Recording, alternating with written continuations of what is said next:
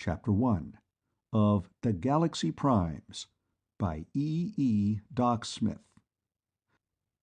Recording by Mark Nelson. The Galaxy Primes. Chapter 1. Her hair was a brilliant green. So was her spectacularly filled halter. So were her tight short shorts, her lipstick, and the lacquer on her finger and toenails. As she strolled into the main of the starship, followed hesitantly by the other girl, she drove a mental probe at the black-haired, powerfully built man seated at the instrument-banked console. Blocked. Then at the other, slenderer man who was rising to his feet from the pilot's bucket seat. His guard was partially down. He was telepathing a pleasant, if somewhat reserved greeting to both newcomers. She turned to her companion and spoke aloud. "So, these are the system's best." The emphasis was somewhere between condescension and sneer. "Not much to choose between, I'd say. Port me a 10th piece, Clee. Heads, I take the towhead." She flipped the coin dexterously. "Heads it is, Lola, so I get Jim. James, the ninth himself. You have the honor of pairing with Clee, or should I say, His Learnedness Right the Honorable Director Dr. Cleander Simsworth Garlock, Doctor of Philosophy, Doctor of Science, Prime Operator, President and First Fellow of the Galaxian Society, First Fellow of the Gunther Society, Fellow of the Institute of Paraphysics, of the Institute of Nuclear Physics, of the College of Mathematics, of the Congress of Psionists, and of all the other top-bracket brain gangs you ever heard of. Also, for your information, his men have given him a couple of informal degrees, PDQ and SOB." The big psionicist's expression of saturnine, almost contemptuous amusement had not changed. His voice came flat and cold. "The less you say, Dr. Bellamy, the better. Obstinate, swell-headed women give me an acute rectal pain. Pitching your curves over all the vizies in space got you aboard, but it won't get you a thing from here on. And for your information, Dr. Bellamy, one more crack like that, and I take you over my knee and blister your fanny." "Try it, you big, clumsy, muscle-bound gorilla," she jeered. "That I want to see. Any time you want to get both arms broken at the elbows, just try it." "Now's as good a time as any. I like your spirit, babe, but I can't say a thing for your judgment." He got up and started purposefully toward her, but both non-combatants came between. "Jet back, Clee," James protested, both hands against the heavier man's chest. "What the hell kind of show is that to put on?" And, simultaneously, "Bell, shame on you! Picking a fight already, and with nobody knows how many million people looking on? You know as well as I do that we may have to spend the rest of our lives together, so act like civilized beings, please, both of you. And don't—" "Nobody's watching this but us," Garlock interrupted. "When Pussy there started using her claws, I cut the gun." "That's what you think," James said sharply. "But Fatso and his #1 girlfriend are coming in on the tight beam." "Oh?" Garlock whirled toward the hitherto dark and silent three-dimensional communications instrument. The face of a bossy-looking woman was already bright. "Garlock, how dare you try to cut Chancellor Ferber off?" she demanded. Her voice was deep-pitched, blatant with authority. "Here you are, sir." The woman's face shifted to one side and a man's appeared, a face to justify in full the nickname Fatso. "Fatso, eh?" Chancellor Ferber snarled. Pale eyes glared from the fat face. "That cost you exactly 1,000 credits, James." "How much will this cost me, Fatso?" Garlock asked. 5,000, and since nobody can call me that deliberately, demotion 3 grades and probation for 3 years. Make a note, Miss Foster." "Noted, sir." "Still sure we aren't going anywhere?" Garlock said. "What a brain." "Sure, I'm sure," Ferber gloated. "In a couple of hours I'm going to buy your precious starship in as junk.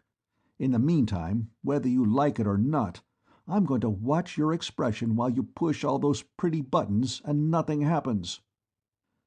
"The trouble with you, Fatso," Garlock said dispassionately as he opened a drawer and took out a pair of cutting pliers, "is that all your strength is in your glands and none in your alleged brain. There are a lot of things, including a lot of tests, you know nothing about. How much will you see after I've cut one wire?" "You wouldn't dare!" the fat man shouted. "I'd fire you! Blacklist you all over the sys—" Voice and images died away, and Garlock turned to the two women in the main. He began to smile, but his mental shield did not weaken. "You've got a point there, Lola," he said, going on as though Ferber's interruption had not occurred. "Not that I blame either Bell or myself. If anything was ever calculated to drive a man nuts, this farce was. As the only female prime in the system, Bell should have been in automatically. She had no competition. And to anybody with 3 brain cells working, the other place lay between you, Lola, and the other 3 female ops in the age group. But no, Ferber and the rest of the board, stupidity uber alles, think all us ops and primes are psycho and that the ship will never even lift. So they made a grand circus of it. But they succeeded in one thing. With such abysmal stupidity so rampant, I'm getting more and more reconciled to the idea of our not getting back, at least for a long, long time." "Why, they said we had a very good chance," Lola began. "Yeah, and they said a lot of even bigger damn lies than that one. Have you read any of my papers?" "I'm sorry, I'm not a mathematician." "Our motion will be purely at random. If it isn't, I'll eat this whole ship. We won't get back until Jim and I work out something to steer us with. But they must be wondering no end outside what the score is, so I'm willing to call it a draw, temporarily, and let 'em in again. How about it, Bell?" "A draw it is, temporarily." Neither, however, even offered to shake hands. "Smile pretty, everybody," Garlock said, and pressed a stud. "The matter? What's the matter? Oh." The worried voice of the system's ace newscaster came in. "Power failure already!" "No," Garlock replied. "I figured we had a couple of minutes of privacy coming, if you can understand the meaning of the word. Now all 4 of us tell everybody who is watching or listening au revoir or goodbye, whichever it may turn out to be." He reached for the switch. "Wait a minute," the newscaster demanded. "Leave it on until the last pos—" His voice broke off sharply. "Turn it back on," Bell ordered. Nix. "Scared?" she sneered. "You chirped it, bird brain. I'm scared purple. So would you be if you had 3 brain cells working in that glory hound's head of yours. Get set, everybody, and we'll take off." "Stop it, both of you!" Lola exclaimed. "Where do you want us to sit, and do we strap down?" "You sit there, Bell at that plate beside Jim. Yes, strap down. There probably won't be any shock, and we should land right side up, but there's no sense in taking chances. Sure your stuff's all aboard?" "Yes, it's in our rooms." The 4 secured themselves. The 2 men checked, for the dozenth time, their instruments. The pilot donned his scanner. The ship lifted effortlessly, noiselessly. Through the atmosphere, through and far beyond the stratosphere. It stopped. "Ready, Clee?" James licked his lips. "As ready as I ever will be, I guess. Shoot." The pilot's right hand, forefinger outstretched, moved unenthusiastically toward a red button on his panel. Slowed. Stopped. He stared into his scanner at the Earth so far below. "Hit it, Jim!" Garlock snapped. "Hit it, for goodness sake, before we all lose our nerve!" James stabbed convulsively at the button, and in the very instant of contact, instantaneously, without a fractional microsecond of time lapse, their familiar surroundings disappeared.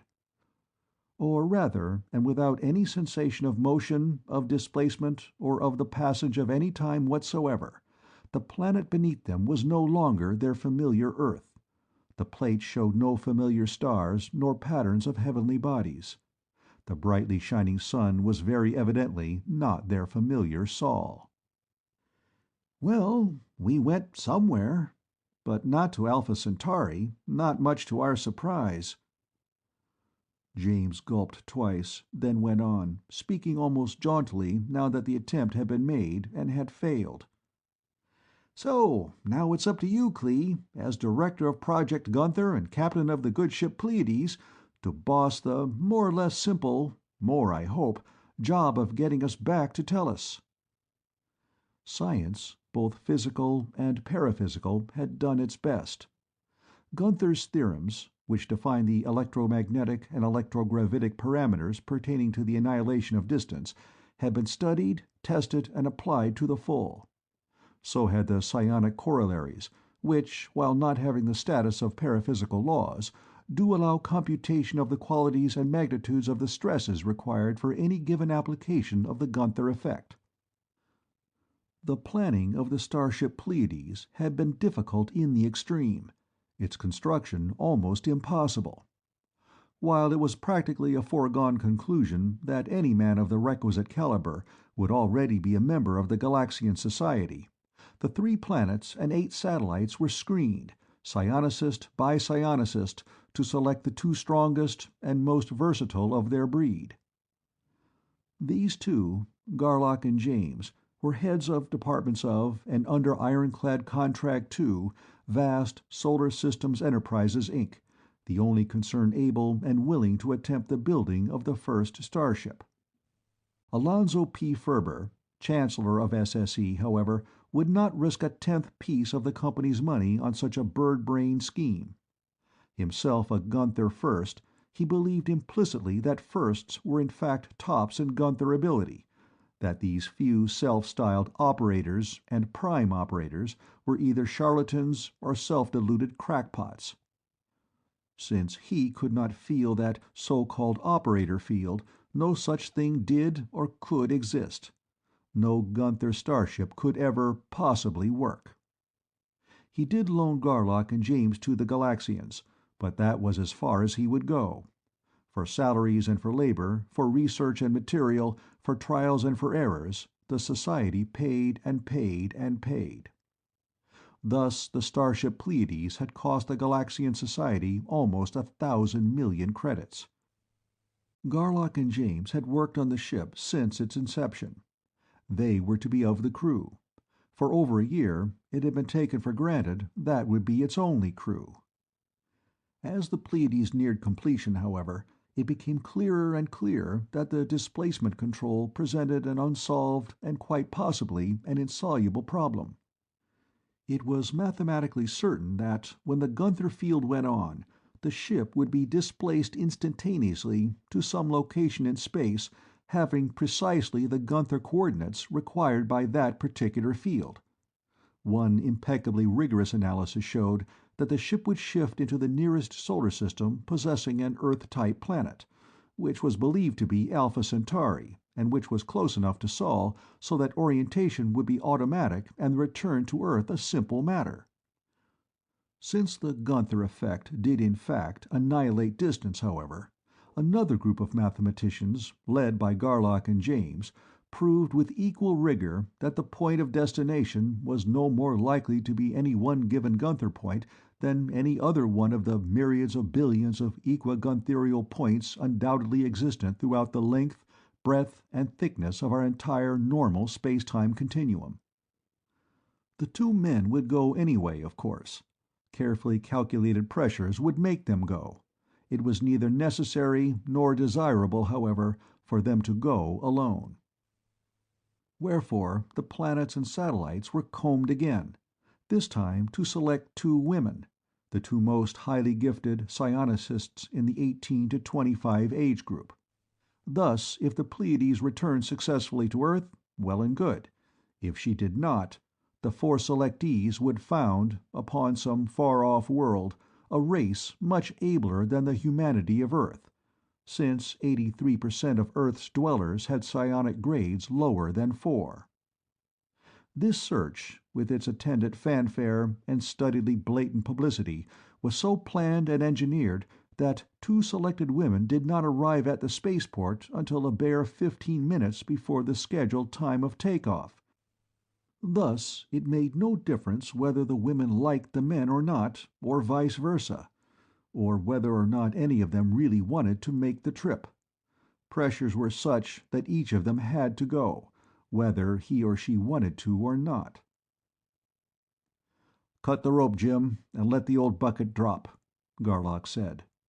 "Not too close. Before we make any kind of contact, we'll have to do some organizing. These instruments," he waved at his console, "show that ours is the only operator field in this whole region of space. Hence, there are no operators and no primes. That means that from now on, until we get back to Tellus—" "If we get back to Tellus," Bell corrected sweetly. "Until we get back to Tellus, there will be no Gunthering aboard this ship." "What?" Bell broke in again. "Have you lost your mind?" "There will be little if any lepping, and nothing else at all.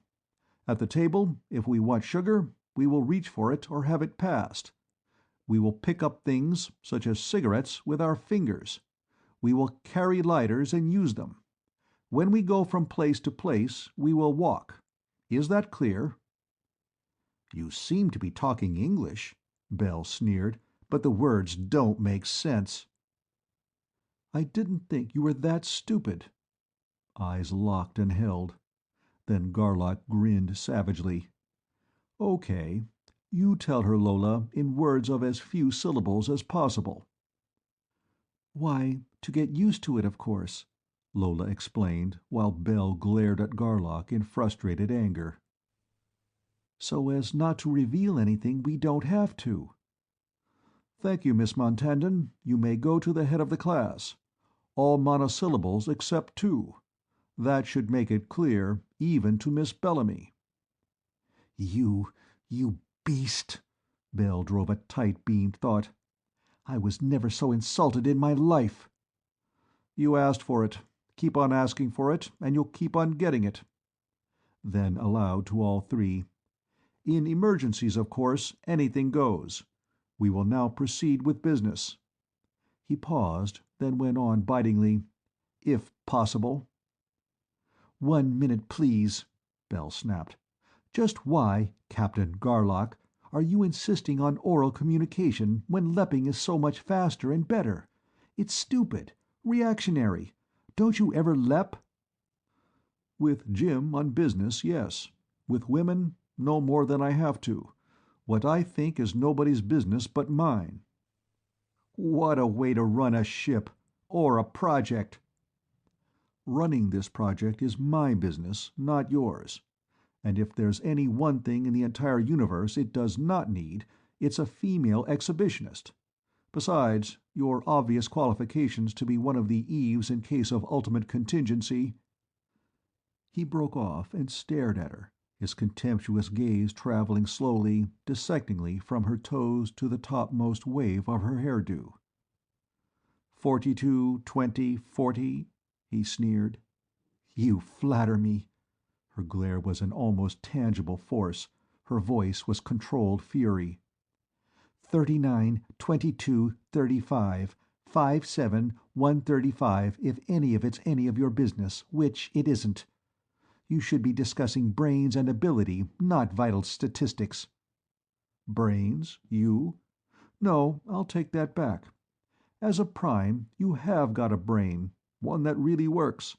What do you think you're good for on this project? What can you do?" "I can do anything any man ever born can do, and do it better." "Okay. Compute a Gunther field that will put us 200,000 feet directly above the peak of that mountain." "That isn't fair. Not that I expected fairness from you, and you know it. That doesn't take either brains or ability." "Oh, no?" "No. Merely highly specialized training that you know I haven't had. Give me a 5-tape course on it, and I'll come closer than either you or James, for 100 credits a shot." "I'll do just that. Something you are supposed to know, then. How would you go about making first contact?" Well, I wouldn't do it the way you would, by knocking down the first native I saw, putting my foot on his face, and yelling, 'Bow down, you stupid ignorant beasts, and worship me, the supreme god of the macrocosmic universe!' Try again, Bell. That one missed me by—" "Hold off, both of you," James broke in. "What the hell are you trying to prove? How about cutting out this cat-and-dog act and getting some work done?" "You've got a point there," Garlock admitted, holding his temper by a visible effort. "Sorry, Jim. Bell, what were you briefed for?" "To understudy you." She, too, fought her temper down. "To learn everything about Project Gunther. I have a whole box of tapes in my room, including advanced Gunther math and first contact techniques. I'm to study them during all my on-watch time, unless you assign other duties." "No matter what your duties may be, you'll have to have time to study. If you don't find what you want in your own tapes, and you probably won't, since Ferber and his Miss Foster ran the selections, use our library. It's good, designed to carry on our civilization. Miss Montandon? No, that's silly, the way we're fixed. Lola?" "I'm to learn how to be Dr. James—" "Jim, please, Lola," James said. "And call him Clee." "I'd like that." She smiled winningly. "And my friends call me Brownie." "I see why they would. It fits like a coat of lacquer." It did. Her hair was a dark, lustrous brown, as were her eyebrows. Her eyes were brown. Her skin, too, her dark red playsuit left little to the imagination, was a rich and even brown. Originally fairly dark, it had been tanned to a more than fashionable depth of color by naked sunbathing and by practically naked outdoor sports. A couple of inches shorter than the green-haired girl, she too had a figure to make any sculptor drool. "I'm to be Dr. Jim's assistant. I have 1,000 tapes, more or less, to study too. It'll be quite a while, I'm afraid, before I can be of much use, but I'll do the best I can." If we had hit Alpha Centauri, that arrangement would have been good, but as we are, it isn't. Garlock frowned in thought, his heavy black eyebrows almost meeting above his finely chiseled aquiline nose. "Since neither Jim nor I need an assistant any more than we need tails, it was designed to give you girls something to do. But out here, lost, there's work for 12 trained specialists, and there are only 4 of us, so we shouldn't duplicate effort. Right? You first, Bell." "Are you asking me or telling me?" she asked. "And that's a fair question. Don't read anything into it that isn't there. With your attitude, I want information." "I'm asking you," he replied carefully. "For your information, when I know what should be done, I give orders. When I don't know, as now, I ask advice. If I like it, I follow it. Fair enough?" "Fair enough. We're apt to need any number of specialists." "Lola?" "Of course we shouldn't duplicate. What shall I study?" "That's what we must figure out. We can't do it exactly, of course. All we can do now is to set up a rough scheme. Jim's job is the only one that's definite. He'll have to work full-time on nebular configurations. If we hit inhabited planets, he'll have to add their star charts to his own. That leaves 3 of us to do all the other work of a survey. Ideally, we would cover all the factors that would be of use in getting us back to Tellus, but since we don't know what those factors are— Found out anything yet, Jim?" "A little. Tellus-type planet, apparently strictly so. Oceans and continents, lots of inhabitants, farms, villages, all sizes of cities. Not close enough to say definitely, but inhabitants seem to be humanoid, if not human." "Hold her here. Besides astronomy, which is all yours, what do we need most?" "We should have enough to classify planets and inhabitants, so as to chart a space trend if there is any. I'd say the most important ones would be geology, stratigraphy, paleontology, oceanography, xenology, anthropology, ethnology, vertebrate biology, botany, and at least some ecology." "That's about the list I was afraid of. But there are only 3 of us. The fields you mentioned number much more. Each of you will have to be a lot of specialists in one, then.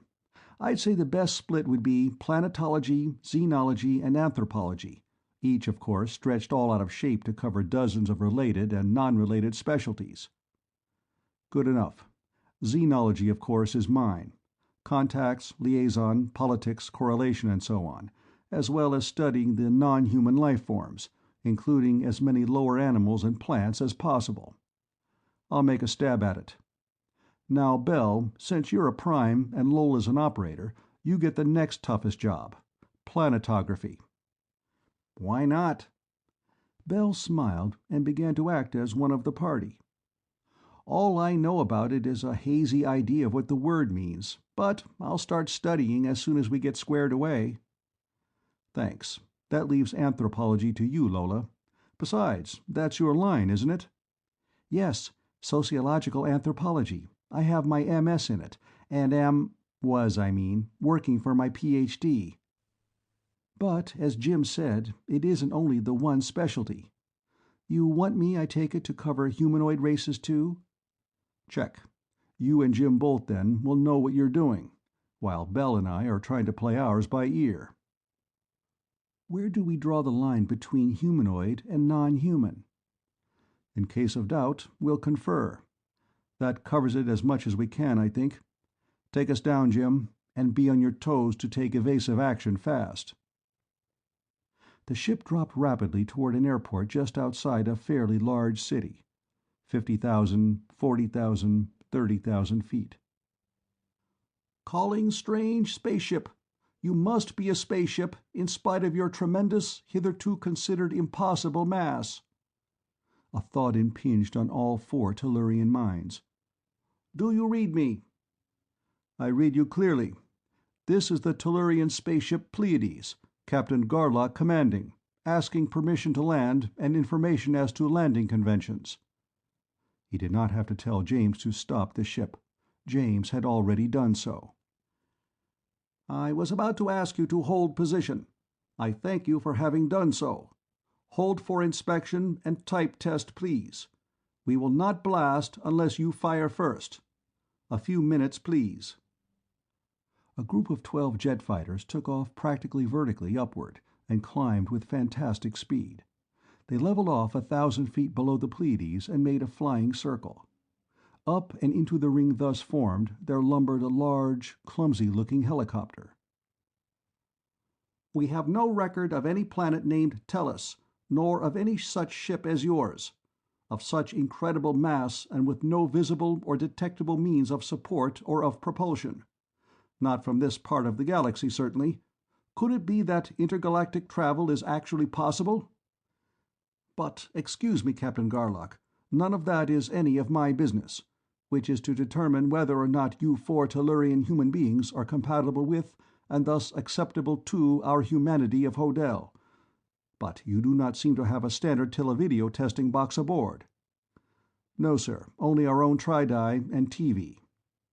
You must be examined by means of a standard box. I will rise to your level and teleport one across to you. It is self-powered and fully automatic. You needn't rise, sir. Just toss the box out of your copter into the air. We'll take it from there. Then to James, take it, Jim. Oh, you can lift large masses against much gravity? The alien was all attention. I have not known that such power existed. I will observe with keen interest. I have it, James said. Here it is. Thank you, sir, Garlock said to the alien. Then to Lola, you've been reading these Hodelians? The officer in the helicopter and those in the fighters, yes. Most of them are Gunther firsts. Good girl. The set's coming to life. Watch it. The likeness of the alien being became clear upon the alien's screen, visible from the waist up. While humanoid, the creature was very far indeed from being human. He, at least it had masculine rudimentary nipples, had double shoulders and 4 arms. His skin was a vividly intense cobalt blue. His ears were black, long, and highly dirigible. His eyes, a flaming red in color, were large and vertically slitted like a cat's. He had no hair at all. His nose was large and Roman. His jaw was square, almost jutting. His bright yellow teeth were clean and sharp. After a minute of study, the alien said, "Although your vessel is so entirely alien that nothing even remotely like it is on record, you four are completely human, and, if of compatible type, acceptable. Are there any other living beings aboard with you?" "Excepting microorganisms, none." "Such life is of no importance. Approach, please, one of you, and grasp with a hand the projecting metal knob." With a little trepidation, Garlock did so. He felt no unusual sensation at the contact. "All four of you are compatible, and we accept you.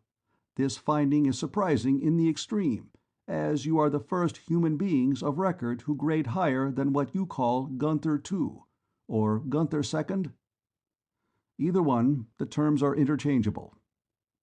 You have minds of tremendous development and power, definitely superior even to my own. However, there is no doubt that physically you are perfectly compatible with our humanity. Your blood will be of great benefit to it. You may land. Goodbye." "Wait, please. How about landing conventions, and visiting restrictions and so on? And may we keep this box? We will be glad to trade you something for it, if we have anything you would like to have."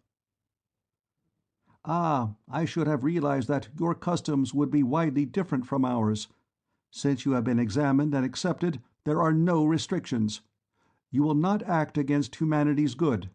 Land where you please, go where you please, do what you please, as long as you please. Take up permanent residence or leave as soon as you please. Marry if you like, or simply breed. Your unions with this planet's humanity will be fertile.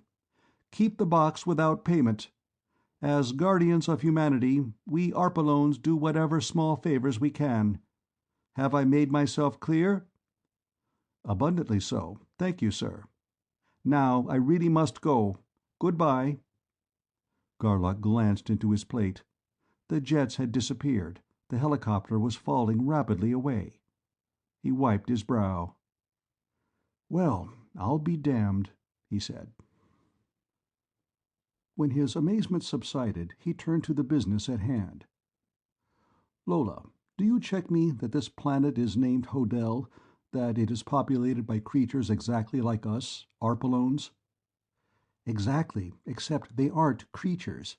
They are humanoids, and very fine people." "You'd think so, of course. Correction accepted. Well, let's take advantage of their extraordinarily hospitable invitation and go down. Cut the rope, Jim." The airport was very large and was divided into several sections, each of which was equipped with runways and/or other landing facilities to suit one class of craft: propeller jobs, jets, or helicopters. There were even a few structures that looked like rocket pits.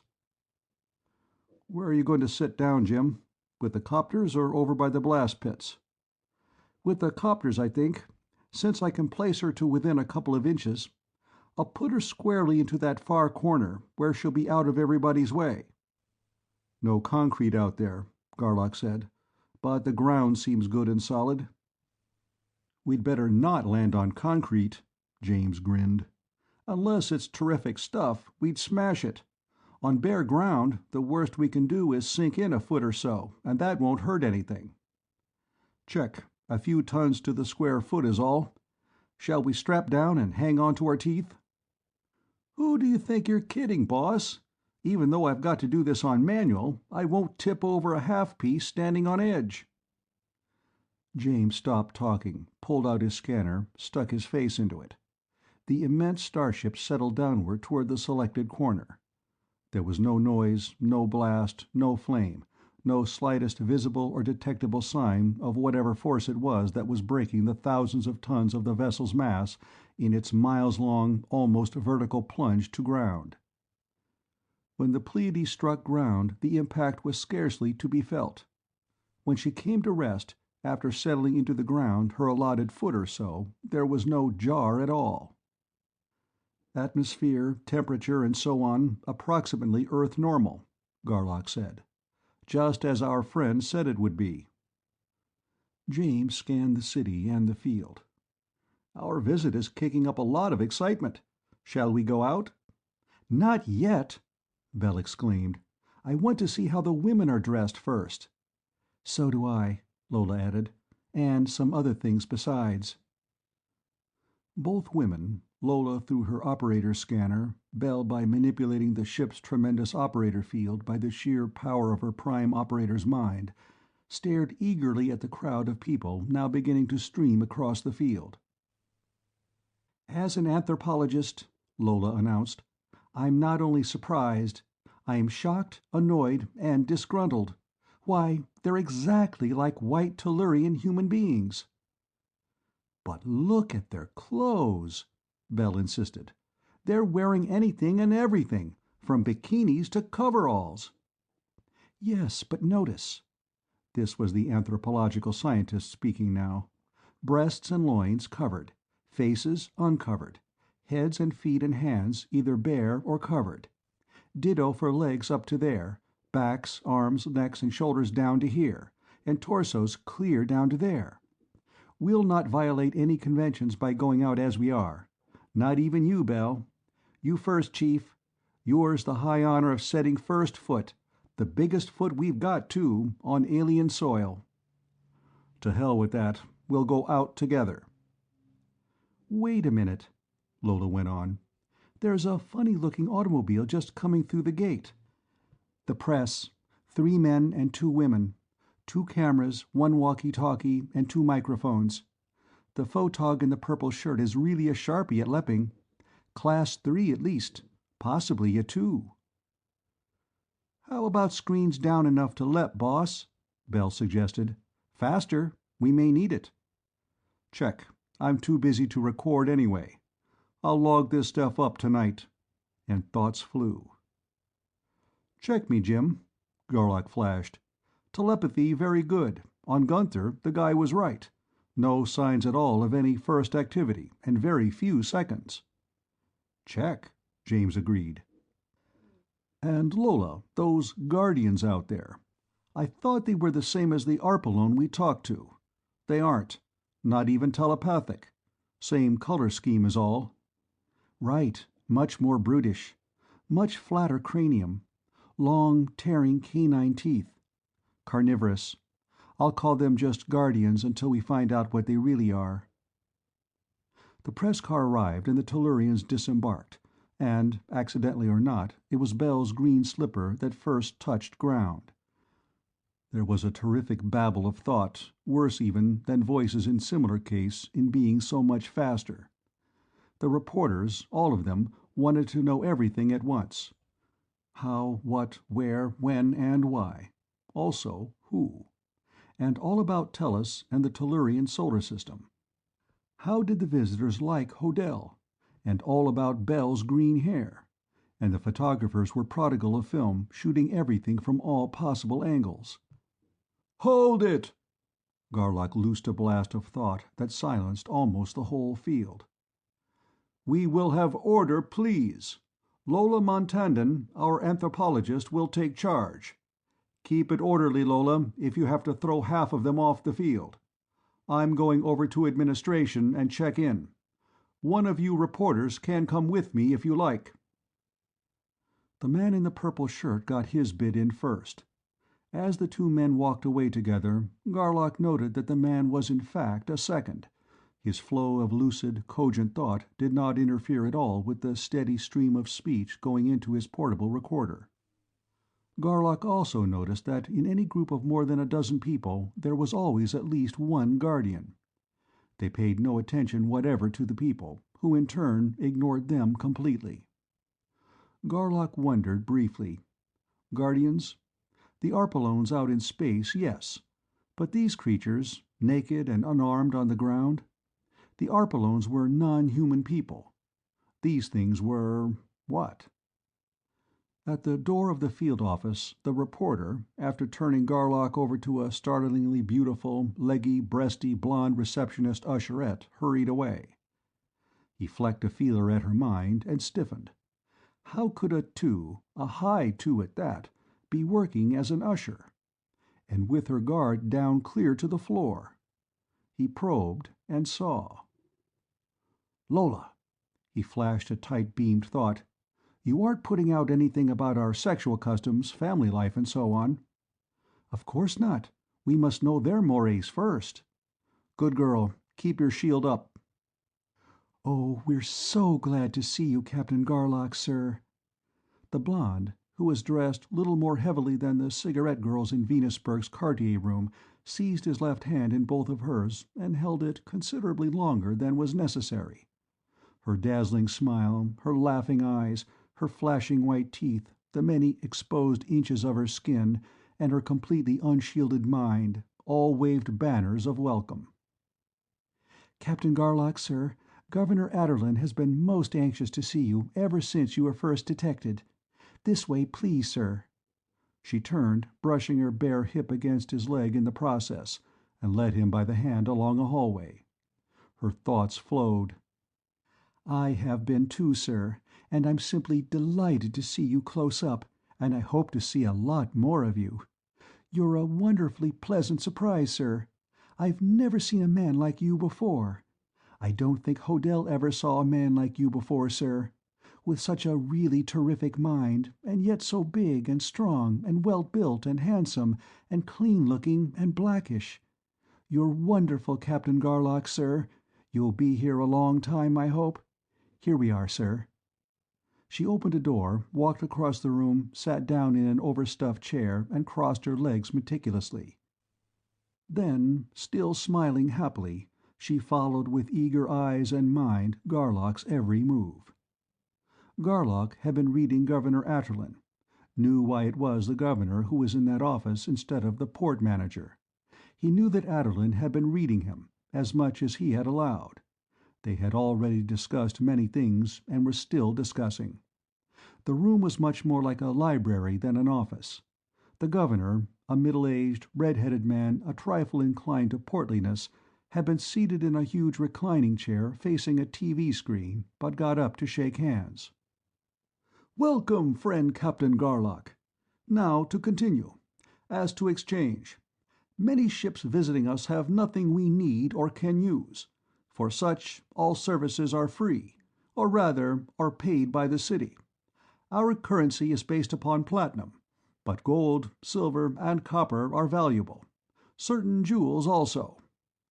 "That's fair enough. We will pay our way. We have plenty of metal. What are your ratios of value for the 4 metals here on Hodel?" "Today's quotations are—" He glanced at a screen, and his fingers flashed over the keys of a computer beside his chair. "1 weight of platinum is equal in value to 7.346— Decimals are not necessary, sir. 7 plus, then, weights of gold. 1 of gold to 11 of silver. 1 of silver to 4 of copper." "Thank you. We'll use platinum. I'll bring some bullion tomorrow morning and exchange it for your currency. Shall I bring it here, or to a bank in the city?" "Either, or we can have an armored truck visit your ship." "That would be better yet. Have them bring about 5,000 taines. Thank you very much, Governor Adderlin, and good afternoon to you, sir." "And good afternoon to you, sir. Until tomorrow, then." Garlock turned to leave. "Oh, may I go with you to your ship, sir, to take just a little look at it?" the girl asked, winningly. "Of course, Grand Lady Neldine. I'd like to have your company." She seized his elbow and hugged it quickly against her breast. Then, taking his hand, she walked, almost skipped, along beside him. "And I want to see Pilot James close up too, sir. He's not nearly as wonderful as you are, sir. And I wonder why Planetographer Bellamy's hair is green. Very striking, of course, sir, but I don't think I'd care for it much on me, unless you'd think I should, sir." Bell knew, of course, that they were coming, and Garlock knew that Bell's hackles were very much on the rise. She could not read him, except very superficially, but she was reading the strange girl like a book, and was not liking anything she read. Wherefore, when Garlock and his joyous companion reached the great spaceship— How come you picked up that little man-eating shark?" she sent venomously on a tight band. "It wasn't a case of picking her up," Garlock grinned. "I haven't been able to find any urbane way of scraping her off. First contact, you know." "She wants altogether too much contact for a first. I'll scrape her off, even if she is one of the nobler class on this world." Belle changed her tactics even before Garlock began his reprimand. "I shouldn't have said that, Clee, of course." She laughed lightly. "It was just the shock. There wasn't anything in any of my first contact tapes covering what to do about beautiful and enticing girls who try to seduce our men. She doesn't know, though, of course, that she's supposed to be a bug-eyed monster and not human at all. Won't xenology be in for a rough ride when we check in? Wow!" "You can play that in spades, sister." And for the rest of the day Belle played flawlessly the role of perfect hostess. It was full dark before the Hodelians could be persuaded to leave the Pleiades and the locks were closed. "I have refused 178 invitations," Lola reported then. "All of us, individually and collectively, have been invited to eat everything, everywhere in town. To see shows in 12 different theaters and 18 night spots. To dance all night in 21 different places, ranging from dives to strictly soup and fish. I was nice about it, of course, just begged off because we were dead from our belts both ways from our long, hard trip. My thought, of course, is that we'd better eat our own food and take it slowly at first. Check, Clee?" "On the beam, dead center. And you weren't lying much either. I feel as though I'd done a day's work. After supper, there's a thing I've got to discuss with all three of you." Supper was over then. "We've got to make a mighty important decision," Garlock began abruptly. "Grand Lady Neldine, that title isn't exact, but close, wondered why I didn't respond at all either way. However, she didn't make a point of it, and I let her wonder.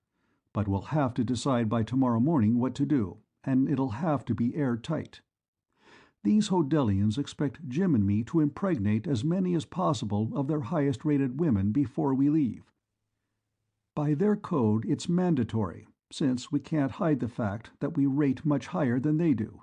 Their highest rating is only Grade 2 by our standards, and all the planets hereabouts upgrade themselves with the highest grade new blood they can find. Ordinarily, they'd expect you two girls to become pregnant by your choices of the top men of the planet, but they know you wouldn't breed down and don't expect you to. But how in all hell can Jim and I refuse to breed them up without dealing out the deadliest insult they know?" There was a minute of silence. "We can't," James said then. A grin began to spread over his face.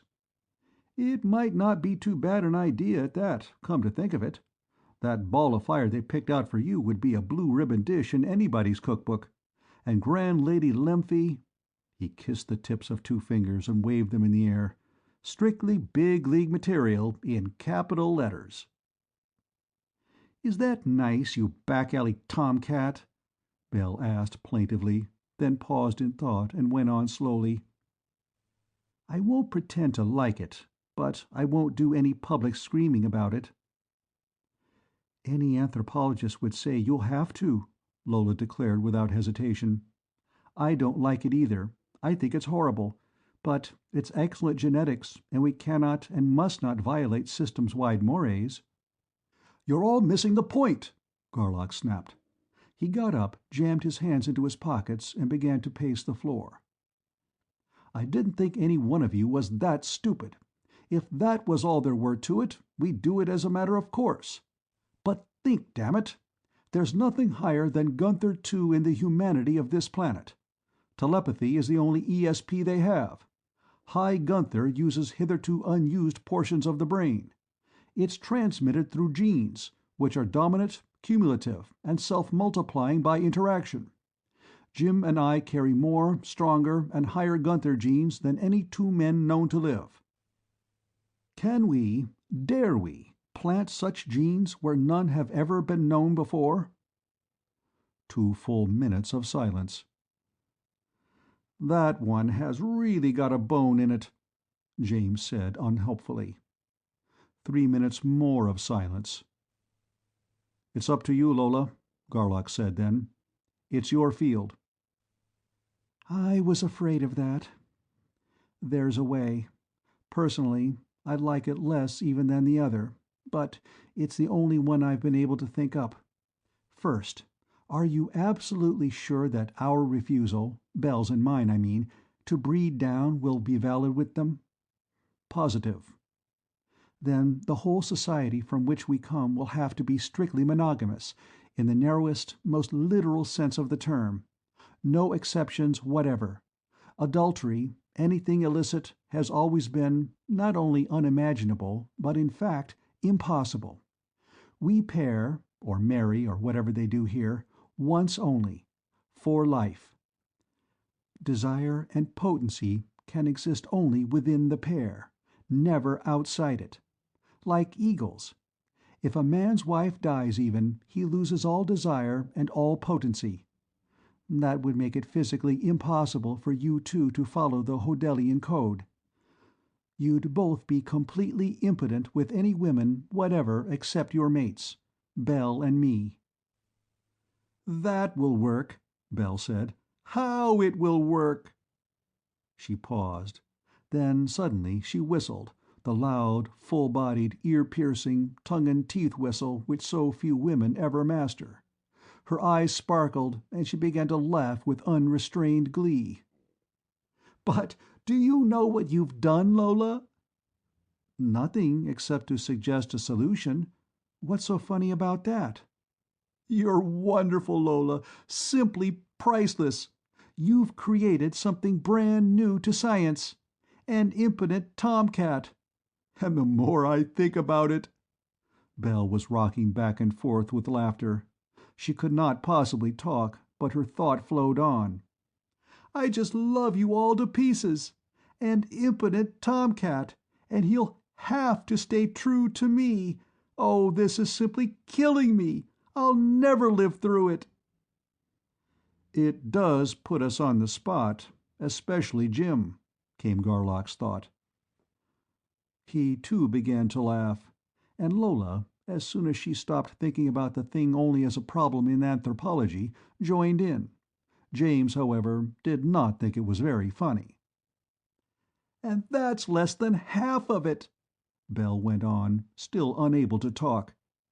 "Think of Clee, Lola. 6'2", over 200, hard as nails, a perfect hunk of hard red meat, telling this whole damn cockeyed region of space that he's impotent too, and with a perfectly straight face. And it ties in so beautifully with his making no response, yes or no, when she propositioned him. The poor, innocent, impotent lamb just simply didn't have even the faintest inkling of what she meant. Oh, my!" "Listen, listen, listen!" James finally managed to break in. "Not that I want to be promiscuous, but—" "There, my precious little impotent tomcat," Belle soothed him aloud between giggles and snorts. "Us Earth girls will take care of our lover boys, see if we don't. You won't need any nasty little—" Belle could not hold the pose, but went off again into whoops of laughter. "What a brain you've got, Lola! I thought I could imagine anything, but to make these two guys of ours the two absolute tops of the whole solar system, it's a stroke of genius." "Shut up, will you, you human hyena, and listen!" James roared aloud. "There ought to be some better way than that." "Better than sheer perfection?" Belle was still laughing, but could now talk coherently. "If you can think of another way, Jim, the meeting is still open." Garlock was wiping his eyes. "But it'll have to be a dilly. I'm not exactly enamored of Lola's idea either, but as the answer, it's 100% to as many decimal places as you want to take time to write zeros." There was more talk, but no improvement could be made upon Lola's idea. "Well, we've got until morning," Garlock said finally. If anybody comes up with anything by then, let me know. If not, it goes into effect the minute we open the locks. The meeting is adjourned." Bell and James left the room, and a few minutes later Garlock went out. Lola followed him into his room and closed the door behind her. She sat down on the edge of a chair, lighted a cigarette, and began to smoke in short, nervous puffs. She opened her mouth to say something, but shut it without making a sound. "You're afraid of me, Lola?" he asked quietly. "Oh, I don't... well, that is..." She wouldn't lie, and she wouldn't admit the truth. "You see, I've never... I haven't had very much experience." "You needn't be afraid of me at all. I'm not going to pair with you." "You're not?" Her mouth dropped open, and the cigarette fell out of it. She took a few seconds to recover it. "Why not? Don't you think I could do a good enough job?" She stood up and stretched, to show her splendid figure to its best advantage. Garlock laughed. "Nothing like that, Lola. You have plenty of sex appeal. It's just that I don't like the conditions. I never have paired. I never have had much to do with women, and that little has been urbane, logical, and strictly en passant, on the level of mutual physical desire. Thus, I have never taken a virgin. Pairing with one is very definitely not my idea of urbanity, and there's altogether too much obligation to suit me. For all of which good reasons, I am not going to pair with you, now or ever." "How do you know whether I'm a virgin or not? You've never read me that deep. Nobody can. Not even you, unless I let you." "Reading isn't necessary. You flaunt it like a banner." "I don't know what you mean. I certainly don't do it intentionally. But I ought to pair with you, Clee." Lola had lost all of her nervousness, most of her fear. "It's part of the job I was chosen for. If I'd known, I'd have gone out and got some experience. Really, I would have." "I believe that. I think you would have been silly enough to have done just that. And you have a very high regard for your virginity, too, don't you?" "Well, I used to. But we'd better go ahead with it. I've got to." "No such thing. Permissible, but not obligatory." "But it was assumed. As a matter of course. Anyway, well, when that girl started making passes at you, I thought you could have just as much fun, or even more. She's charming, a real darling, isn't she, without pairing with me. And then I had to open my big mouth and be the one to keep you from playing games with anyone except me, and I certainly am not going to let you suffer." "Bunk!" Garlock snorted. "Sheer flapdoodle. Pure psychological propwash, started and maintained by men who are either too weak to direct and control their drives, or who haven't any real work to occupy their minds. It applies to many men, of course, possibly to most. It does not, however, apply to all, and it lacks one whole hell of a lot of applying to me. Does that make you feel better?" "Oh, it does, it does. Thanks, Clee. You know, I like you a lot." "Do you? Kiss me." She did so. "See?" "You tricked me!" "I did not. I want you to see the truth and face it. Your idealism is admirable, permanent, and shatterproof, but your starry-eyed schoolgirl's mawkishness is none of the three. You'll have to grow up some day. In my opinion, forcing yourself to give up one of your hardest-held ideals, virginity, merely because of the utter bilge that those idiot head-shrinkers stuffed you with, is sheer, plain idiocy. I suppose that makes you like me even less, but I'm laying it right on the line."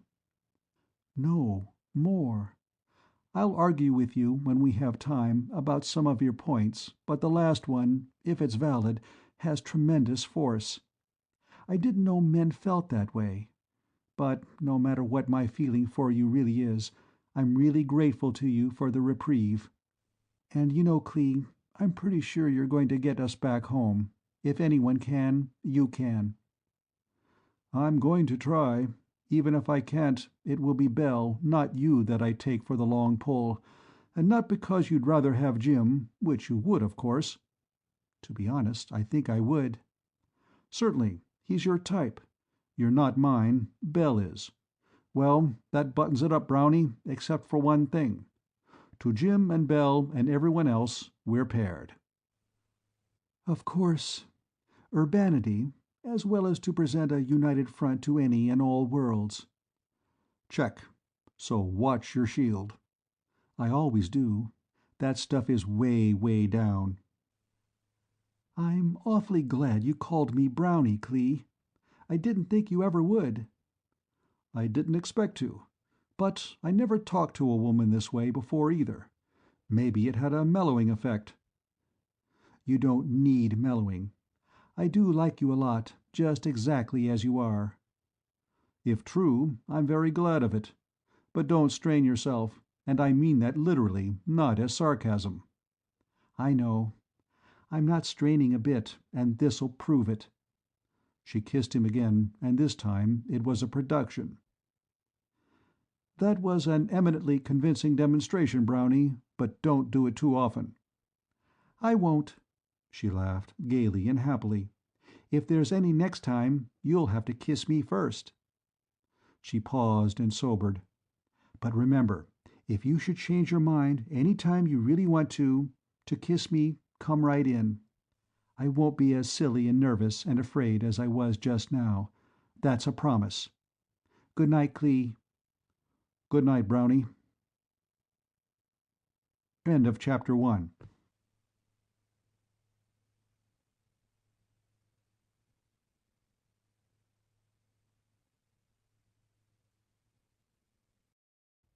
Chapter 2 of the Galaxy Primes by E. Doc Smith. The Galaxy Primes. Chapter 2. Next morning, Garlock was the last one, by a fraction of a minute, into the main. "Good morning, all," he said with a slight smile. "Huh? How come?" James demanded, as all four started toward the dining nook. Garlock's smile widened. "Lola. She brought me a pot of coffee and wouldn't let me out until I drank it." "Brought?" "Yeah. They haven't read their room tapes yet, so they don't know that room service is practically unlimited." "Why didn't I think of that coffee business a couple of years ago?" "Well, why didn't I think of it myself 10 years ago?" Belle's eyes had been going from one man to the other. "Just what are you two talking about? If it's anybody's business except your own." "He's an early morning grouch," James explained as they sat down at the table. "Not fit to associate with man or beast, not even his own dog, if he had one, when he first gets up. How come you were smart enough to get the answer so quick, Brownie?" "Oh, the pattern isn't too rare." She shrugged daintily, sweeping the compliment aside. "Especially among men on big jobs who work under tremendous pressure." "Then how about Jim?" Bell asked. "Clee's the big brain, not me," James said. "You're a lot bigger brain than any of the men Lola's talking about," Bell insisted. "That's true," Lola agreed. "But Jim probably must be, an icebox raider, eats in the middle of the night. Clee probably doesn't. It's a good bet that he doesn't nibble between meals at all. Check, Clee?" "Check. But what has an empty stomach got to do with the case?" "Everything. Nobody knows how. Lots of theories. Enzymes, blood sugar, endocrine balance, what have you, but no proof. It isn't always true. However, 6 or 7 hours of empty stomach in a man who takes his job to bed with him is very apt to uglify his pre-breakfast disposition." Breakfast over and out in the main. "But when a man's disposition is ugly all the time, how can you tell the difference?" Bell asked innocently. "I'll let that pass." Garlock's smile disappeared. "Because we've got work to do. Have any of you thought of any improvement on Lola's monogamous society?" No one had. In fact, "There may be a loophole in it," Lola said thoughtfully. Did any of you happen to notice whether they know anything about artificial insemination?" "Do you think I'd stand for that?" Bell blazed before Garlock could begin to search his mind. "I'd scratch anybody's eyes out. If you'd thought of that idea as a woman instead of as a near Ph.D. in anthropology, you'd have thrown it into the converter before it even hatched." "Invasion of privacy? That covers it, of course, but I didn't think it would bother you a bit." Lola paused, studying the other girl intently. "You're quite a problem yourself. Callous, utterly savage humor, yet very sensitive in some ways. Fastidious." "I'm not on the table for dissection," Bell snapped. "Study me all you please, but keep the notes in your notebook. I'd suggest you study Klee." "Oh, I have been. He baffles me, too. I'm not very good yet. You—" "That's the under—" "Cut it!" Garlock ordered sharply. "I said we had work to do. Jim, you're hunting up the nearest observatory." "How about transportation? No teleportation?" "Out. Rent a car or hire a plane, or both. Fill your wallet. Better have too much money than not enough. If you're too far away tonight to make it feasible to come back here, send me a flash. Brownie, you'll work this town first. Bell and I will have to work in the library for a while. We'll all want to compare notes tonight." "Yeah," James said into the pause. "I could tune in remote, but I don't know where I'll be, so it might not be so good. Check. You can port, but be damn sure nobody sees or senses you doing it. That bugs it up, I guess." James and Lola left the ship. Garlock and Bell went into the library. "If I didn't know you were impotent, Klee," Bell shivered affectedly and began to laugh, "I'd be scared to death to be alone with you in this great big spaceship. Lola hasn't realized it yet what she really hatched out. The screamingest screamer ever pulled on anybody." "It isn't that funny. You have got a savage sense of humor." "Perhaps." She shrugged her shoulders. "But you were on the receiving end, which makes a big difference. She's a peculiar sort of duck. Brainy, but impersonal, academic. She knows all the words and all their meanings, all the questions and all the answers, but she doesn't apply any of them to herself. She's always the observer, never the participant. Pure egghead. Pure? That's it. She looks, acts, talks, and thinks like a virgin. Well, if that's all, she isn't any. Or is she? Even though you've started calling her Brownie, like my now-tamed tomcat, you might not—" She stared at him. "Go ahead, probe." "Why waste energy trying to crack a prime shield? But just out of curiosity, are you two pairing or not?" "Tut tut, don't be inner-bane. Let's talk about Jim instead. I thought he'd be gibbering." "No, I'm working under double wraps, full dampers. I don't want him in love with me. You want to know why?" "I think I know why." "Because having him mooning around underfoot would weaken the team, and I want to get back to Tellus." "I was wrong then. I thought you were out after bigger game." Bell's face went stiff and still. "What do you mean by that?" "Plain enough, I would think. Wherever you are, you've got to be the boss. You've never been in any kind of a party for 15 minutes without taking it over. When you snap the whip, everybody jumps, or else, and you swing a wicked knife." "For your information, I don't jump. I am familiar with knives, and you will never run this project or any part of it." Bell's face set. Her eyes hardened. "While we're putting out information, take note that I'm just as good with actual knives as with figurative ones. If you're still thinking of blistering my fanny, don't try it. You'll find a rawhide haft sticking up out of one of those muscles you're so proud of. Clear enough, Mr. Garlock?" "Why don't you talk sense, instead of such yak-yak?" "Huh?" "I know you're a prime too, but don't let it go to your head. I've got more stuff than you have, so you can't Gunther me. You weigh 135 to my 217. I'm harder, stronger, and faster than you are. You're probably a bit limberer, not too much, but I forgot more judo than you will ever know. So what's the answer?" Bell was breathing hard. "Then why don't you do it right now?" "Several reasons. I couldn't brag much about licking anybody I outweigh by 82 pounds. I can't figure out your logic, if any, but I'm pretty sure now it wouldn't do either of us any good. Just the opposite." "From your standpoint, would that be bad?" "What a hell of a logic! You have got the finest brain of any woman living.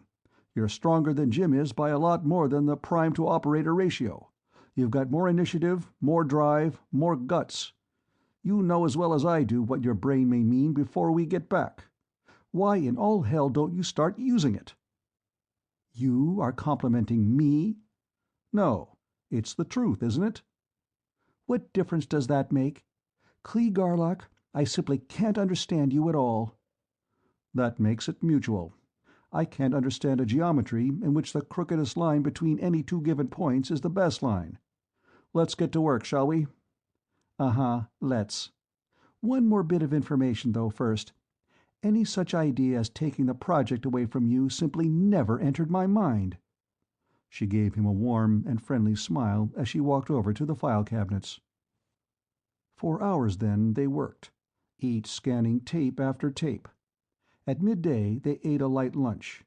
Shortly thereafter, Garlock put away his reader and all his loose tapes. "Are you getting anywhere, Bell? I'm not making any progress." "Yes, but of course planets are probably pretty much the same everywhere. Tellus-type ones, I mean, of course. Is all the xenology as cockeyed as I'm afraid it must be?" Check. The one basic assumption was that there are no human beings other than Tellurians. From that, they derive the secondary assumption that humanoid types will be scarce. From there, they scatter out in all directions. So I'll have to roll my own. I've got to see Aderlin anyway. I'll be back for supper. So long." At the port office, Grand Lady Neldine met him even more enthusiastically than before, taking both his hands and pressing them against her firm, almost bare breasts. She tried to hold back as Garlock led her along the corridor. "I have an explanation, and in a sense an apology, for you, Grand Lady Neldine, and for you, Governor Aderlin," he thought carefully. "I would have explained yesterday, but I had no understanding of the situation here until our anthropologist, Lola Montandon, elucidated it very laboriously to me. She herself, a scientist highly trained in that specialty, could grasp it only by referring back to somewhat similar situations which may have existed in the remote past, so remote a past that the concept is known only to specialists and is more than half mythical even to them." He went on to give in detail the sexual customs, obligations, and limitations of Lola's purely imaginary civilization. "Then it isn't that you don't want to, but you can't?" the lady asked incredulously. "Mentally, I can have no desire. Physically, the act is impossible," he assured her. "What a shame!" Her thought was a peculiar mixture of disappointment and relief. Disappointment in that she was not to bear this man's superchild. Relief in that, after all, she had not personally failed. If she couldn't have this perfectly wonderful man herself, no other woman except his wife could ever have him either. But what a shame to waste such a man as that on any one woman. It was really too bad. I see. Wonderful." Aderlin's thought was not at all incredulous, but vastly awed. "It is, of course, logical that as the power of mind increases, physical matters become less and less important. But you will have much to give us. We may perhaps have some small things to give you. If we could visit your Tellus, perhaps—" "That also is impossible. We four in the Pleiades are lost in space. This is the first planet we have visited on our first trial of a new method, new to us at least, of interstellar travel. We missed our objective, probably by many millions of parsecs, and it is quite possible that we four will never be able to find our way back. We are trying now, by charting the galaxies throughout billions of cubic parsecs of space, to find merely the direction in which our own galaxy lies." "What a concept! What stupendous minds! But such immense distances, sir! What can you possibly be using for a space drive?" "None, as you understand the term. We travel by instantaneous translation, by means of something we call Gunther. I am not at all sure that I can explain it to you satisfactorily, but I will try to do so if you wish." "Please do so, sir, by all means." Garlock opened the highest Gunther cells of his mind. There was nothing as elementary as telepathy, teleportation, telekinesis, or the like. It was the pure, raw Gunther of the Gunther drive, which even he himself made no pretense of understanding fully. He opened those cells and pushed that knowledge at the two Hodelian minds. The result was just as instantaneous and just as catastrophic as Garlock had expected. Both blocks went up almost instantly. "Oh, no!" Adeline exclaimed, his face turning white. The girl shrieked once, covered her face with her hands, and collapsed on the floor. "Oh, I'm so sorry! Excuse my ignorance, please," Garlock implored, as he picked the girl up, carried her across the room to a sofa, and assured himself that she had not been really hurt. She recovered quickly. "I'm very sorry, Grand Lady Neldine and Governor Aderlin, but I didn't know— that is, I didn't realize—" "You are trying to break it gently." Aderlin was both shocked and despondent. "This being the first planet you have visited, you simply did not realize how feeble our minds really are." "Oh, not at all, really, sir and lady." Garlock began deftly to repair the morale he had shattered. "Merely younger. With your system of genetics, so much more logical and efficient than our strict monogamy, your race will undoubtedly make more progress in a few centuries than we made in many millennia. And in a few centuries more you will pass us, will master this only partially known Gunther drive. Aesthetically, Lady Neldine, I would like very much to father you a child." He allowed his coldly unmoved gaze to survey her charms. "I am sorry indeed that it cannot be. I trust that you, Governor Aderlin, will be kind enough to spread word of our physical shortcomings, and so spare us further embarrassment." "Not shortcomings, sir, and I truly hope no embarrassment," Aderlin protested. "We are immensely glad to have seen you, since your very existence gives us so much hope for the future. I will spread word, and every Hodelian will do whatever he can to help you in your quest." "Thank you, sir and lady," and Garlock took his leave. "What an act, my male-looking but impotent darling!" came Bell's clear, incisive thought, bubbling with unrestrained merriment. "For our Dr. Garlock, the prime exponent and first discipline of truth, what an act! Aesthetically, he'd like to father her a child, it says here in fine print. Boy, if she only knew! One tiny grain of truth, and she'd chase you from here to Andromeda. Clee, I swear this thing is going to kill me yet." "Anything that would do that, I'm very much in favor of." Garlock growled the thought and snapped up his shield. This one was quite definitely Bell's round. Garlock took the Hodelian equivalent of a bus to the center of the city, then set out aimlessly to walk.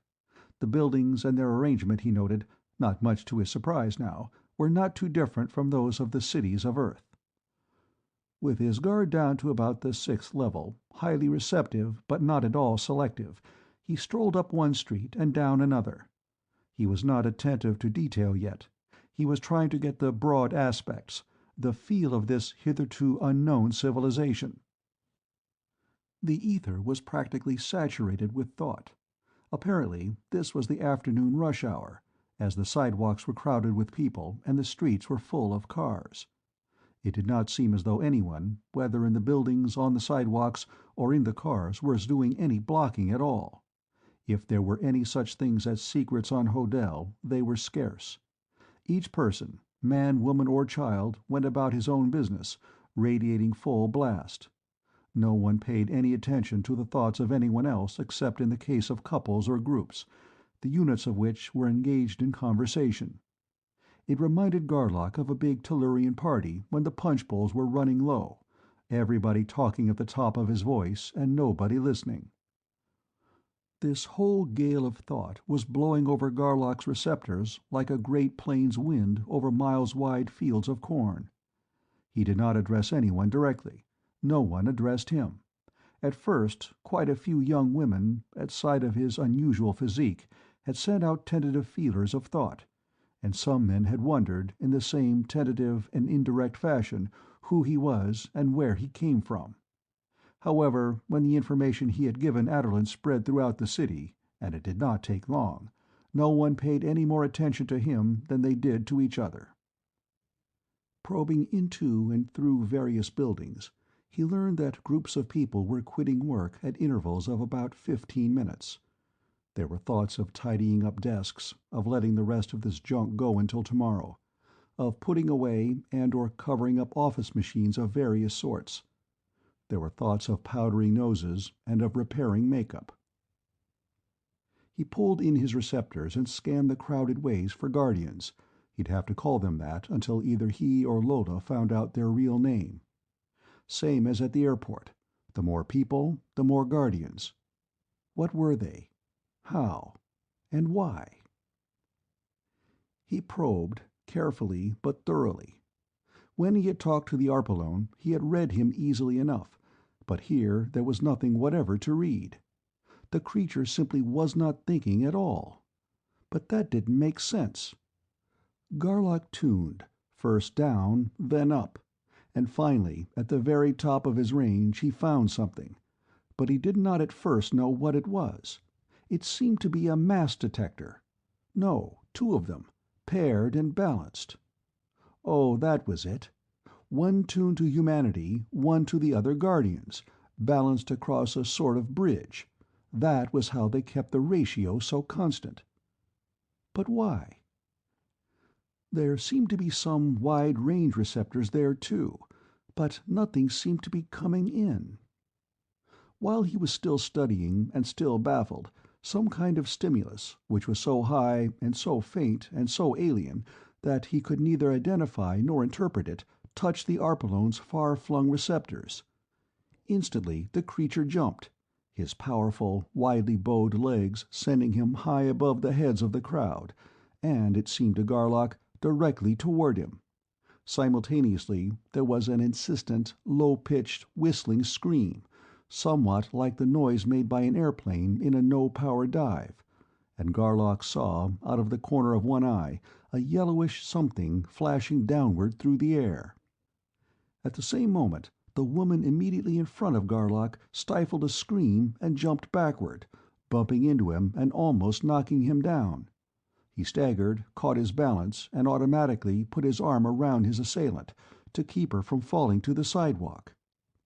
In the meantime, the Guardian, having landed very close to the spot the woman had occupied a moment before, leapt again, this time vertically upward. The thing, whatever it was now breaking frantically with wings, tail, and body, trying madly to get away. Too late. There was a bone-crushing impact as the two bodies came together in mid-air. A jarring thud as the two creatures, inextricably intertwined, struck the pavement as one. The thing varied in color, Garlock now saw, shading from bright orange at the head to pale yellow at the tail. It had a savagely tearing curved beak, tremendously powerful wings. Its short, thick legs ended in hawk-like talons. The Guardian's bowed legs had already immobilized the yellow wings by clamping them solidly against the yellow body. His two lower arms were holding the frightful talons out of action. His third hand gripped the orange throat. His fourth was exerting tremendous force against the jointure of neck and body. The neck, originally short, was beginning to stretch. For several seconds, Garlock had been half conscious that his accidental companion was trying, with more and more energy, to disengage his encircling left arm from her waist. He wrenched his attention away from the spectacular fight, to which no one else, not even the near victim, had paid the slightest attention, and now saw that he had his arm around the bare waist of a statuesque matron whose entire costume would have made perhaps half a Tellurian sunsuit. He dropped his arm with a quick and abject apology. "I should apologize to you instead, Captain Garlock," she thought, with a wide and friendly smile, "for knocking you down, and I thank you for catching me before I fell. I should not have been startled, of course. I would not have been, except that this is the first time that I, personally, have been attacked." "But what are they?" Garlock blurted. "I don't know." The woman turned her head and glanced in complete disinterest at the two furiously battling creatures. Garlock knew now that this was the first time, except for that instantly dismissed thrill of surprise at being the actual target of an attack, that she had thought of either of them. "Orange-yellow? It could be a fumapti, perhaps, but I've no idea, really. You see, such things are none of our business." She thought at him, a half-shrug, half-grimace of mild distaste, not at the personal contact with the man, nor at the savage duel, but at even thinking of either the Guardian or the yellow monster, and walked away into the crowd. Garlock's attention flashed back to the fighters. The yellow thing's neck had been stretched to twice its natural length, and the Guardian had eaten almost through it. There was a terrific crunch, a couple of smacking, gobbling swallows, and head parted from body.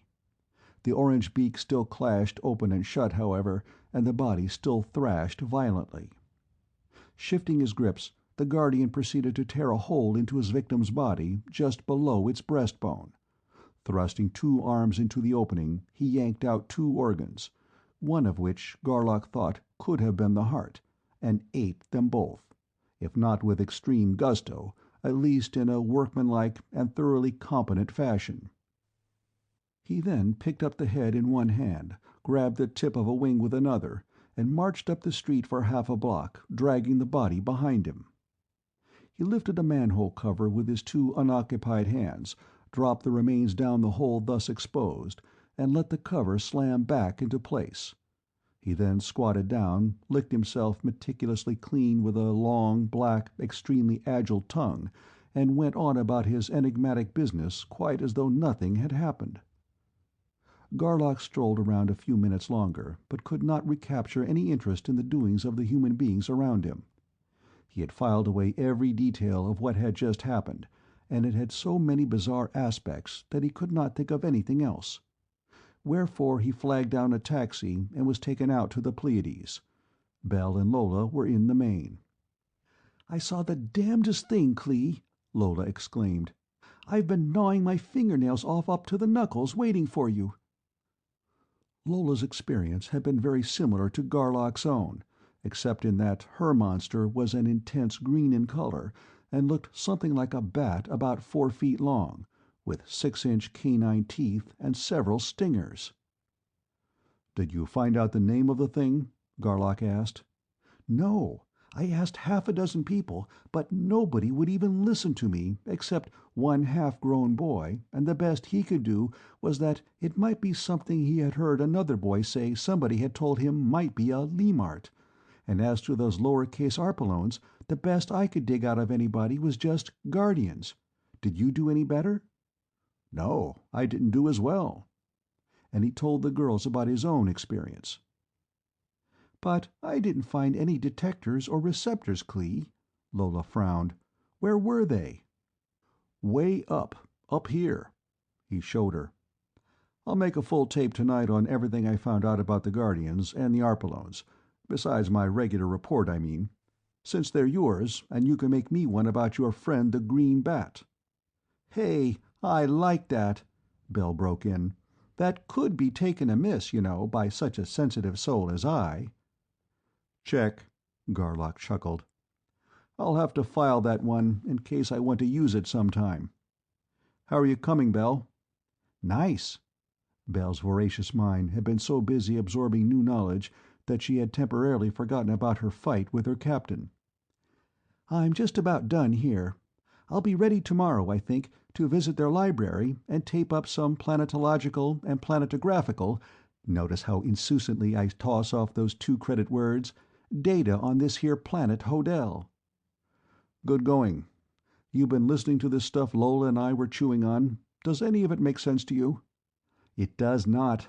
I never heard anything to compare with it." "Excuse me for changing the subject," Lola put in plaintively, "but when, if ever, do we eat?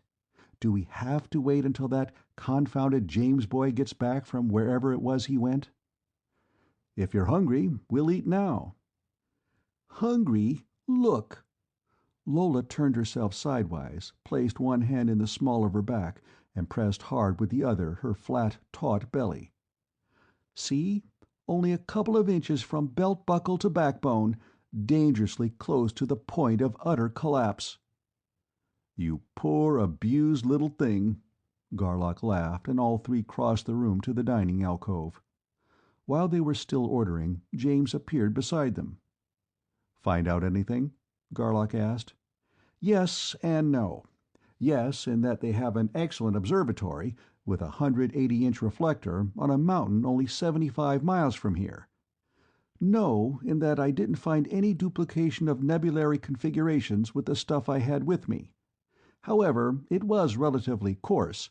Tomorrow I'll take a lot of fine stuff along. It'll take some time, a full day at least." "I expected that. Good going, Jim." All four ate heartily, and after eating they taped up the day's reports. Then, tired from their first real day's work in weeks, all went to their rooms. A few minutes later, Garlock tapped lightly at Lola's door. "Come in." She stiffened involuntarily, then relaxed and smiled. "Oh yes, Clee, of course. You're—" "No, I'm not." "I've been doing a lot of thinking about you since last night, and I may have come up with an answer or two. Also, Belle knows we aren't pairing, and if we don't hide behind a screen at least once in a while, she'll know we aren't going to." "Screen?" "Screen." "Did you know these 4 private rooms are solid? Haven't you read your house tapes yet?" "No. But do you think Belle would actually peek?" "Do you think she wouldn't?" "Well, I don't like her very much, but I wouldn't think she would do anything like that, Clee. It isn't urbane." "She isn't urbane either, whenever she thinks it might be advantageous not to be." "What a terrible thing to say!" "Take it from me. If Belle Bellamy doesn't know everything that goes on, it isn't from lack of trying." "You wouldn't know about room service either, then. Better scan that tape before you go to sleep tonight. What'll you have in the line of a drink to while away enough time so she will know we've been playing games?" "Ginger ale, please." "I'll have ginger beer. You do it like so." He slid a panel aside, his fingers played briefly on a typewriter-like keyboard. Drinks and ice appeared. "Anything you want. Details of the tape." He lighted 2 cigarettes, handed her one, stirred his drink. "Now, fair lady, or should I say beauteous dark lady, we will follow the precept of that immortal Chinese philosopher, Chin On." "You are a prime operator, aren't you?" She laughed, but sobered quickly. "I'm worried. You said I flaunted virginity like a banner, and now Belle— What am I doing wrong?" "There's a lot wrong. Not so much what you're doing as what you aren't doing. You're too aloof, detached, eggheadish. You know the score, words and music, but you don't sing. All you do is listen. Belle thinks you're not only a physical virgin, but a psychic blocked prude. I know better. You're so full of conflict between what you want to do, what you know is right, and what those 3-cell-brained nincompoops made you think you ought to do, that you have got no more degrees of freedom than a piston rod. You haven't been yourself for a minute since you came aboard. Check?" "You have been thinking, haven't you? You may be right, except that it's been longer than that. Ever since the first preliminaries, I think. But what can I do about it, Clee? Contact. 3/4 full, say. Enough for me to give you what I think is the truth." But you said you never went screens down with a woman? There's a first time for everything. Come in. She did so, held contact for almost a minute, then pulled herself loose. Ugh, she shivered. I'm glad I haven't got a mind like that. And the same from me to you. Of course, the real truth may lie somewhere in between. I may be as far off the beam on one side as you are on the other. I hope so. But it cleared things up no end. It untied a million knots. Even that other thing, brotherly love, it's a very nice concept. You see, I never had any brothers. That's probably one thing that was the matter with you. Nothing warmer than that, certainly, and never will be. And I suppose you got the thought, it must have pumped up and smacked you. Lola's hot blush was visible even through her heavy tan. How many times I felt like running my fingers up and down your ribs and grabbing a handful of those terrific muscles of yours, just to see if they're as hard as they look. I'm glad you brought that up. I don't know whether I would have dared to or not. You've got to stop acting like a third instead of an operator. You've got to stop acting as though you had never been within 10 feet of me. Now's as good a time as any. He took off his shirt and struck a strong man's pose. Come ahead. By golly, I'm going to. Then, a moment later, why, they're even harder. How do you, a scientist, psionicist, and scholar, keep in such hard shape as that? An hour a day in the gym, 365 days a year. Many are better, but a hell of a lot are worse. I'll say. She finished her ginger ale, sat down in her chair, leaned back and put her legs up on the bed. That was a relief of tension, if there ever was one. I haven't felt so good since they picked me as hometown candidate, and that was a mighty small town, and 8 months ago. Bring on your dragons, Clee, and I'll slay 'em far and wide. But I can't actually be like she is. Thank God for that. Deliver me from 2 such pretzel benders aboard one ship.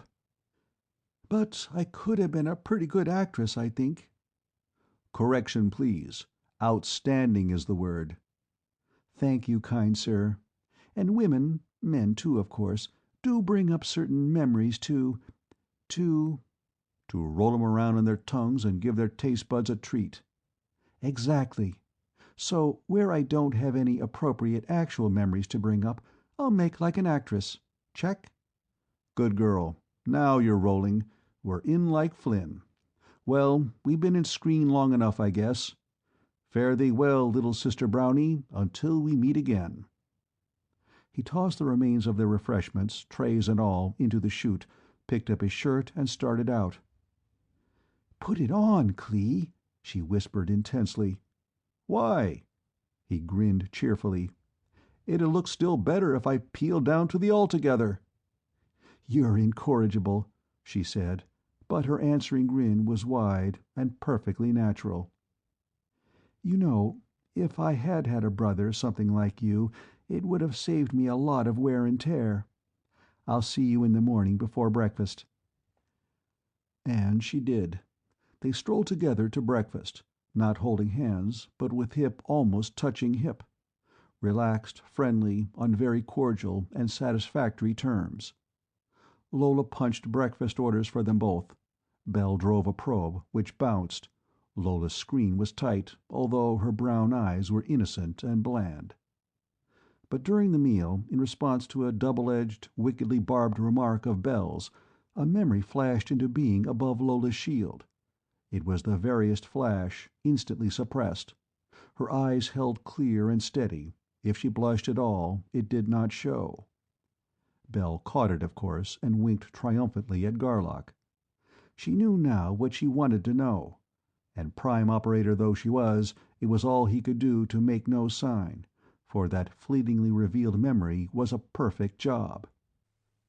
He would not have, could not have, questioned it himself except for one highly startling fact. It was of an event that had not happened and never would. And after breakfast, at some distance from the others, "That is my girl, Brownie. You're firing on all 40 barrels.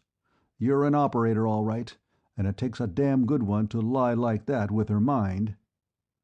"Thanks to you, Clee. And thanks a million, really. I'm me again, I think." Then, since Belle was looking, she took him by both ears, pulled his head down, and kissed him lightly on the lips. The spontaneity and tenderness were perfect at that moment. Clee's appreciation was obvious. "I know I said you'd have to kiss me next time," Lola said, very low, "but this act needs just this much of an extra touch. Anyway, such little, tiny, sisterly ones as this, and out in public, don't count." End of Chapter 2.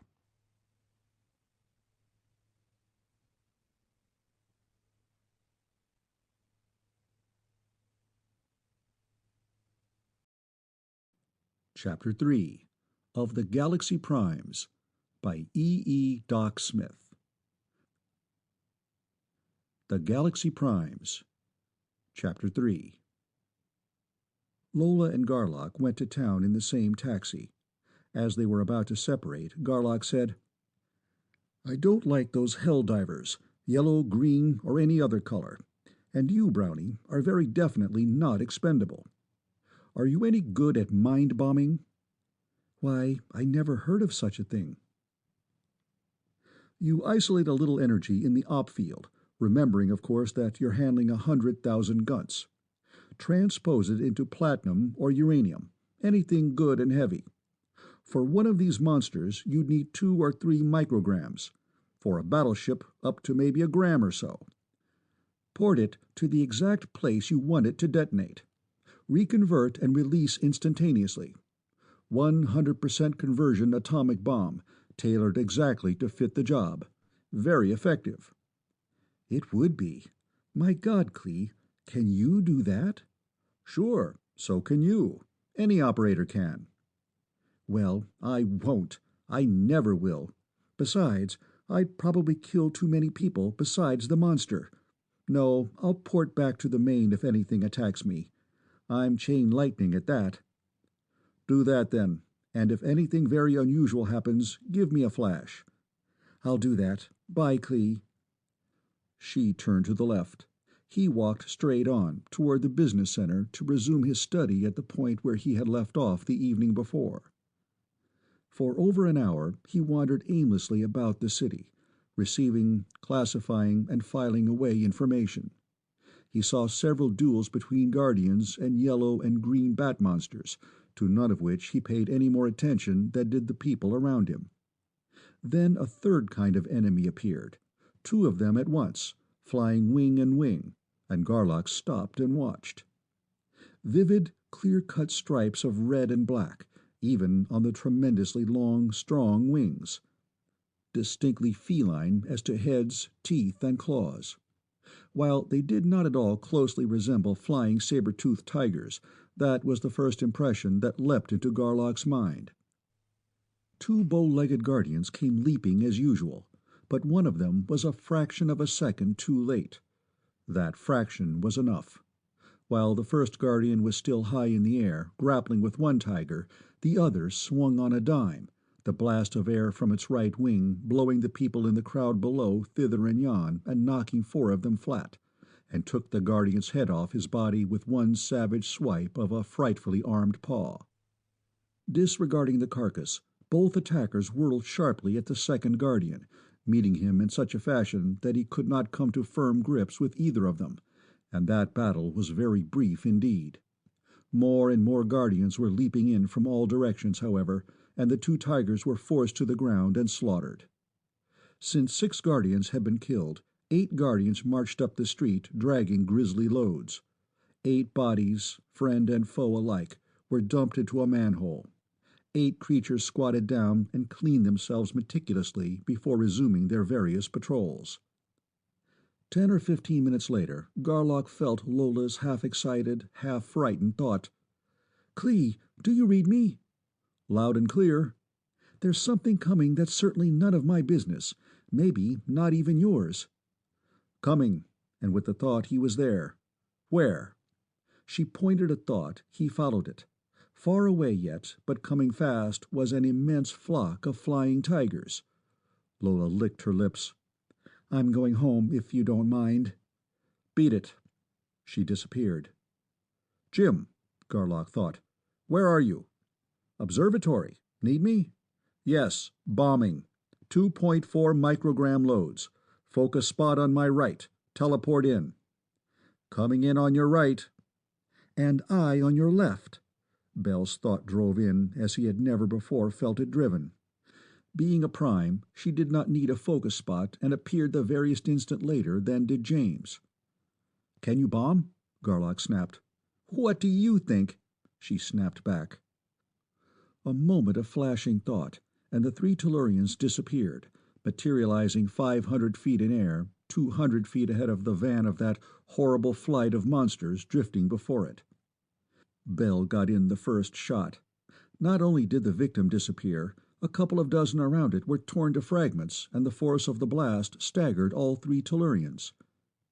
"Damn it, Bell, cut down or get to hell out!" Garlock yelped. "I said 2.4 micrograms, not milligrams.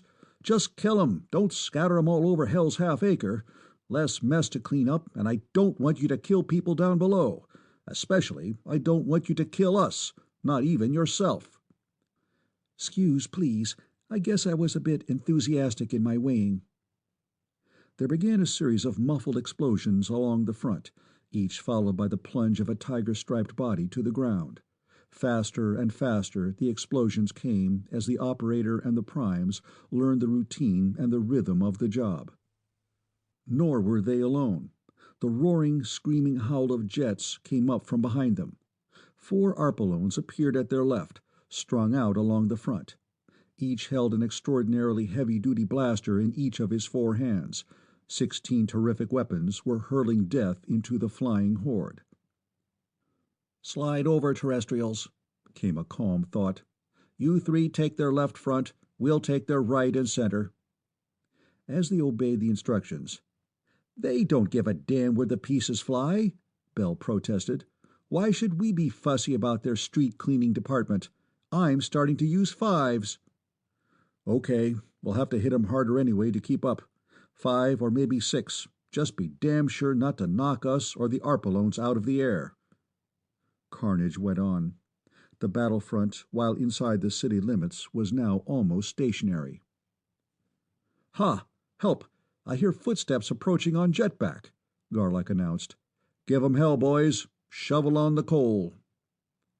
A flight of fighter planes, 8 abreast and wingtips almost touching, howled close overhead and along the line of invasion. They could not fire, of course, until they reached the city limits. There they opened up as one, and the air below became literally filled with falling monsters. Some had only broken wings. Some were dead, but more or less whole. Many were blown to unrecognizable bits and scraps of flesh. Another flight screamed into place immediately behind the first. Then another and another and another, until 6 flights had passed. Then came 4 helicopters, darting and hovering, whose gunners picked off individually whatever survivors had managed to escape all 6 waves of fighters. "That's better," came a thought from the Arpalone nearest Garlock. "Situation under control, thanks to you Tellurians. Supposed to be 2 squads of us gunners, but the other squad was busy on another job. Without you, this could have developed into a fairly nasty little infection. I don't know what you're doing or how you're doing it. We were told that you weren't like any other humans, and how true that is. But I'm in favor of it. I thought there were 4 of you. One of us is not a fighter. Oh, you can knock off now if you like. We'll polish off. Thanks much." "But don't the boys on the ground need some help?" "The Arpales? Those idiots you have been thinking of as guardians? Which they are, of course. Besides, we're air fighters. Groundwork is none of our business. Also, these guns would raise altogether too much hell down there. Bound to hit some humans." "Check. Those Arpales aren't very intelligent. You Arpalones are extremely so. Any connection?" "Way back, they say. Common ancestry, and doing 2 parts of the same job. killing these Fumaptis and Lemarts and Senkors and what have you. I don't know what humanity's job is, and don't give a damn. Probably fairly important, some way or other, though, since it's our job to see that the silly, gutless things keep on living. We have nothing to do with them, ever. The only reason I'm talking to you is you're not really human at all. You're a fighter, too, and a damn good one." "I know what you mean." And the three Tellurians turned their attention downward to the scene on the ground. The heaviest fighting had been over a large park at the city's edge, which was now literally a shambles. Very few people were to be seen, and those few more moving unconcernedly away from the center of violence. All over the park, thousands of Arpales were fighting furiously, and hundreds of them were dying. For hundreds of the Senkors had suffered only wing injuries. The long fall to ground had not harmed them further, and their tremendous fighting ability had been lessened very little, if at all. "But I think, just for efficiency, if nothing else," Garlock argued, "you'd support the Arpales some way. Lighter guns or something? Why, thousands of them must have been killed just in this last hour or so." "Yeah, but that's their business. They breed fast and die fast. Everything has to balance, you know." "Perhaps so." Garlock was silenced, if not convinced. "Well, it's about over.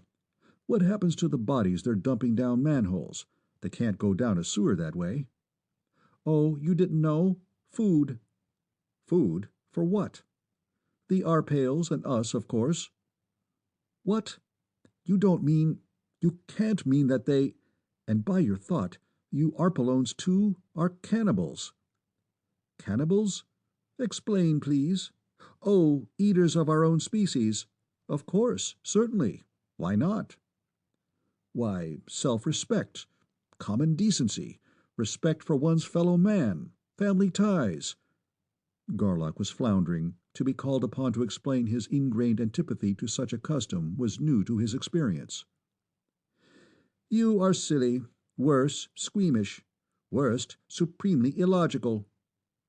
The Arpalone paused, then went on as though trying to educate a hopelessly illogical inferior. "While we do not kill Arpales purposely, except when they overbreed, why waste good meat as fertilizer? If a diet is wholesome, nutritious, well-balanced, and tasty, what shred of difference can it possibly make what its ingredients once were?" "Well, I'll be damned." Garlock quit. Bell agreed. "This whole deal makes me sick at the stomach, and I think my face is turning green, too. But I'm devilishly and gleefully glad, Clee, that I was here to hear somebody give you cards, spaces, and a big casino, and still beat the lights and liver out of you at your own game of cold-blooded logic." "We gunners must go now. Would you like to come along with us and see the end of this particular breeding hold of Senkors?" At high speed, the seven flew back along the line of advance of the flying tiger horde, across a barren valley, toward and to the side of a mountain. An area almost a mile square of that mountain's side was a burned, blasted, churned, pocked, cratered, and flaming waste, and the four helicopters were still working on it. High-energy beams blasted, fairly volatilizing the ground as they struck in as deep as they could be driven.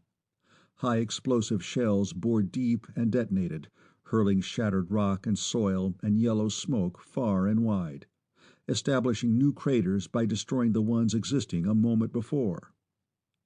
While it seemed incredible that any living creature larger than a microbe could emerge under its own power from such a hell of energy, many flying tigers did, apparently being blown aloft along with the hitherto undisturbed volume of soil in which the creatures had been. Most of them were not fully grown. Some were so immature as to be unrecognizable to an untrained eye. But from all four helicopters, handguns snapped and cracked. Nothing, but nothing, was leaving that field of carnage alive. "What are you gunners supposed to be doing here?" Garlock asked. "Oh, the copters will be leaving pretty soon. They've got other places to go. But they won't get them all. Some of the hatches are too deep. So us four gunners will stick around for 2-3 days to kill the late hatchers as they come out." "I see." And Garlock probed. There are 4 cells they won't reach. Shall I bomb 'em out?" "I'll ask." The slitted red eyes widened, and he sent a call. "Commander Knar, can you hop over here a minute? I want you to meet these things we've been hearing about. They look human, but they really aren't. They're killers, with more stuff and more brains than any of us ever heard of." Another Arpalone appeared, indistinguishable to Tellurian eyes from any one of the others. "But why do you want to mix into something that's none of your business?" Knar was neither officious nor condemnatory. He simply could not understand. "Since you have no concept of our quality of curiosity, just call it education. The question is, do or do you not want those 4 deeply buried cells blasted out of existence?" "Of course I do." "Okay, you've got all of them you're going to get. Tell your copters to give us about 5 miles clearance, and we'll all fall back too." They drew back, and there were 4 closely spaced explosions of such violence that one raggedly mushroom-shaped cloud went into the stratosphere, and one huge ragged crater yawned where once churned ground had been. "But that's atomic!" Knar gasped the thought. "Fallout!" "No fallout. Complete conversion. Have you got a counter?" They had. They tested. There was nothing except the usual background count. "There's no life left underground, so you needn't keep this squad of gunners tied up here," Garlock told the commander. "Before we go, I want to ask a question. You have visitors once in a while from other solar systems, so you must have a faster-than-light drive. Can you tell me anything about it?" "No, nothing like that would be any of my business." Knar and the 4 gunners disappeared. The helicopters began to lumber away. "Well, that helps, I don't think," Garlock thought glumly. "What a world. Back to the main?" In the main, after a long and fruitless discussion, Garlock called Governor Adderlin, who did not know anything about a faster-than-light drive either. There was one, of course, since it took only a few days or a few weeks to go from one system to another, but Hodel didn't have any such ships. No ordinary planet did. They were owned and operated by people who called themselves engineers. He had no idea where the engineers came from. They didn't say. Garlock then tried to get in touch with the Arpalone inspector who had checked the Pleiades in, and could not find out even who it had been. The inspector then on duty neither knew nor cared anything about either faster-than-light drives or engineers. Such things were none of his business. "What difference would it make anyway?" James asked. "No drive that takes a few weeks for an intra-galaxy hop is ever going to get us back to Tellus." "True enough, but if there is such a thing, I want to know how it works. How are you coming with your calculations?" "I'll finish up tomorrow easily enough."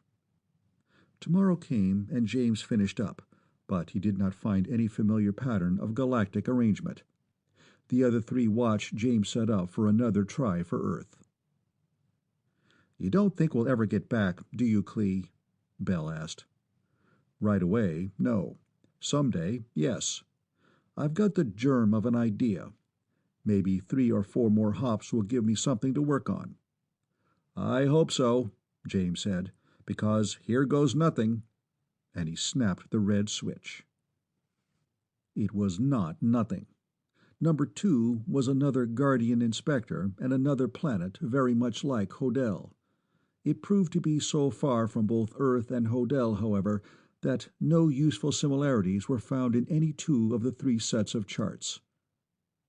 Number 3 was equally unproductive of helpful results.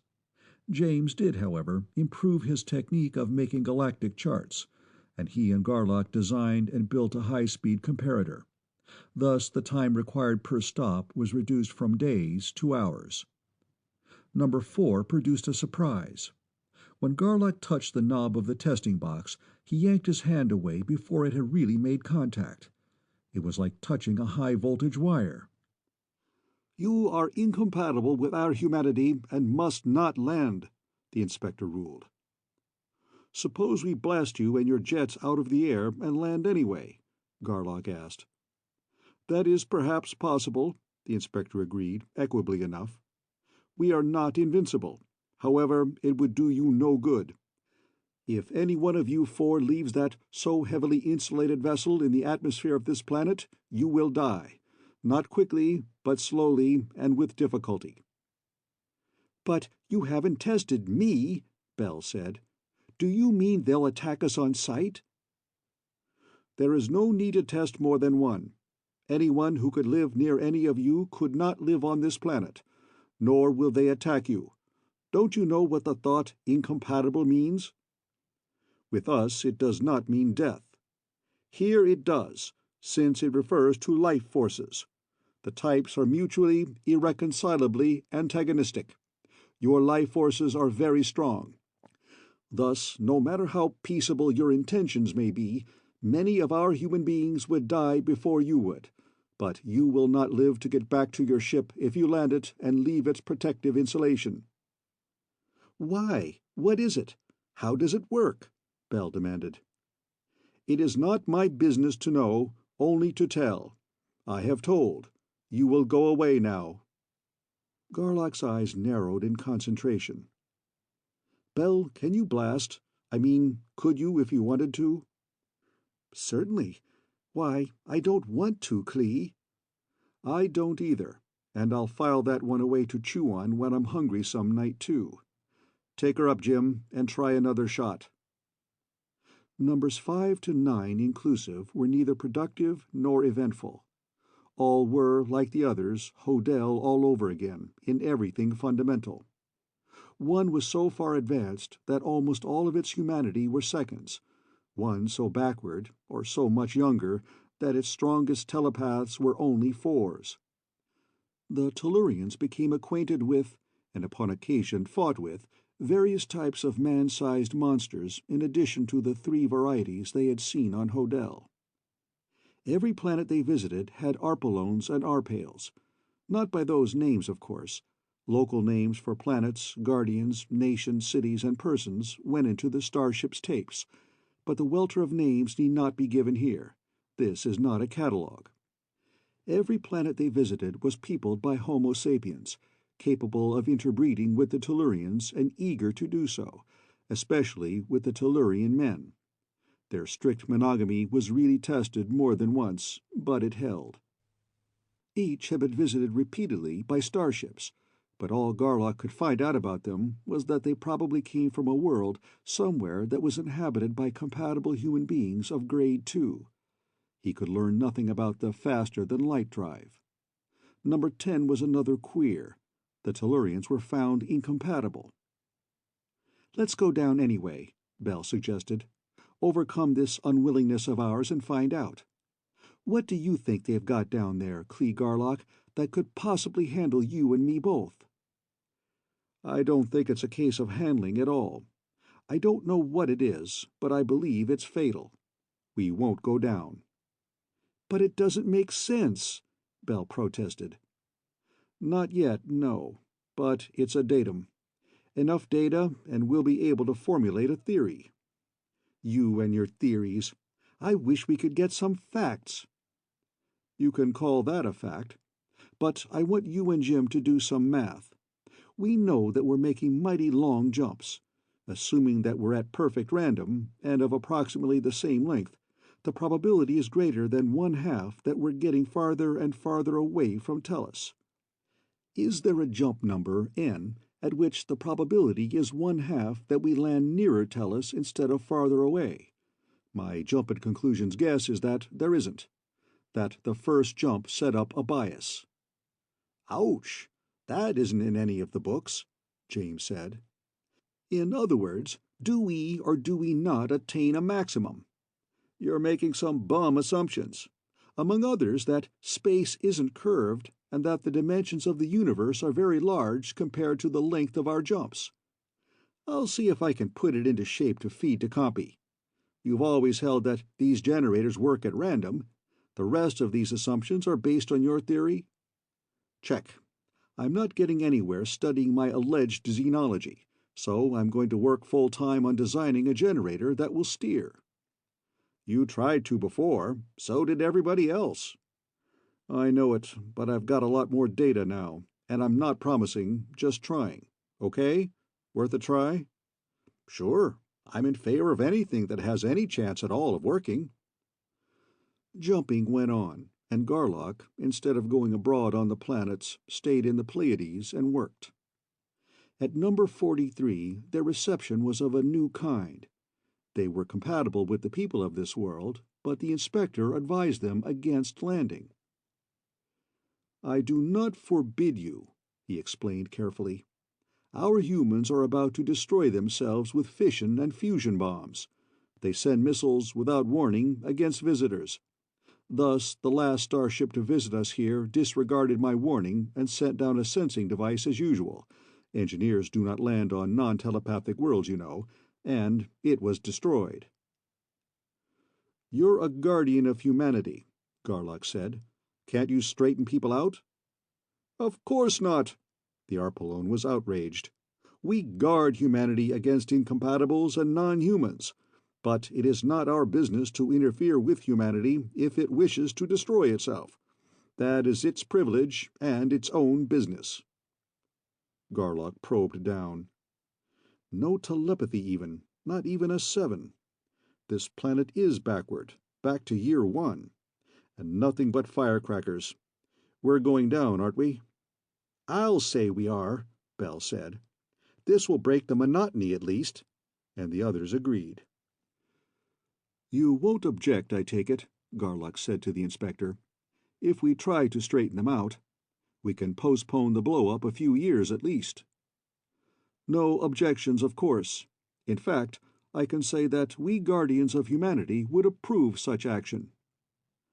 Down the Pleiades went, into the air of the nation known as the Allied Republican Democracies of the World, and an atomic war-headed rocket came flaming up.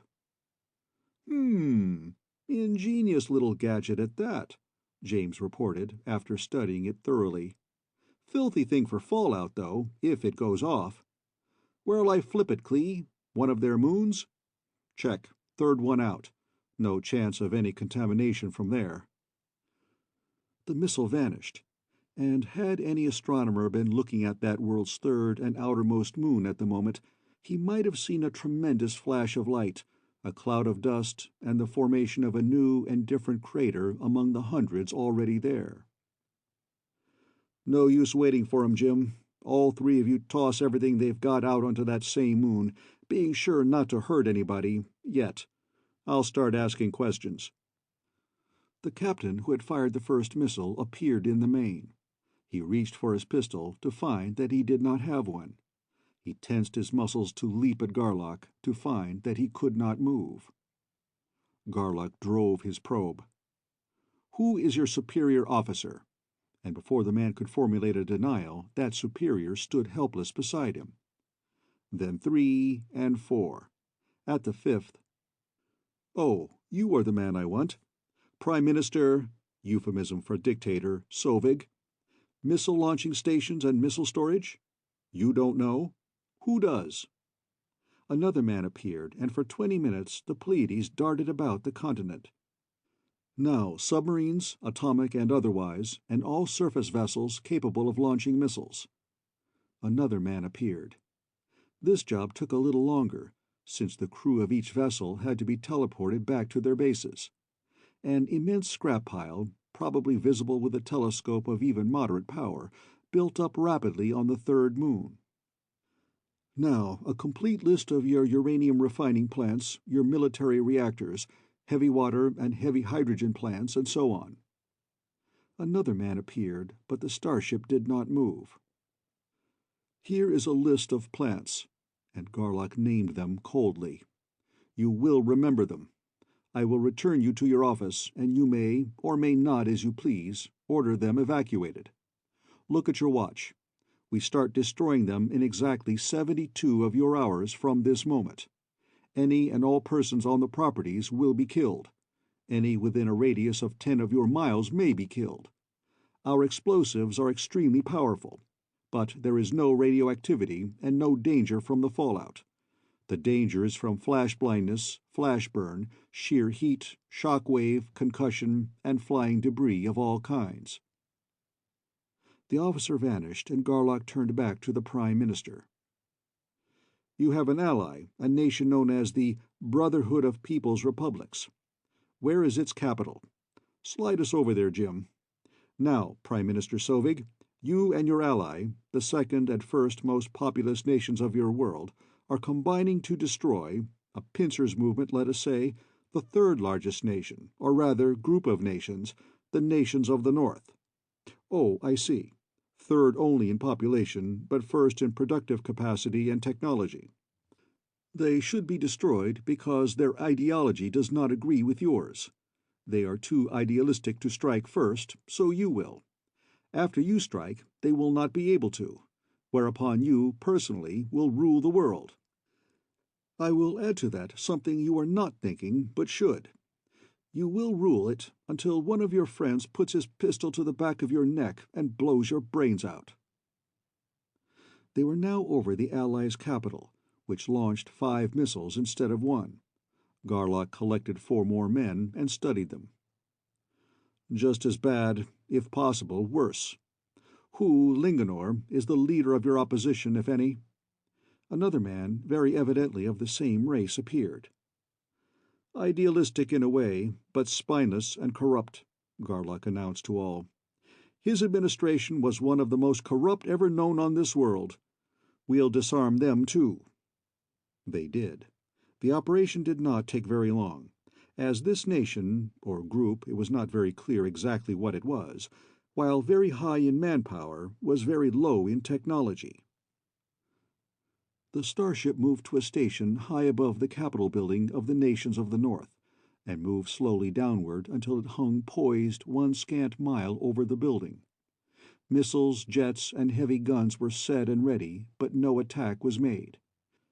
Therefore, Garlock introduced himself to various personages and invited them aboard instead of snatching them, nor did he immobilize them after they had been teleported aboard. The President, the Chief of Staff, the Chief Justice, the most eminent scientist, the head of a church, the leaders of the legislative body and 4 political bosses, the biggest businessman, biggest labor leader, and biggest gangster. 14 men. As Garlock studied them, his face hardened. "I thought to leave your nations armed, to entrust this world's future to you, but no. Only 2 of you are really concerned about the welfare of your peoples, and one of those 2 is very weak. Most of you are of no higher motivation than are the 2 dictators and your gangster Clyden. You are much better than those we have already disarmed, but you are not good enough." Garlock's hard eyes swept over the group for 2 minutes before he went on. "I am opening all of your minds, friend and foe alike, to each other, so that you may all see for yourselves what depths of rottenness exist there, and just how unfit your world is to associate with the decent worlds of this or any other galaxy. It would take God himself to do anything with such material, and I am not God. Therefore, when we have rid this world of atomics, we will leave, and you will start all over again.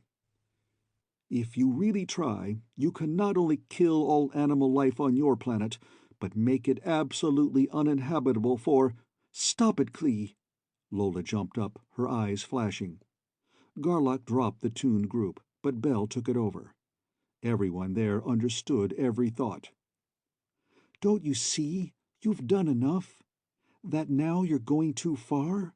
That these 20-odd men, having had their minds opened and having been given insight into what is possible, will go forward instead of backward?" "Forward? With such people as the prime ministers, the labor and business leaders, the bosses and the gangsters to cope with? Do you think they've got spines stiff enough for the job?" "I'm sure of it. Our world did it with no better. Millions and millions of other worlds did it. Why can't this one do it? Of course it can."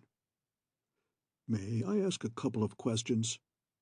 This thought came from the tall, trim, soldierly chief of staff. "Of course, General Cordine." "We have all been taking it for granted that you 4 belong to some superhuman race, some kind or other of Homo superior. Do I understand correctly your thought that your race is Homo sapiens, the same as ours?" Why, of course it is, Lola answered in surprise. The only difference is that we are a few thousand years older than you are. You said also that there were millions and millions of worlds that have solved the problems facing us. Were all these worlds also peopled by Homo sapiens? It seems incredible. True, nevertheless. On any and every world of this type, humanity is identical physically, and the mental differences are due only to their being in different stages of development. In fact, every planet we have visited except this one makes a regular custom of breeding its best blood with the best blood of other solar systems. And as to the millions and millions, I meant only a very large but indefinite number. As far as I know, not even a rough estimate has ever been made, has there, Clee? No, but it will probably turn out to be millions of millions instead of millions and squared and then cubed at that. My guess is that it'll take another 10,000 years of preliminary surveying such as we're doing by all the crews the various Galaxian societies can put out before even the roughest kind of an estimate can be made as to how many planets are inhabited by mutually fertile human peoples. For a moment the group was stunned. Then, "Do you mean to say," asked the merchant prince, "that you Galaxians are not the only ones who have interstellar travel?" "Far from it. In fact, yours is the only world we have seen that does not have it in one form or another." "Oh, more than one way? That makes it still worse. Would you be willing to sell us plans or lease us ships?" "So that you could exploit other planets? We will not.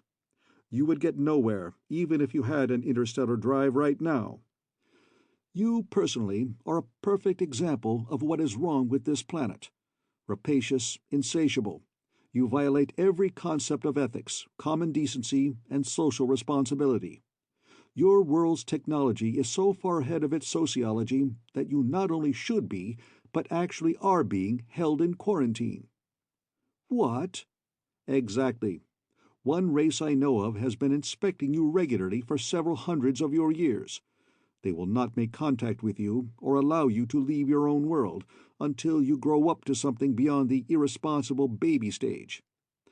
Thus, about 2½ of your years ago, a starship of that race sent down a sensing element, unmanned of course, to check your state of development.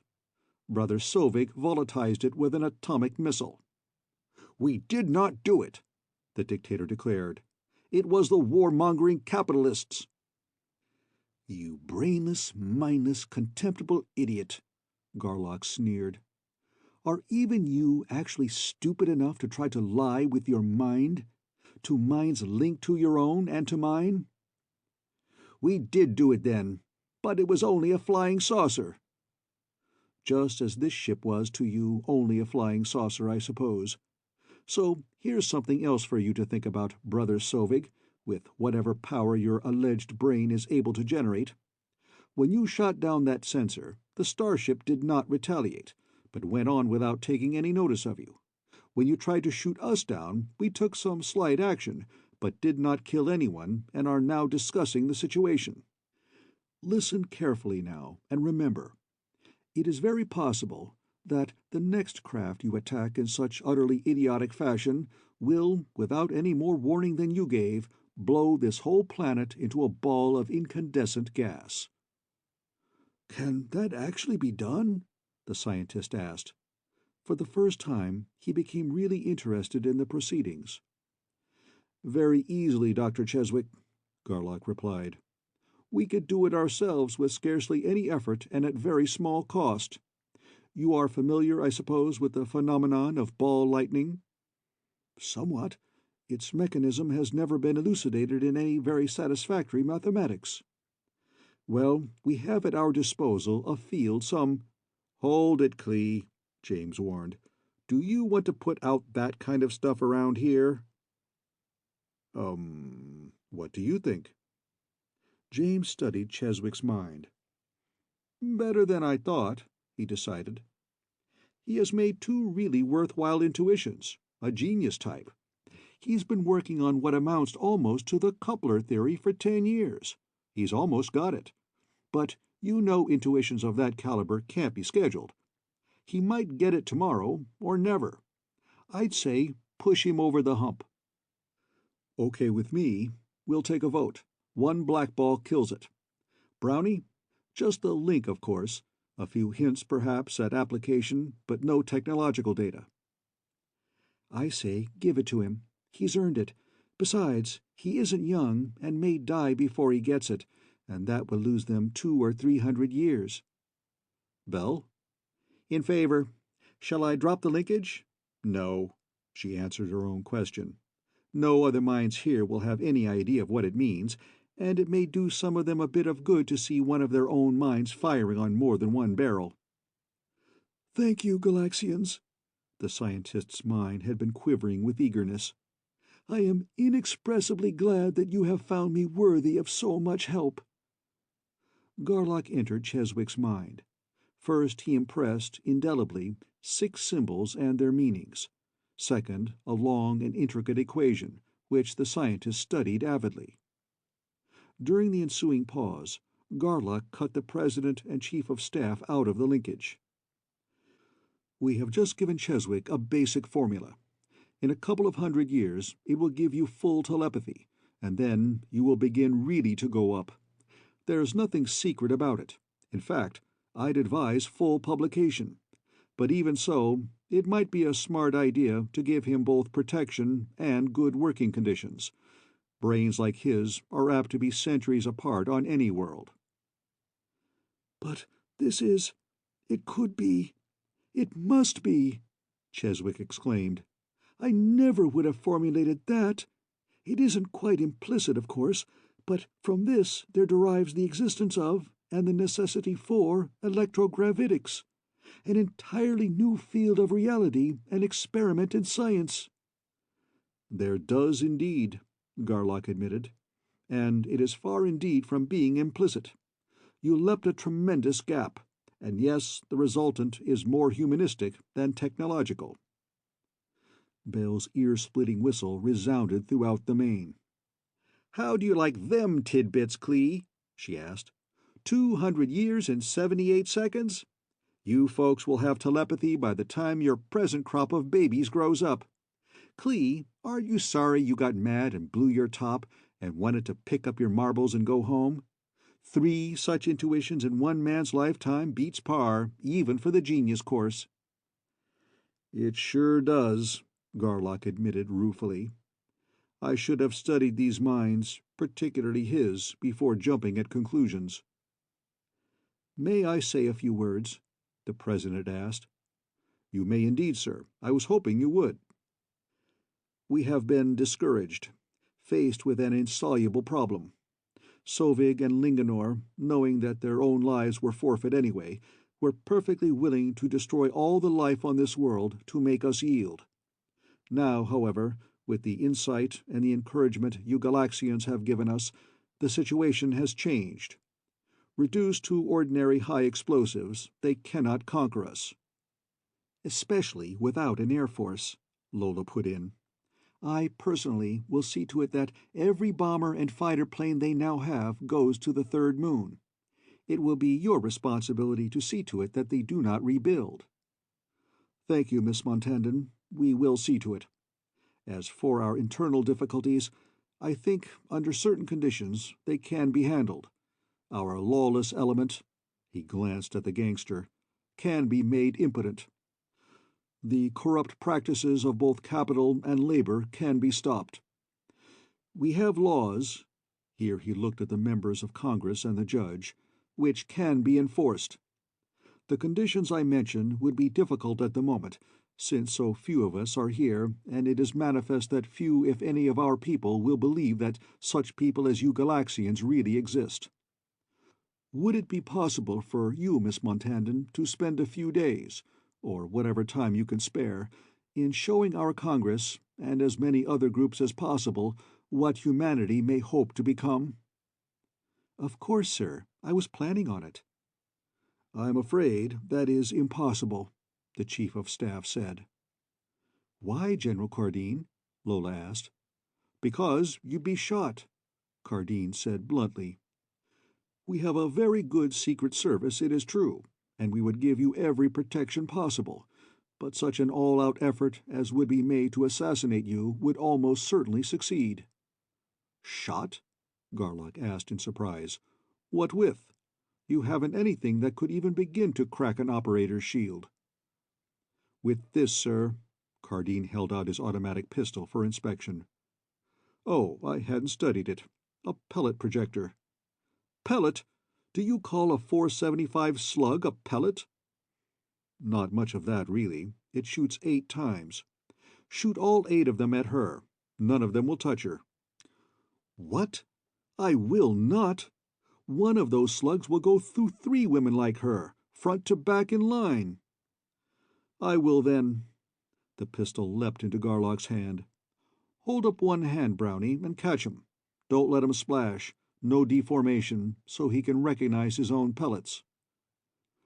Holding the unfamiliar weapon in a clumsy, highly unorthodox grip, something like a schoolgirl's first attempt, Garlock glanced once at Lola's upraised palm, and 8 shots roared out as fast as the gases of explosion could operate the mechanism. The pistol's barrel remained rigidly motionless under all the stress of ultra-rapid fire. Lola's slim, deeply tanned arm did not even quiver under the impact of that storm of heavy bullets against her apparently unsupported hand. No one saw the bullets strike that gently curved right palm, but everyone saw them drop into her cupped left hand, like drops of water dripping rapidly from the end of an icicle into a bowl. "Here are your pellets, General Cardine." Lola handed them to him with a smile. "Holy jumping snakes!" the general said, and "What a torpedo!" came the gangster's envious thought. "You see, I am perfectly safe from being shot, as you call it," Lola said. "So I'll come down and work with you. You might have your news services put out a bulletin, though. I never have killed anyone, and am not going to here, but anyone who tries to shoot me or bomb me or anything will lose both hands at the wrists just before he fires. That would keep them from killing anyone standing near me, don't you think?"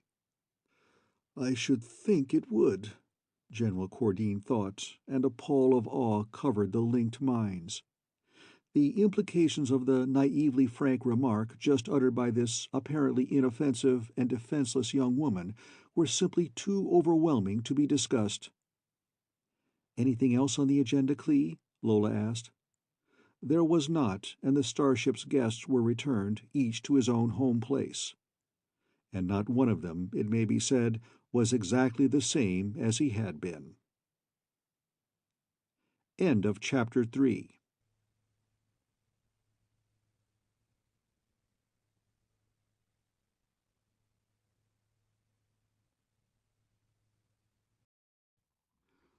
Chapter 4 of the Galaxy Primes by E. Doc Smith. The Galaxy Primes. Chapter 4. "I think I'll come along with you and bodyguard you, Lola," Bell said the following morning after breakfast. "Clee's going to be 7,000 miles deep in mathematics, and Jim's doing his stuff at the observatory, and I can't help either of 'em at the moment. You'd do a better job, wouldn't you, if you could concentrate on it?" "Of course. Thanks, Bell. But remember, it's already been announced. No death. Just hands. I can't really believe that I'll be attacked, but they seem pretty sure of it." "I'd like to separate anyone like that from his head instead of his hands, but as it is published, so it will be performed." "How about wearing some kind of halfway comfortable shoes instead of those slippers?" Garlock asked. "That could turn out to be a long, tough brawl, and your dogs will be begging for mercy before you get back here." Very comfortable and a perfect fit. Besides, if I have to suffer just a little bit for a good appearance's sake in the matter of intergalactic amity—" "A matter of showing off, you mean?" "Why, Clee!" Bell widened her eyes at him. "How you talk! But they're ready, Lola. Let's go." The 2 girls disappeared from the main to appear on the speaker stand in front of the Capitol building. President Benton was there, with his cabinet and certain other personages, General Cordine and his staff, and many others. "Oh, Miss Bellamy, too? I'm very glad you're here," Benton said as he shook hands cordially with both. "Thank you. I came along as bodyguard. May I meet your Secret Service chief, please?" "Why, of course, Miss Bellamy. May I present Mr. Avangard?" "You have the hospital room ready? Where is it, please?" "Back of us, in the wing." "Just think of it, please, and I will follow your thought. Ah, yes, there it is. I hope it will not be used. You agree with General Cordine that there will be one or more attempts at assassination?" "I'm very much afraid so. This town is literally riddled with enemy agents, and of course we don't know all of them, especially the best ones. They know that if these meetings go through, they're sunk, so they're desperate. We've got this whole area covered like dew. We've arrested 16 suspects already this morning. But all the advantage is theirs," Avangard finished glumly. "Not all of it, sir." Bell smiled at him cheerfully. "You have me, and I am a prime operator. That is, a wielder of power of no small ability. Oh, you are right. There is an attempt now being prepared." While Bell had been greeting and conversing, she had also been scanning. Her range, her sensitivity, and her power were immensely greater than Lola's, were probably equal to Garlock's own. She scanned by miles against the scant yards covered by Secret Service. "Where?" "Give me your thought." The Secret Service man did not know what she meant. Telepathy was of course new to him. So she seized his attention and directed it to a certain window in a building a couple of miles away on a hill. "But they couldn't from there." "But they can. They have a quite efficient engine of destruction. A rifle is their thought. Large and long, with a very good telescope on it, with crosshairs. If I scan their minds more precisely, you may know the weapon. Ah, they think of it as a Buford Mark 40 anti-aircraft rifle." "A Buford? My God! They can hit any button on her clothes. Get her away, quick!" He tried to jump, but could not move. "As you were," she directed. "There was another Buford there, and another over there," she guided his thought. "2 men to each Buford. There are now 6 handless men in your hospital room. If you will send men to those 3 places, you will find the Bufords and the hands. Your surgeon will have no difficulty in matching the hands to the men. If any seek to remove either Bufords or hands before your men get there, I will de-hand them also." To say that this Secret Service man was flabbergasted is to put it very mildly indeed. Cordine had told him, with much pounding on his desk and in searing, air-bluing language, what to expect, or rather, to expect anything, no matter what and with no limits whatever. But he hadn't believed it then, and simply could not believe it now. God damn it, such things couldn't happen. And this beautiful, beautifully stacked, half-naked woman, girl rather, she couldn't be a day over 25, even if it had been their black-browed, top-lofty leader, Captain Garlock himself. "I am 23 of your years old, not 25, she informed him coldly, "and I will permit no distinction of sex. In your primitive culture, the women may still be allowing you men to believe in the fallacy of the superiority of the male, but I know right now that I can do anything any man ever born can do, and do it better." "Oh, I'm sure, certainly." Avangard's thought was incoherent. "If you want me to work with you, you had better start believing right now that there are a lot of things you don't know," Bell went on relentlessly. "Stop believing that just because a thing has not already happened on this primitive, backward, mudball planet of yours, it can't happen anywhere or anywhen. You do believe, however, whether you want to or not, things you see with your own eyes?" "Yes, I cannot be hypnotized." "I'm very glad you believe that much." Avangard did not notice that she neither confirmed nor denied the truth of his statement. "To that end, you will go now into the hospital room and see the bandaging going on. You will see and hear the news broadcast going out as I prepared it." He went and came back a badly shaken man. "But they're sending it out exactly as it happened," he protested. "They'll all scatter out so fast and so far we'll never catch them." By no means. You see, the amputees didn't believe that they would lose their hands. Their superiors didn't believe it either. They assured each other and their underlings that it was just capitalistic bluff and nonsense. And since they are all even more materialistic and hidebound and unbelieving than you are, they all are now highly confused, at a complete loss. You can say that again. If I, working with you and having you pounding it into my head, couldn't more than half believe it. So they are now very frightened, as well as confused, and the director of their whole spy system is now violating rule and precedent by sending out messengers to summon certain high agents to confer with him in his secret place. If you tell me where, I'll get over to my office.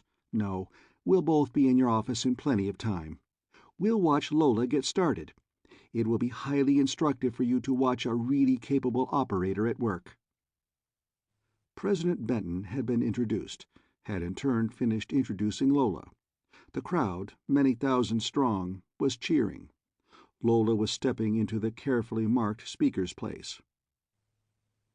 "You may disconnect these." She waved a hand at the battery of microphones. "Since I do not use speech. Not only do I not know any of your various languages, but no one language would suffice.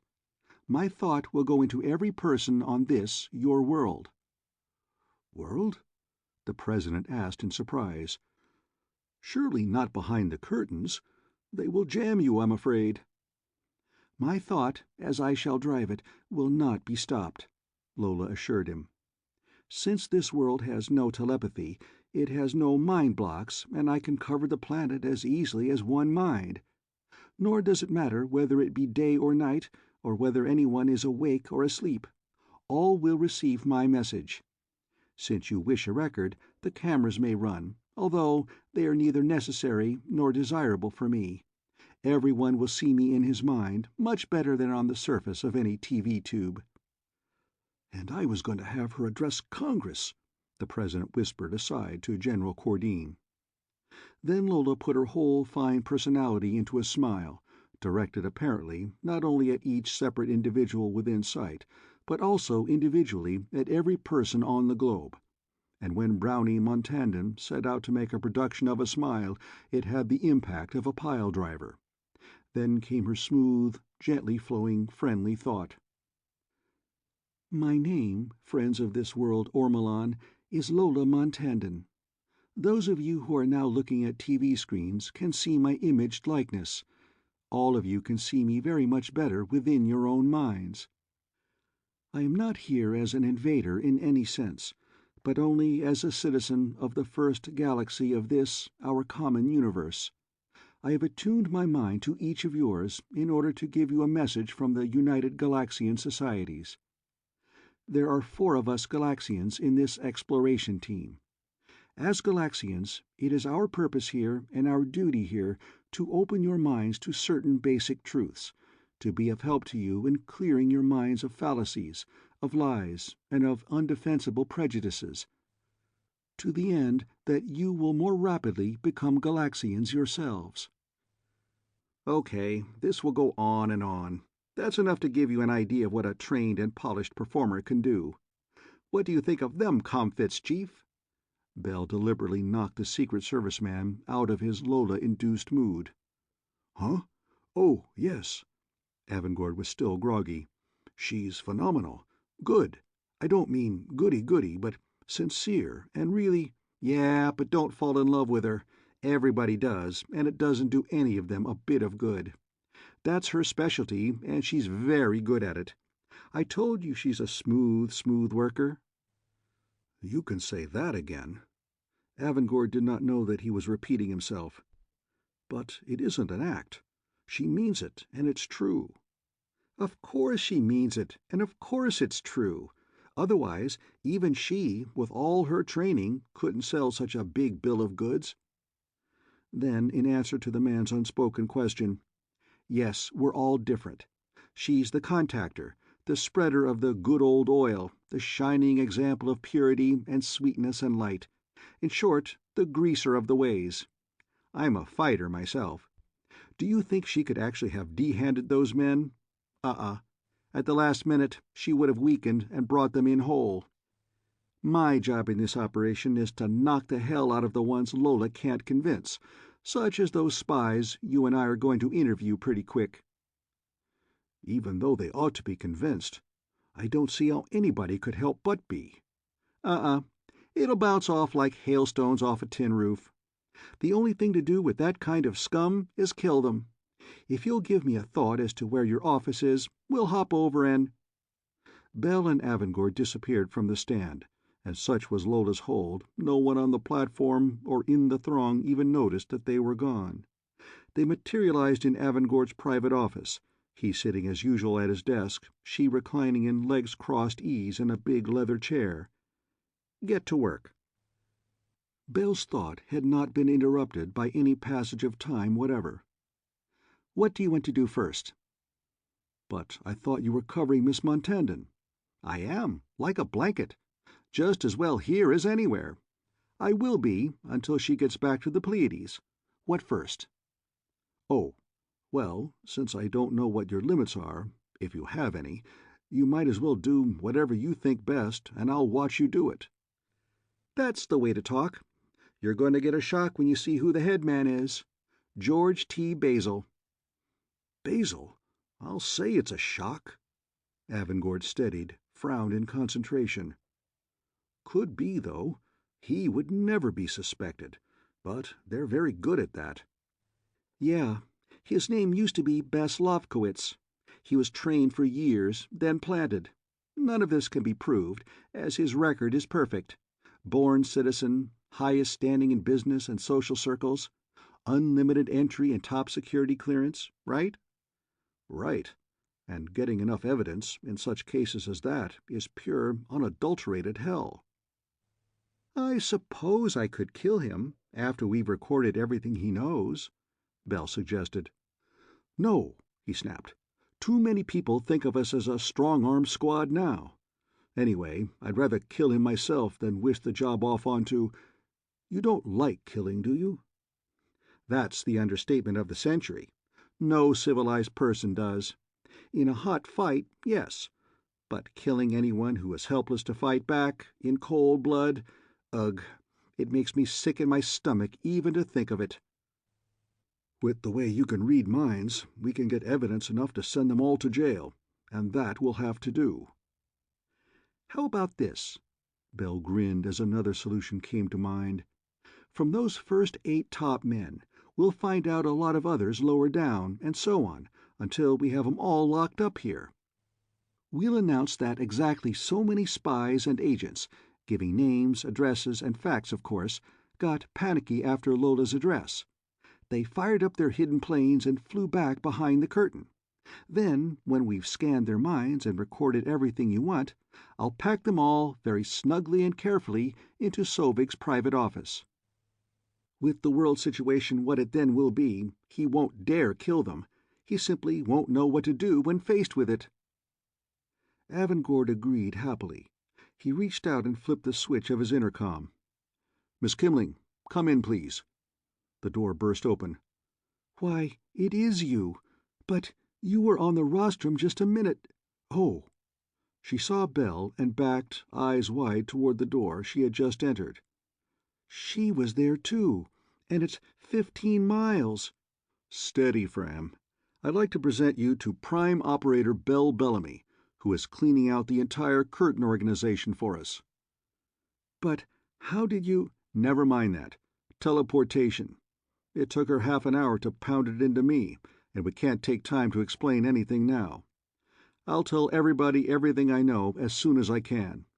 In the meantime, don't be surprised at anything that happens, and by that I mean anything, such as solid people appearing on this carpet, on that spot right there, instantaneously. I want you to pay close attention to everything your mind receives. Put your phenomenal memory into high gear. Listen to everything I record. Stop me any time I'm wrong, and be sure I get everything we need." "I don't know exactly what you're talking about, sir, but I'll try."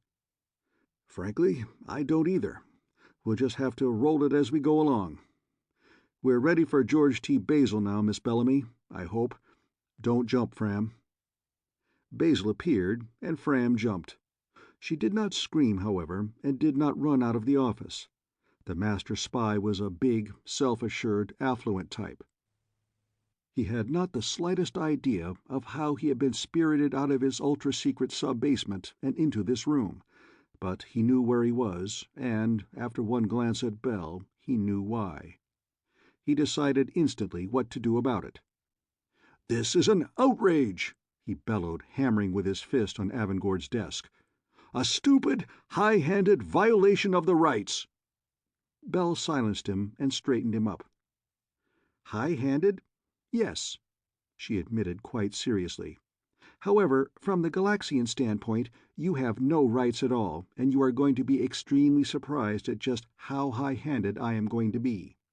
I am going to read your mind to its very bottom, layer by layer, like peeling an onion, and everything you know and everything you think is going down in Mr. Avangard's big black book."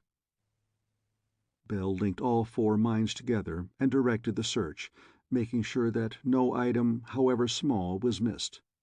Avangard recorded every pertinent item. Fram Kimling memorized and correlated and double-checked. Soon it was done, and Basil, shouting even louder about this last and worst violation of his rights, those of his own private mind, was led away by two men and put away where he would keep. "But this is a flagrant violation of law," Miss Kimling began. "You can say that again," her boss gloated. "And if you only knew how tickled I am to do it, after the way they've been kicking me around."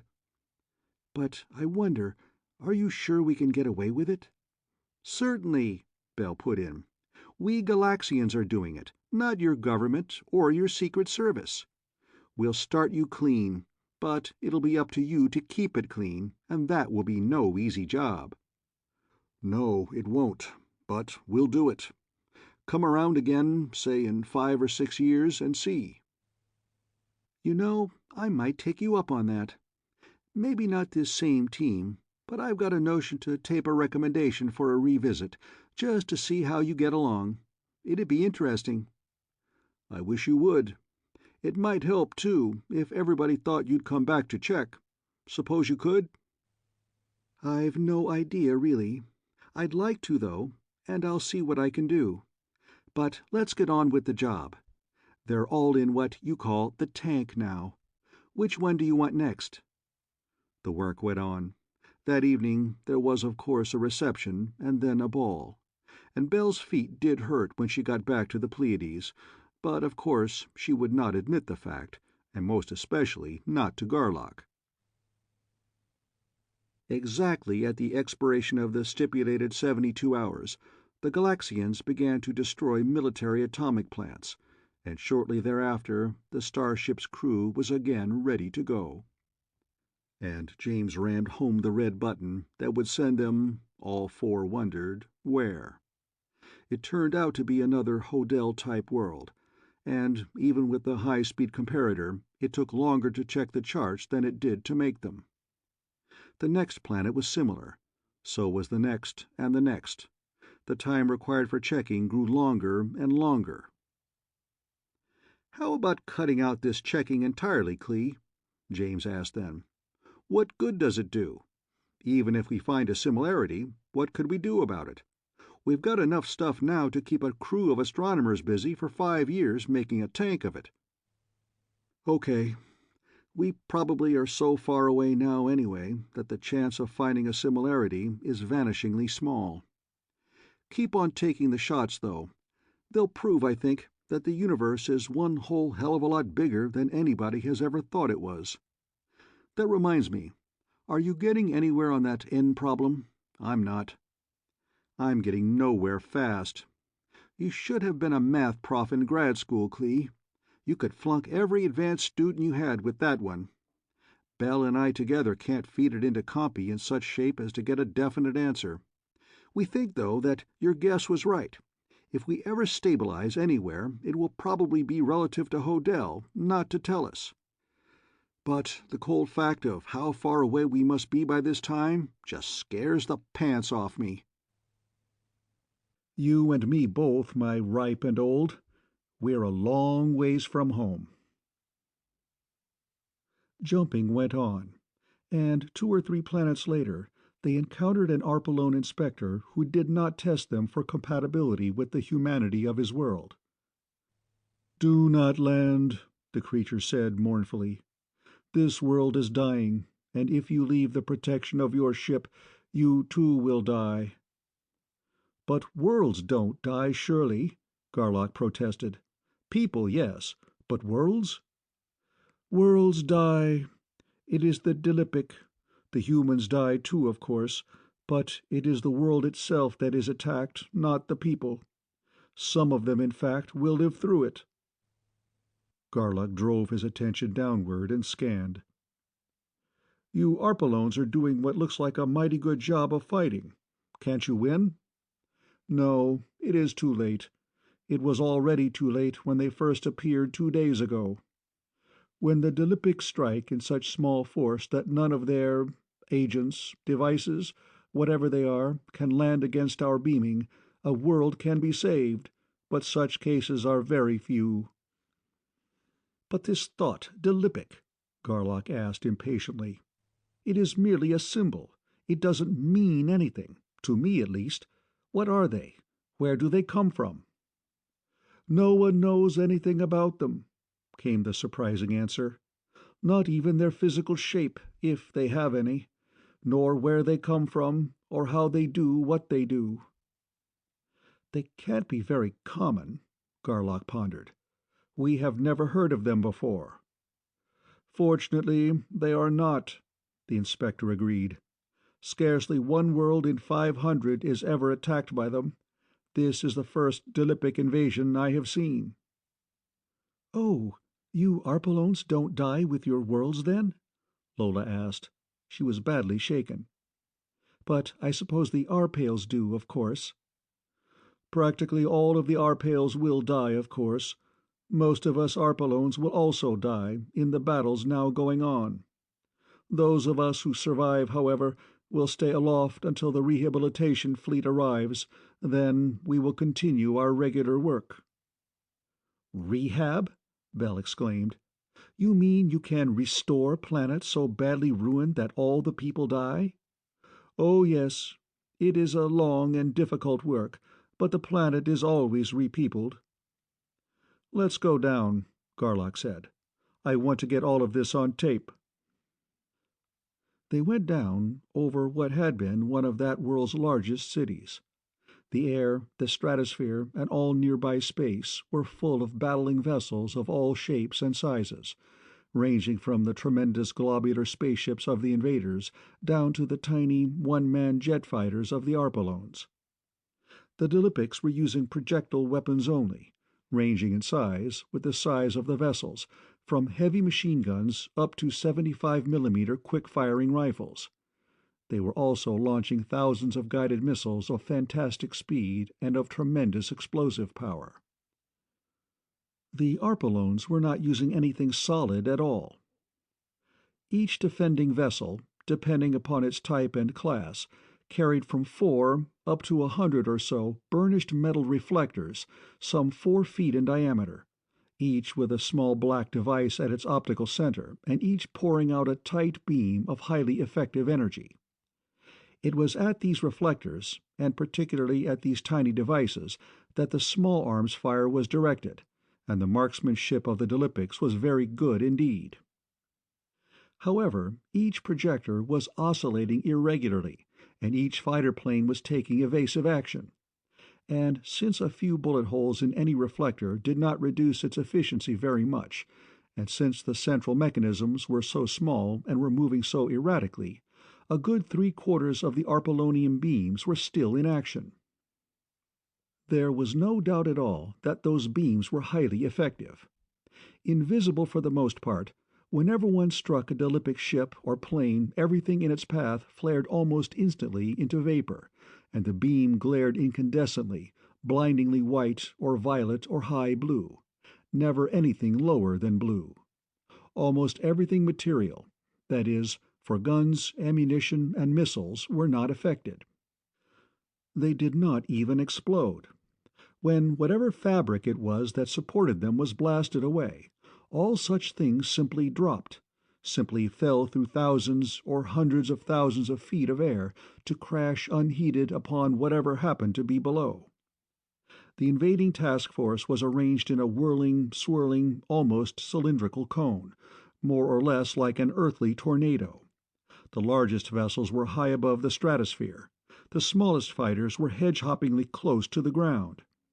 Each Dilippic unit seemed madly, suicidally determined that nothing would get through that furious wall to interfere with whatever it was that was coming down from space to the ground through, along, the relatively quiet eye of the pseudo-hurricane. On the other hand, the Arpalones were madly, suicidally determined to break through that vortex wall, to get into the eye, to wreak all possible damage there. Group after group after group of 5 jet fighters each came driving in, and occasionally the combined blasts of all 5 made enough of an opening in the wall so that the center fighter could get through. Once inside, each pilot stood his little stubby-winged craft squarely on her tail, opened his projectors to absolute maximum of power and of spread, and climbed straight up the spout until he was shot down. And the Arpalones were winning the battle. Larger and larger gaps were being opened in the vortex wall, gaps which it became increasingly difficult for the Dilippics to fill. More and more Arpalone fighters were getting inside. They were lasting longer and doing more damage all the time. The tube was growing narrower and narrower. All 4 Galaxians perceived all this in seconds. Garlock weighed out and detonated a terrific matter conversion bomb in the exact center of one of the largest vessels of the attacking fleet. It had no effect. Then a larger one. Then another, still heavier. Finally, at over 100 megatons equivalent, he did get results, of a sort. The invaders' guns, ammunition, and missiles were blown out of the ship and scattered outward for miles in all directions. But the structure of the Dilippic ship itself was not harmed. Bell had been studying, analyzing, probing the things that were coming down through that hellish tube. "Clee," she drove a thought, "cut out the monkey business with those damn firecrackers of yours and look here. Pure solid force, like ball lightning or our op field, but entirely different. See if you can analyze the stuff." "Alive?" Garlock asked, as he drove a probe into one of the things. They were furiously radiating spheres some 7 feet in diameter, and began to tune to it. "I don't know. Don't think so. If they are, they're a form of life that no sane human being could even imagine." "Let's see what they actually do," Garlock suggested, still trying to tune in with the thing, whatever it was, and still following it down. This particular force ball happened to hit the top of a 6-story building. It was not going very fast, 15 or 20 miles an hour, but when it struck the roof, it did not even slow down. Without any effort at all, apparently, it continued downward through the concrete and steel and glass of the building, and everything in its path became monstrously, sickeningly, revoltingly changed. "I simply can't stand any more of this," Lola gasped. "If you don't mind, I'm going to my room, set all the Gunther blocks it has, and bury my head under a pillow." "Go ahead, Brownie," James said. "This is too tough for anybody to watch. I'd do the same, except I've got to run these cameras." Lola disappeared. Garlock and Bell kept on studying. Neither had paid any attention at all to either Lola or James. Instead of the structural material it had once been, the board that the thing had traversed was now full of a sparkling, bubbling, writhing, partly fluid, partly viscous, obscenely repulsive mass of something unknown and unknowable on Earth, a something which Garlock now recalled had been thought of by the Arpalone inspector as Gollop. As that unstoppable globe descended through office after office, it neither sought out people nor avoided them. Walls, doors, windows, ceilings, floors, and rugs, office furniture and office personnel, all alike were absorbed into and made a part of that indescribably horrid brew. Nor did the track of that hellishly wanton globe remain a bore. Instead, it spread. That devil's brew ate into and dissolved everything it touched, like a stream of boiling water being poured into a loosely heaped pile of granulated sugar. By the time the ravening sphere had reached the second floor, the entire roof of the building was gone, and the writhing, racing flood of corruption had flowed down the outer walls and across the street, engulfing and transforming sidewalks, people, pavement, poles, wires, automobiles, people, anything and everything it touched. The globe went on down through basement and sub-basement until it reached solid, natural ground. Then, with its top a few inches below the level of natural ground, it came to a full stop and, apparently, did nothing at all. By this time, the ravening flood outside had eaten far into the lower floors of the buildings across the street, as well as along all four sides of the block, and tremendous masses of masonry and steel, their supporting structures devoured, were subsiding, crumbling, and crashing down into the noisome flood of gollop, and were being transformed almost as fast as they could fall. One tremendous mass, weighing hundreds or perhaps thousands of tons, toppled almost as a whole, splashing the stuff in all directions for hundreds of yards.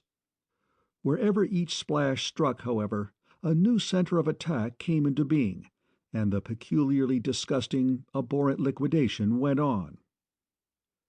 "Can you do anything with it, Clee?" Bell demanded. "Not too much. It's a mess," Garlock replied.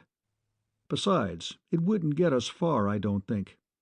It'll be more productive to analyze the beams the Arpalones are using to break them up, don't you think?" Then, for 20 solid minutes, the two prime operators worked on those enigmatic beams. "We can't assemble that kind of stuff with our minds," Bell decided then. "I'll say we can't," Garlock agreed. 10 megacycles, and cycling only 20 per second. He whistled raucously through his teeth. "My guess is it'd take 4 months to design and build a generator to put out that kind of stuff. It's worse than our op field." "I'm not sure I could ever design one," Bell said thoughtfully. "But, of course, I'm not the engineer you are." Then she could not help adding, "Yet." "No, and you never will be," he said flatly. "No, that's what you think." Even in such circumstances as those, Belle Bellamy was eager to carry on her warfare with her project chief. "That's exactly what I think, and I'm so close to knowing it for a fact that the difference is indetectable." Bell almost, but not quite, blew up. "Well, what are you going to do?" "Unless and until I can figure out something effective to do, I'm not going to try to do anything. If you, with your vaunted and flaunted belief in the inherent superiority of the female over the male, can dope out something useful before I do, I'll eat crow and help you do it. As for arguing with you, I'm all done for the moment." Belle gritted her teeth, flounced away, and plumped herself down into a chair. She shut her eyes and put every iota of her mind to work on the problem of finding something, anything, that could be done to help this doomed world, and to show that big, overbearing jerk of a Garlock that she was a better man than he was. Which of the two objectives loomed more important, she herself could not have told to save her life. And Garlock looked around. The air and the sky over the now vanished city were both clear of Delipic craft. The surviving Arpalone fighters and other small craft were making no attempt to land anywhere on the world's surface. Instead, they were flying upward toward and were being drawn one by one into the bowels of huge Arpalonian space freighters. When each such vessel was filled to capacity, it flew upward and set itself into a more or less circular orbit around the planet. Around and around and around the ruined world the Pleiades went, recording, observing, charting. 58 of those atrocious Delipic vortices had been driven to ground. Every large landmass surrounded by large bodies of water had been struck once, and only once. from the tremendous area of the largest continent down to the relatively tiny expanses of the largest islands. One land mass, one vortex, one only. "What do you suppose that means?" James asked. "Afraid of water?" "Damn if I know. Could be. Let's check mountains, too. Skip us back to where we started. Oceans and mountains both fairly close there." The city had disappeared long since. For hundreds of almost level square miles there extended a sparkling, seething, writhing expanse of what? The edge of that devouring flood had almost reached the foothills, and over that gnawing, dissolving edge the Pleiades paused. Small lakes and ordinary rivers bothered the Gollop very little, if at all. There was perhaps a slightly increased sparkling, a slight stiffening, a little darkening, some freezing and breaking off of solid blocks, but the thing's forward motion was not noticeably slowed down. It drank a fairly large river and a lake 1 mile wide by 10 miles long while the two men watched. The Gollop made no attempt to climb either foothills or mountains. It leveled them. It ate into their bases at its own level. The undermined masses, small and large, collapsed into the foul, corrosive semi-liquid and were consumed. Nor was there much raising of the Gollop's level, even when the highest mountains were reached and mile-high masses of solid rock broke off and toppled. There was some raising, of course, but the stuff was fluid enough so that its slope was not apparent to the eye. Then the Pleiades went back over the place where the city had been and on to what had once been an ocean beach. The original wave of degradation had reached that shore long since, had attacked its sands out into deep water, and there it had been stopped. The corrupt flood was now being reinforced, however, by an ever-rising tide of material that had once been mountains. And the slope, which had not been even noticeable at the mountains or over the plain, was here very evident. As the rapidly flowing Gollop struck water, the water shivered, came to a weirdly unforgettable cold boil, and exploded into drops and streamers and jagged-edged chunks of something that was neither water nor land, or rock or soil or sand or Satan's unholy brew. Nevertheless, the water won. There was so much of it. Each barrel of water that was destroyed was replaced instantly and enthusiastically, with no lowering of level or of pressure. And when the water struck the Gollop also shivered violently, then sparkled even more violently, then stopped sparkling and turned dark, then froze solid. The frozen surface, however, was neither thick enough nor strong enough to form an effective wall. Again and again the wave of Gollop built up high enough to crack and to shatter that feeble wall. Again and again Gollop and water met in ultimately furious, if insensate, battle. Inch by inch the ocean shoreline was driven backward toward ocean's depths, but every inch the ocean lost was to its tactical advantage, since the advancing front was by now practically filled with hard, solid, dead blocks of its own substance, which it could neither assimilate nor remove from the scene of conflict. Hence the wall grew ever thicker and solider, the advance became slower and slower. Then, finally, ocean waves of ever-increasing height and violence rolled in against the new-formed shore. What caused those tremendous waves, earthquakes, perhaps due to the shifting of the mountain's masses, no Tellurian ever surely knew. Whatever the cause, however, those waves operated to pin the Gollop down. Whenever and wherever one of those monstrous waves white-capped in, hurling hundreds of thousands of tons of water inland for hundreds of yards, the battlefront stabilized then and there. All over that world the story was the same. Wherever there was water enough, the water won, and the total quantity of water in that world's oceans remained practically unchanged. "Good. A lot of people escaped," James said, expelling a long-held breath. "Everybody who lives on or could be flown to all the islands smaller than the biggest ones, if they can find enough to eat and if the air isn't poisoned." "Air's okay, so's the water, and they'll get food," Garlock said. "The Arpalones will handle things, including distribution. What I'm thinking about is how they're going to rehabilitate it. That, as an engineering project, is a feat to end all feats." "Brother, you can play that in spades," James agreed. "Except that it'll take too many months before they can even start the job. I'd like to stick around and see how they go about it." "How does this kind of stuff fit into that theory you're not admitting is a theory?" "Not worth a damn. However, it's a datum, and, as I've said before and may say again, if we can get enough data, we can build a theory out of it." Then it began to rain. For many minutes the clouds had been piling up, black, far-flung, thick and high. Immense bolts of lightning flashed and snapped and crackled.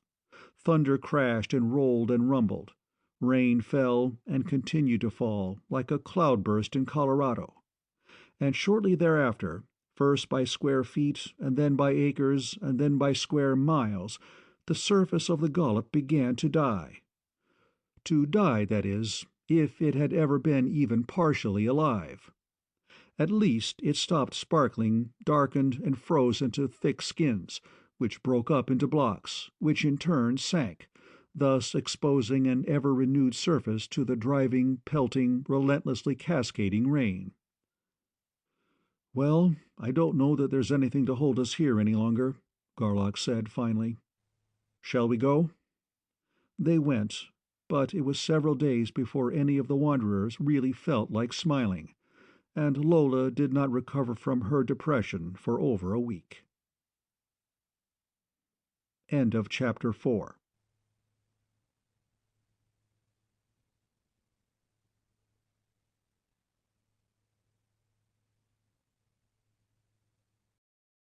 Chapter 5 of the Galaxy Primes by E. Doc Smith. The Galaxy Primes. Chapter 5. Supper was over, but the four were still at the table, sipping coffee and smoking. During a pause in the casual conversation, James suddenly straightened up. "I want an official decision, Clee," he said abruptly. "While we're out of touch with United Worlds, you, as captain of the ship and director of the project, are boss, with a capital B. The Lord of Justice, high and low. The works. Check?" "On paper, yes. With my decision subject to appeal and/or review when we get back to base. In practice, I didn't expect to have to make any very gravid rulings." "I never thought you'd have to either. But Bell fed me one with a bone in it, so—" "Just a minute. How official do you want it? Full formal, screens down and recorded?" "Not unless we have to. Let's explore it first. As of right now, are we under the code or not?" "Of course we are." "Not necessarily," Bell put in sharply. "Not slavishly, to the letter. We're so far away, and our chance of getting back is so slight, that it should be interpreted in the light of common sense." Garlock stared at Bell, and she stared back, her eyes as clear and innocent as a baby's. "The code is neither long enough nor complicated enough to require interpretation," Garlock stated finally. "It either applies in full and exact or not at all. My ruling is that the code applies, strictly, until I declare the state of ultimate contingency. Are you ready, Bell, to abandon the project, find an uninhabited Tellurian world and begin to populate it?" "Well, not quite, perhaps. Yes or no, please." "No." "We are under the code, then. Go ahead, Jim." "I broke pairing with Bell, and she refused to confirm." "Certainly I refused. He had no reason to break with me." "I had plenty of reason," James snapped. "I'm fed up to here," he drew his right forefinger across his forehead, "with making so-called love to a woman who can never think of anything except cutting another man's throat. She's a heartless conniver." "You both know that reasons are unnecessary and are not discussed in public," Garlock said flatly. "Now, as to confirmation of a break. In simple pairing, there is no marriage, no registration, no declaration of intent or of permanence. Thus, legally or logically, there is no obligation. Morally, however, there is always some obligation. Hence, as a matter of urbanity, in cases where no injury exists except as concerns chastity, the code calls for agreement without rancor. If either party persists in refusal to confirm and cannot show injury, that party's behavior is declared inurbane. Confirmation is declared, and the offending party is ignored. Just how would you go about ignoring Prime Operator Belle Bellamy? You've got a point there, Jim. However, she hasn't persisted very long in her refusal. As a matter of information, Belle, why did you take Jim in the first place? I didn't. She shrugged her shoulders. It was pure chance. You saw me flip the 10th piece. Am I to ignore the fact that you are one of the best telekineticists living? I don't have to control things unless I want to. She stamped her foot. Can't you conceive of me flipping a coin honestly? No. However, since this is not a screens-down inquiry, I'll give you, orally at least, the benefit of the doubt. The next step, I presume, is for Lola to break with me. Lola? Well, I hate to say this, Clee. I thought that mutual consent would be better, but... Lola paused, flushing in embarrassment. She feels, James said steadily, as I do, that there should be much more to the sexual relation than merely releasing the biological tensions of two pieces of human machinery. That's hardly civilized. I confirm, Lola, of course, Garlock said, then went on, partly thinking aloud, partly addressing the group at large. Reasons again, and very well put, not off the cuff. Evasions, flat lies, something very unfunny here, as queer as a 9-credit bill. In sum, indefensible actions based upon unwarranted conclusions drawn from erroneous assumptions. The pattern is not clear, but I won't order screens down until I have to. If the reason had come from Belle... Me? Belle flared. Why from me? Instead of Jim, ignoring Belle's interruption, Garlock frowned in thought. After a minute or so, his face cleared. Jim, he said sharply, have you been consciously aware of Belle's manipulation? Why, no, of course not. She couldn't. That's really a brainstorm, Clee, Belle sneered. You'd better turn yourself in for an overhaul. Nice scheme, Belle, Garlock said. I underestimated, at least didn't consider carefully enough, your power, and overestimated your ethics and urbanity. What are you talking about, Chief? James asked. You lost me 10 parsecs back. Just this. Belle is behind this whole operation, working under a perfectly beautiful smokescreen. I'm afraid the boss is cracking up, kids, Belle said. Listen to him if you like, but use your own judgment. But nobody could make Jim and me really love each other, Lola agreed. And we really do. It's real love. Admitted, Garlock said. But she could have helped it along, and she's all set to take every possible advantage of the situation thus created. I still don't see it, James objected. Why, she would even confirm our break. She hasn't yet. She would have, at the exactly correct psychological moment, after holding out long enough to put you both under obligation to her. There would have also been certain strings attached. Her plan was, after switching the pairings— I wouldn't pair with you, Belle broke in viciously, if you were the only man left in the macrocosmic universe. Part of the smokescreen, Garlock explained. The repairings would give her 2 lines of attack on me, to be used simultaneously. First, to work on me in bed. See, Belle interrupted, he doesn't think I've got any heart at all. Oh, you may have one, but it's no softer than your head, and that could scratch a diamond. Second, to work on you two, with no holds barred, to form a 3-unit team against me. Her charges that I'm losing my grip made a very smart opening lead." "Do you think I'd let her work on me?" James demanded. "She's a prime. You wouldn't know anything about it. However, nothing will happen. Nor am I going to let her confuse the real issue. Bell, you are either inside the code or a free agent outside it. Which?" "I have made my position clear." "To me, yes. To Jim and Lola, decidedly unclear." "Unclear, then. You cannot coerce me." "If you follow the code, no. If you don't, I can and will.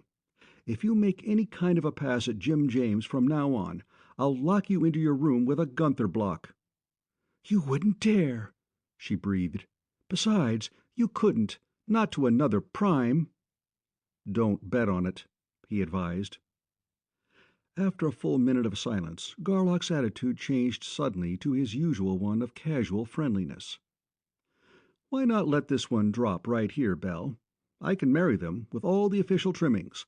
Why not let 'em really enjoy their honeymoon?" "Why not?"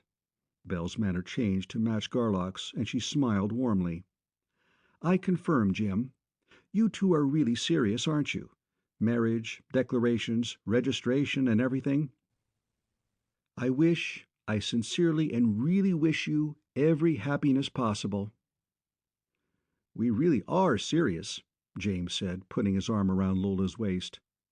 "And you won't interfere?" "Not a bit. I couldn't now, even if I wanted to." Bill grinned wryly. "You see, you kids miss the main feature of the show, since you can't know exactly what a prime operator is. Especially, you can't know what Cleander Simsworth Garlock really is. He's an out-and-out tiger on wheels. The three of us could have smacked him bow-legged, but, of course, all chance of that blew up just now. So if you two want to take the big jump, you can do it with my blessing as well as Clee's. I'll clear the table." That small chore taken care of, a quick folding up of everything into the tablecloth and a heave into the chute did it, Bell set up the recorder. "Are you both fully certain that you want the full treatment?" Garlock asked. Both were certain, and Garlock read the brief but solemn marriage lines. As the newlyweds left the room, Bell turned to Garlock with a quizzical smile. "Are you going to ask me to pair with you, Clee?" "I certainly am." He grinned back at her. "I owe you that much revenge, at least. But seriously, I'd like it immensely, and we fit like grace and poise. Look at that mirror. Did you ever see a better matched couple? Will you give me a try, Belle?" "I will not," she said emphatically. "I'll take back what I said a while ago. If you were really the only man left, I would. But as it is, the answer is a definite, resounding, and final no." "Definite and resounding, yes. Final, I won't accept. I'll wait." "You'll wait a long time, Buster. My door will be locked from now on. Good night, Dr. Garlock. I'm going to bed." "So am I." He walked with her along the corridor to their rooms, the doors of which were opposite each other. "In view of the code, locking your door is a meaningless gesture. Mine will remain unlocked. I invite you to come in whenever you like, and assure you formally that no such entry will be regarded as an invasion of privacy." Without a word, she went into her room and closed the door with a firmness just short of violence. Her lock clicked sharply. The next morning, after breakfast, James followed Garlock into his room and shut the door. "Clee, I want to tell you, I don't want to get sloppy, but—" "Want to lep it?" "Hell no." "It's about Brownie, then?" "Uh-huh. I've always liked you immensely. Admired you. Hero, sort of. Yeah, I quote, harder than Pharaoh's heart. Colder than frozen helium, and all the rest. But this thing about Brownie—" He reached out. Two hard hands met in a crushing grip. "How could you possibly lay off? Just the strain, if nothing else." "A little strain doesn't hurt a man unless he lets it." I've done without for months at a stretch, with it running around loose on all sides of me." "But she's got everything." "There speaketh the ensorcelled bridegroom. For my taste, she hasn't. She told you, I suppose, when explaining a certain fact, that I told her she wasn't my type?" "Yes, but she still isn't. She's a very fine person, with a very fine personality. She is one of the two most nearly perfect young women of her race. Her face is beautiful. Her body is an artist's dream. Her mind is one of the very best. Besides all that, she's a very good egg and a mighty tasty dish. But put yourself in my place. Here's this paragon we have just described. She has extremely high ideals, and she's a virgin, never really aroused. Also, she's so full of this sickening crap they've been pouring into us, propaganda, rocket oil, prop wash, and psychological gobbledygook, that it's running out of her ears. She's so stuffed with it that she's going to pair with you. Ideals and virginity be damned, even if it kills her, even though she's shaking clear down to her shoes, scared yellow. Also, she is and always will be scared half to death of you. She thinks you're some kind of robot. She's a starry-eyed, soft-headed sissy, a sappadilla, a sucker for a smooth line of balloon juice and flapdoodle. No spine, no bottom. A gutless doll baby. Strictly a pet. You could no more love her ever than you could a half-grown kitten." "That's a hell of a picture," James broke in savagely, "even with your cold-blooded reputation." "People in love can't be objective, is all. If I saw her through the same set of filters you do, I'd be in love with her too. So let's see if you can use your brain instead of your outraged sensibilities to answer a hypothetical question. If the foregoing were true, what would you do, Junior?" "I'd pass, I guess. I'd have to, if I wanted to look at myself in the mirror next morning. But that's such an ungodly cockeyed picture, Clee. But if that's actually your picture of Brownie, you're no part of a liar. Just what kind of a woman could you love, if any?" "Belle." "Belle? Belle Bellamy? Hell's flaming furies! That iceberg? That egomaniac? That Jezebel? She's the hardest boiled babe that ever went unhung." "Right on all counts. Also, she's crooked and treacherous. She's a ground and lofty liar by instinct and training. I could add a lot more. But she's got brains, ability, and guts. Guts enough to supply the Women's Army Corps.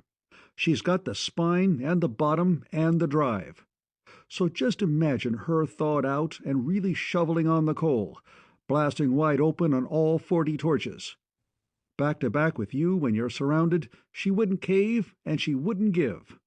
Or wing and wing, holding the beam come hell or space warps. Roll that one around on your tongue, Jim, and give your taste buds a treat."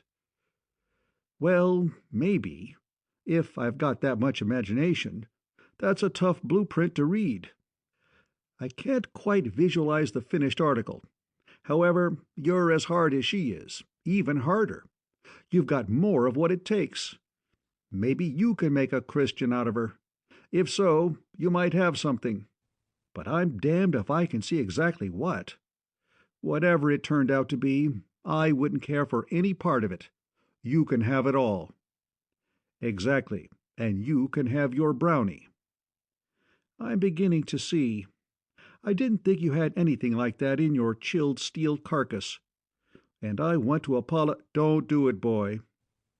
If the time ever comes when you go soft on me as to quit laying it on the line and start sifting out your language—" Garlock paused. For one of the very few times in his life he was at a loss for words.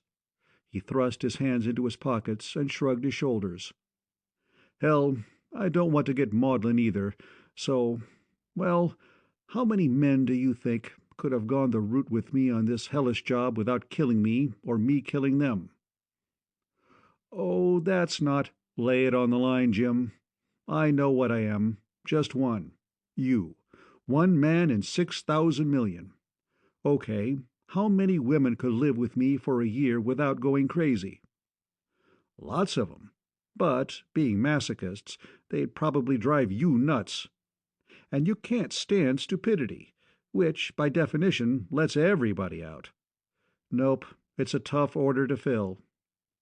Check.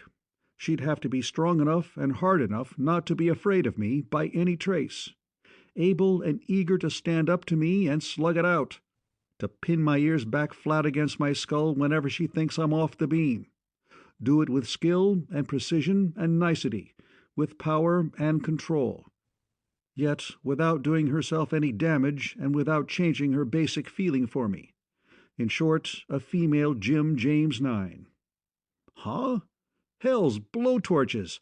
You think I'm like Belle Bellamy? Not by 9,000 megacycles. Like Belle Bellamy could be and should be. Like I hope she will be. I'd have to give too, of course. Maybe we can make Christians out of each other. It's quite a dream, I admit, but it'll be Belle or nobody.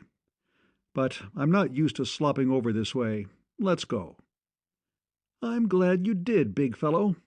Once in a lifetime is good for the soul. I'd say you were in love with her right now, except that if you were, you couldn't possibly dissect her like a specimen on the table the way you've just been doing. Are you or aren't you? I'll be damned if I know. You and Brownie believe that the poet's concept of love is valid. In fact, you make a case for its validity. I never have and don't now. But under certain conditions, I simply don't know. Ask me again sometime, say in about a month. That's the surest thing you know. Oh, brother, this is a thing I'm going to watch with my eyes out on stalks. For the next week, Belle locked her door every night. For another few nights she did not lock it. Then one night she left it ajar. The following evening the two again walked together to their doors. I left my door open last night. I know you did. Well? And have you screamed to high heaven that I opened it, and put me on a tape for willful inurbanity, for deliberate intersexual invasion of privacy? Blast and damn! You know perfectly well, Clee Garlock, I wouldn't pull such a dirty, lousy trick as that. Maybe I should apologize. Then, but as a matter of fact, I have no idea whatever as to what you wouldn't do. He stared at her, his face hard in thought. As you probably know, I have had very little to do with women. That little has always been on a logical level. You are such a completely new experience that I can't figure out what makes you tick. So you're afraid of me, she sneered. Is that it? Close enough. And I suppose it's you that cartoonist What's-His-Name is using as a model for Timorous Timmy? Since you've guessed it, yes. You weasel! She took 3 quick steps up the corridor, then back. You say my logic is cockeyed. What system are you using now? I'm trying to develop one to match yours. Oh, I invited that one, I guess, since I know you aren't afraid of God, man, woman, or devil, and you're big enough so you don't have to be proving it all the time. She laughed suddenly, her face softening markedly. Listen, you big lug, why don't you ever knock me into an outside loop? If I were you and you were me, I'd have busted me loose from my front teeth long ago. I'm not sure whether I know better or I'm afraid to. Anyway, I'm not rocking any boat so far from shore. Says you. You're wonderful, Clee. Simply priceless. Do you know you're the only man I ever met that I couldn't make fall for me like a rock falling down a cliff? And that the falling is altogether too apt to be the other way? The first I have suspected. The second is chemically pure rocket oil. I hope it is. I wish I could be as certain of it as you are. You see, Clee, I really expected you to come in last night, and there really wasn't any bone in it. Surely you don't think I'm going to invite you into my room, do you?" "I can't see why not. However, since no valid system of logic seems to apply, I accept your decision as a fact. By the same reasoning, however invalid, if I ask you again, you will again refuse. So all that's left, I guess, is for me to drag you into my room by force." He put his left arm around her and applied a tiny pressure against her side, under which she began to move slowly toward his door. "You admit that you're using force?" she asked. Her face was unreadable. Her mental block was at its fullest force. "That I'm being coerced? Definitely?" "Definitely," he agreed. "At least 10 dynes of sheer brute force. Not enough to affect a tape, but enough, I hope, to affect you. If it isn't, I'll use more." "Oh, 10 dynes is enough. Just so it's force." She raised her face toward his and threw both arms around his neck. His right arm went into action with his left, and Cleander Garlock forgot all about dynes and tapes. After a time, she disengaged one arm, reached out, opened his door. He gathered her up, lips still locked to lips, carried her over the threshold. A few jumps later, they met their first really old Arpalone. This inspector was so old that his skin, instead of the usual bright, clear cobalt blue, was dull and tending toward gray. The old fellow was strangely garrulous for a guardian. He wanted them to pause a while and gossip. "Yes, I am lonesome," he admitted. "It has been a long time since I exchanged thoughts with anyone. You see, nobody has visited this planet, Groob its name is, since almost all our humanity was killed a few periods ago." "Killed? How?" Garlock asked sharply. "Not Dilippic?" "Oh, you have seen them?" "I never have myself. No, nothing nearly that bad. Merely the Ozobes. The world itself was scarcely harmed at all. Rehabilitation would be a simple matter, so there's no real reason why some of those engineers—" "The beast!" Lola shot a tight beam thought at her husband. "Who cares anything about the rock and dirt of a planet? It's the people that count, and his are dead, and he's perfectly complacent about it, just lonesome." "Don't let it throw you, pet," James soothed. "He's an Arpalone, you know, not a sociological anthropologist." "Shouldn't come out here and spend a few hours once in a while, but they don't. Too busy with their own business, they say. But while you are physically human, mentally you are not. You are all I can't put my thought exactly on it, but more as though you were human fighters, if such a thing could be possible." "We are fighters. Where we come from, most human beings are fighters." "Oh, I never heard of such a thing. Where can you be from?" This took much explanation, since the Arpalone had never heard of intergalactic travel. "You are willing, then, to fight side by side with us Arpalones against the enemies of humanity? You have actually done so at times and won?" "We certainly have." "I am glad. I am expecting a call for help any time now. Will you please give me enough of your mental pattern, Dr. Garlock, so that I can call you in case of need? Thank you." "What makes you think you're going to get an SOS so soon? Where from?" "Because these Ozobe invasions come in cycles, years apart, but there are always several planets attacked at very nearly the same time. We were the first this time, so there will be one or two others very shortly." "Do they always kill all the people?" Lola asked. "Oh, no, scarcely half of the time. Depends on how many fighters the planet has, and how much outside help can get there soon enough." "Your call could come from any of the other solar systems in this neighborhood, then?" Garlock asked. "Yes. There are 15 inhabited planets within about 6 light-years of us, and we form a close-knit group." "What are these Ozobes?" Animals. Warm-blooded, but egg-layers, not mammals. Like this." And the inspector spread in their minds a picture of a creature somewhat like the flying tigers of Hodel, except that the color was black, shading off to iridescent green at the extremities. Also, it was armed with a short and heavy, but very sharp sting. "They say that they come from space, but I don't believe it," the old fellow went on. "What would a warm blood be doing out in space? Besides, they couldn't find anybody to lay their eggs in out there. No, sir, I think they live right here on group somewhere, maybe holed up in caves or something for 10 or 13 years, but that wouldn't make sense either, would it? I just don't know."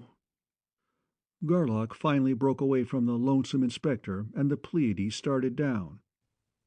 "That's the most utterly horrible thing I ever heard of in my life," Lola burst out. "Like wasps, only worse. People aren't bugs. Why don't all the planets get together and develop something to kill every ozobe in every system of the group?" "That one has got too many bones in it for me to answer," James said. "I'm going to get hold of that engineer as soon as we land," Lola said darkly, "and stick a pin into him." They found the engineering office easily enough, in a snug camp well outside a large city. They grounded the starship and went out on foot, enjoying contact with solid ground.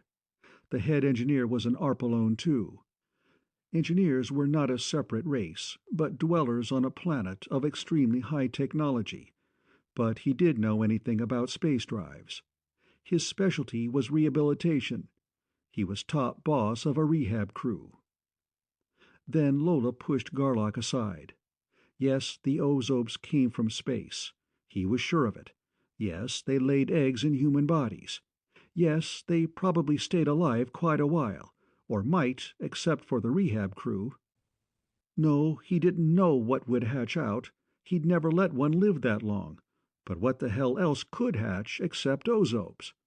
No, not one. Not one single damn one. If just one ever did, on any world where he bossed the job, he'd lose his job as boss and go to the mines for half a year. "Ridiculous," Lola snapped. "If ozobes hatched, they couldn't possibly have come from space. If they did come from space, the adult form would have to be something able to get back into space, some way or other. That is simple elementary biology. Don't you see that?" He didn't see it. He didn't give a damn either. It was none of his business. He was a rehab man. Lola ran back to the ship in disgust. "Something else is even more ridiculous, and is your business," James told the head engineer. "Garlock and I are both engineers, top ones. We know definitely that a 100% cleanup on such a job as this, millions, simply can't be done. Ever. Under any conditions. Are you lying in your teeth, or are you dumb enough to believe it yourself?" "Neither one," the engineer insisted stubbornly. "I've wondered myself at how I could get 'em all, but I always do, every time so far. That's why they give me the big job. I'm good at it." "Oh, Lola's right, Jim," Garlock said. "It's the adult form that hatches. Something so different they don't even recognize it. Something able to get into space. Enough survivors to produce the next generation." "Sure, I'll tell Brownie. She'll be tickled." "She'll be more than tickled. She'll want to hunt up somebody around here with 3 brain cells working and give 'em an earful." Then to the engineer, "Do you know how they rehab a planet that's been leveled flat by the Gullop?" "You've seen one?" "I never have, but of course I've studied it. Slow, but not too difficult. After killing, the stuff weathers down in a few years. Wonderful soil it makes. What makes it slow is that you have to wait 50 or 100 years for the mountains to get built up again and for the earthquakes to quit." "Excuse me, please. I've got a call. We have to leave, right now." The call was from the inspector. The nearest planet, Claimer, was being invaded by the ozobes and needed all the help they could get. In seconds, the Pleiades was at the port of entry. "Where is this Claimer?" Garlock asked. The inspector pointed a thought. All four followed it. "Let's go, Jim." "Maybe." "Just a minute," Lola snapped. She was breathing hard. Her eyes were almost shooting sparks as she turned to the old Arpalone and drove a thought so forcibly that he winced. "Do you so-called guardians of humanity care at all about the humanity you're supposed to be protecting?" she demanded viciously, the thought boring in and twisting. "Or are you just loafing on the job and doing as little as you possibly can without getting fired?" Bell and Garlock looked at each other and grinned. James was surprised and shocked. This woman blowing her top was no Brownie Montandan any of them knew. "We do everything we possibly can." The inspector was not only shocked, but injured and abused. "If there's any one possible thing we haven't done, even the tiniest—" "There's plenty," she snapped. "Plain dumb stupidity, then, it must be.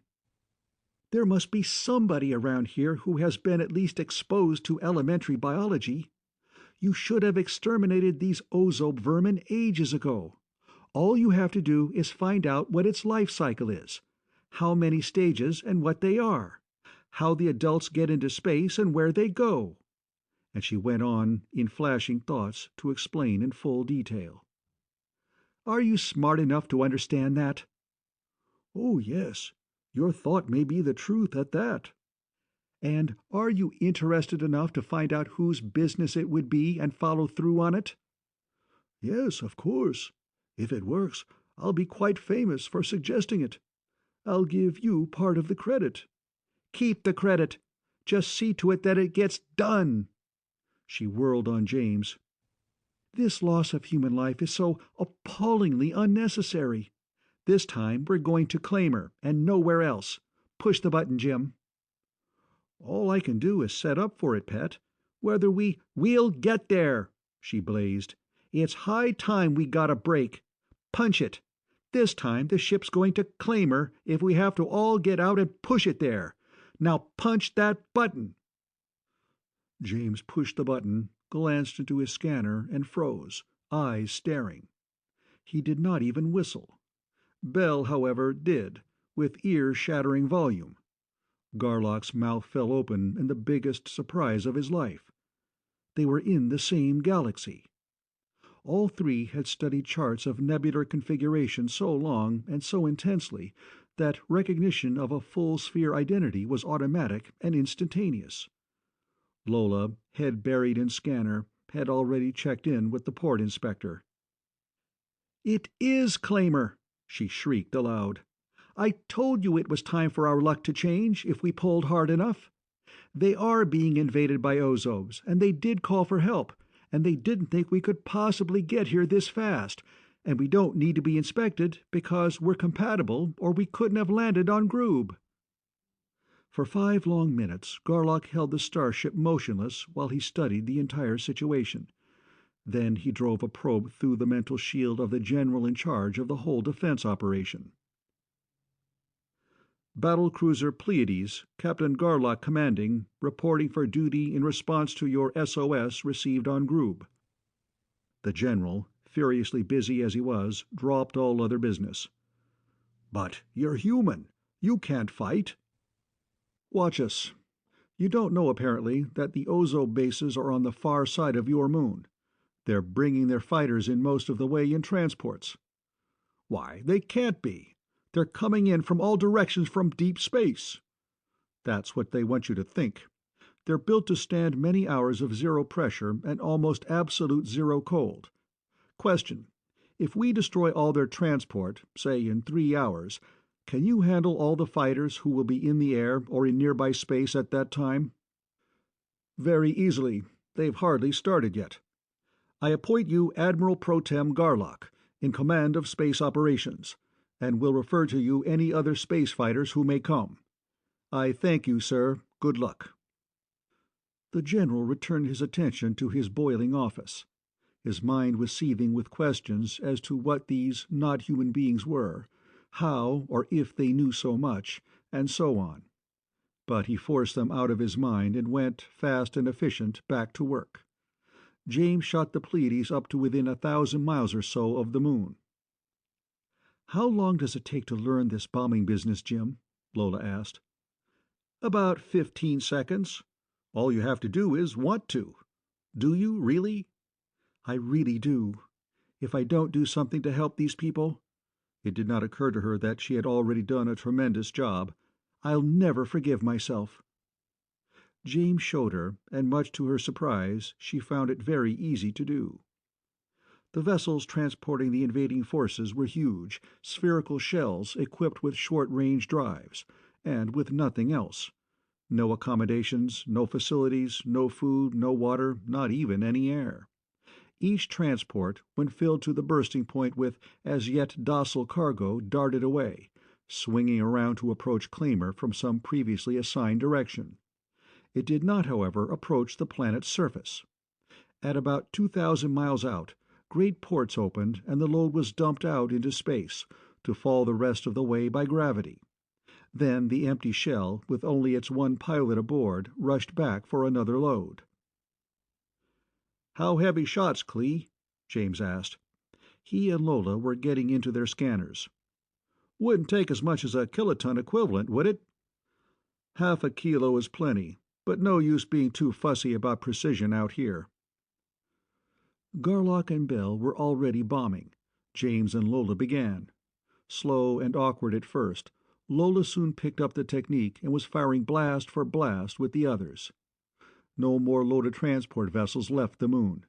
No empty one, returning toward the moon, reached there. In much less than the 3 hours Garlock had mentioned, every Azobian transport craft had been destroyed. "And now the real job begins," Garlock said as James dropped the starship down to within a few miles of the moon's surface. That surface was cratered and jagged, exactly like that of the half always facing Claimer.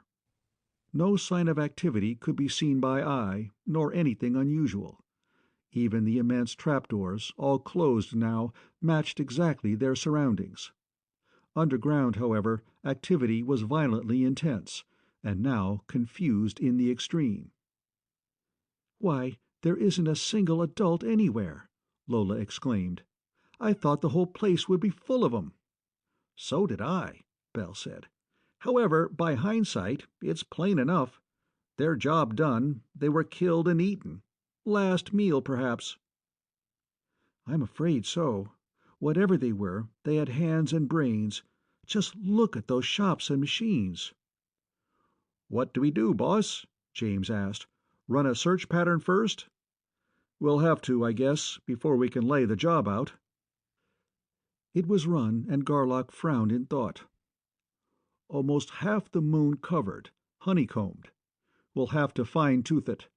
Around the periphery first, then spiral into the center. This moon isn't very big, but even so, this is going to be a hell of a long job. Any suggestions, anybody? Jim?" "The only way, I guess. You can't do it hit or miss. I'm damn glad we've got plenty of stuff in our op field and plenty of hydride for the engines. The horses will all know they've been at work before they get the field filled up again. So will you, Junior, believe me. Ready all? Start blasting." Then for 3 hours the Pleiades moved slowly, for her, along a plotted and automatically controlled course. It was very easy to tell where she had been. The sharply cut, evenly spaced, symmetrical pits left by the Galaxian's full conversion blasts were entirely different from the irregularly cratered, ages-old original surface. "Knock off, Brownie," Garlock said then. "Go eat all you can hold and get some sleep. Come back in 3 hours. Jim, cut our speed to 75%. Lola shed her scanner, heaved a tremendous sigh of relief, and disappeared. 3 silent hours later, all three were too intensely busy to think of anything except the work in hand. Lola came back. "Take Bell's swath, Brownie."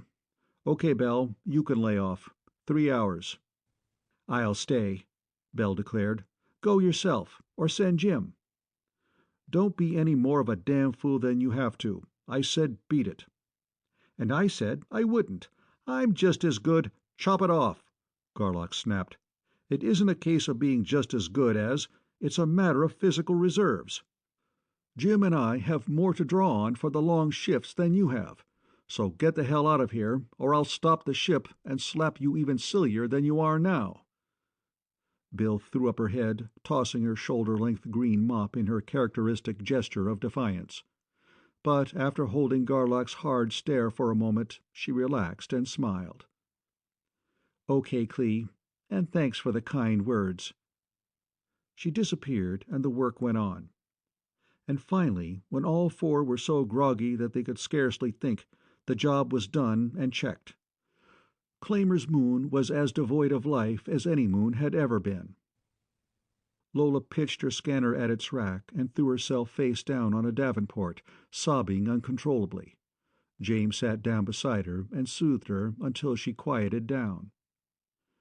"You better eat something, sweetheart, and then for a good long sleep." "Eat?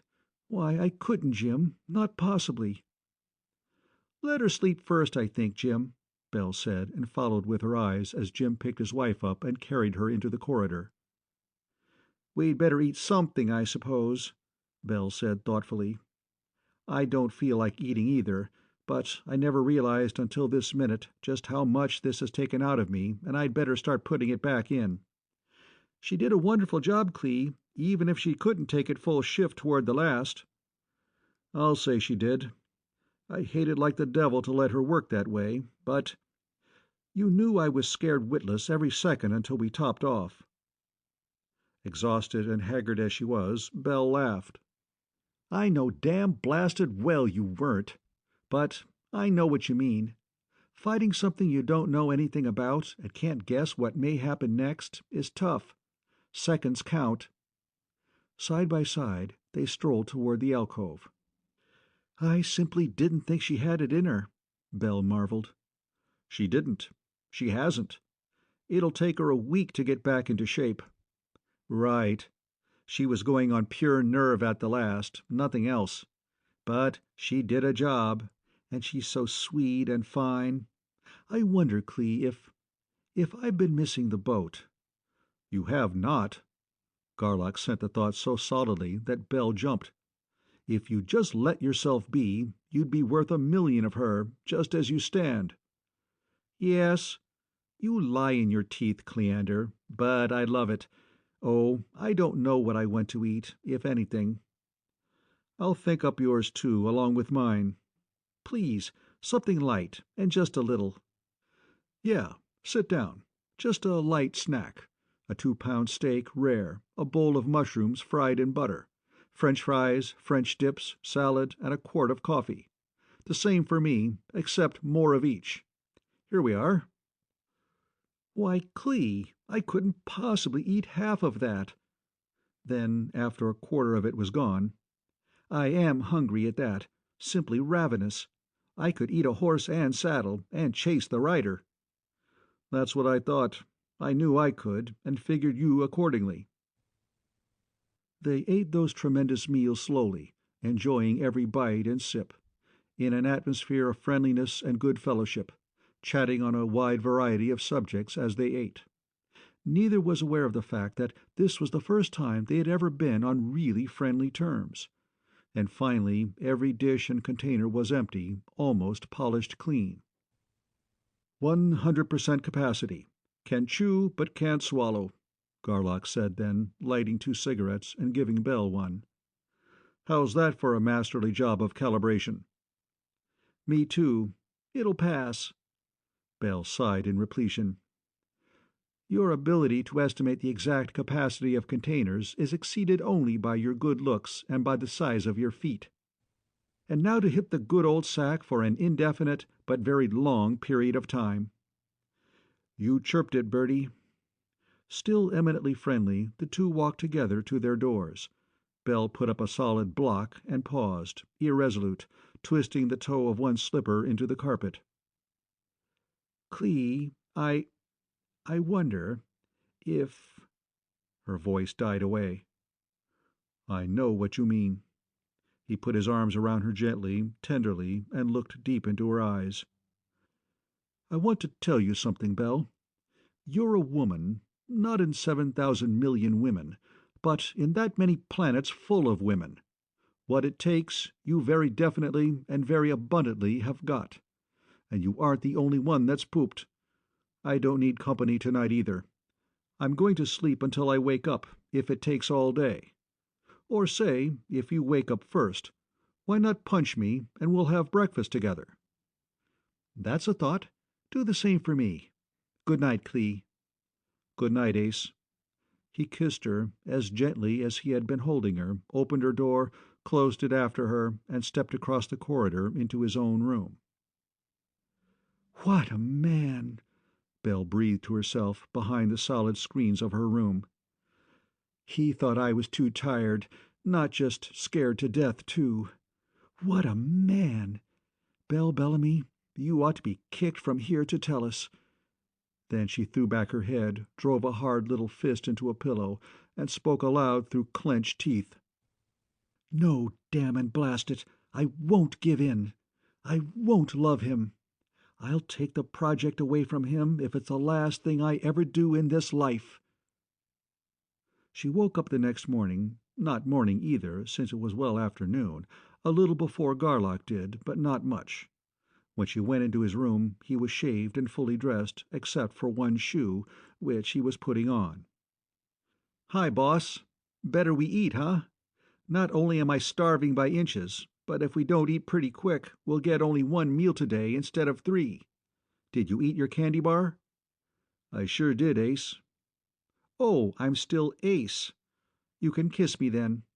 She raised her face toward his.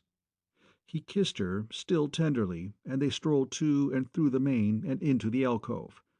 James and Lola, the latter looking terribly strained and worn, had already eaten, but joined them in their after-breakfast coffee and cigarettes.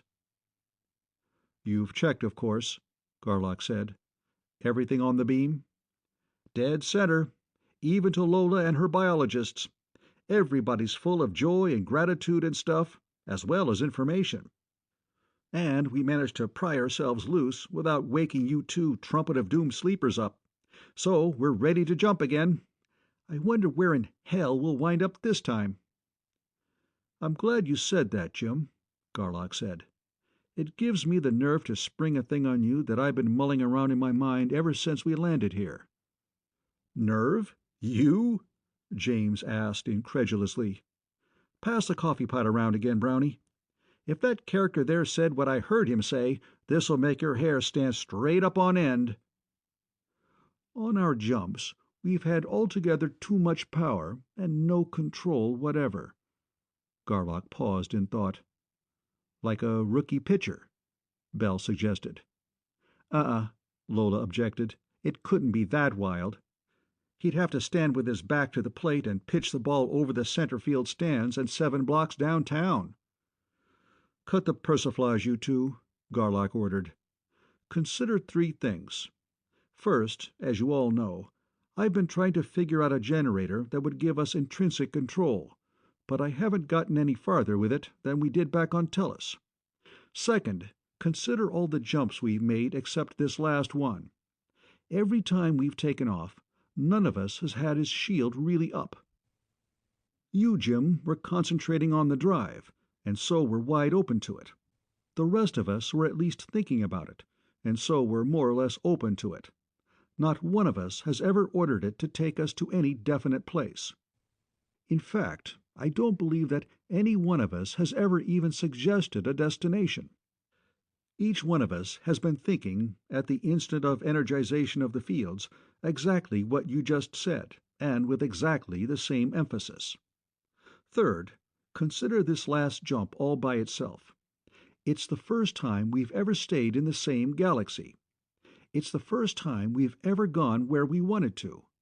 And it's the first time, here's the crux as I see it, that any one of us has been concentrating on any destination at the moment of firing the charge.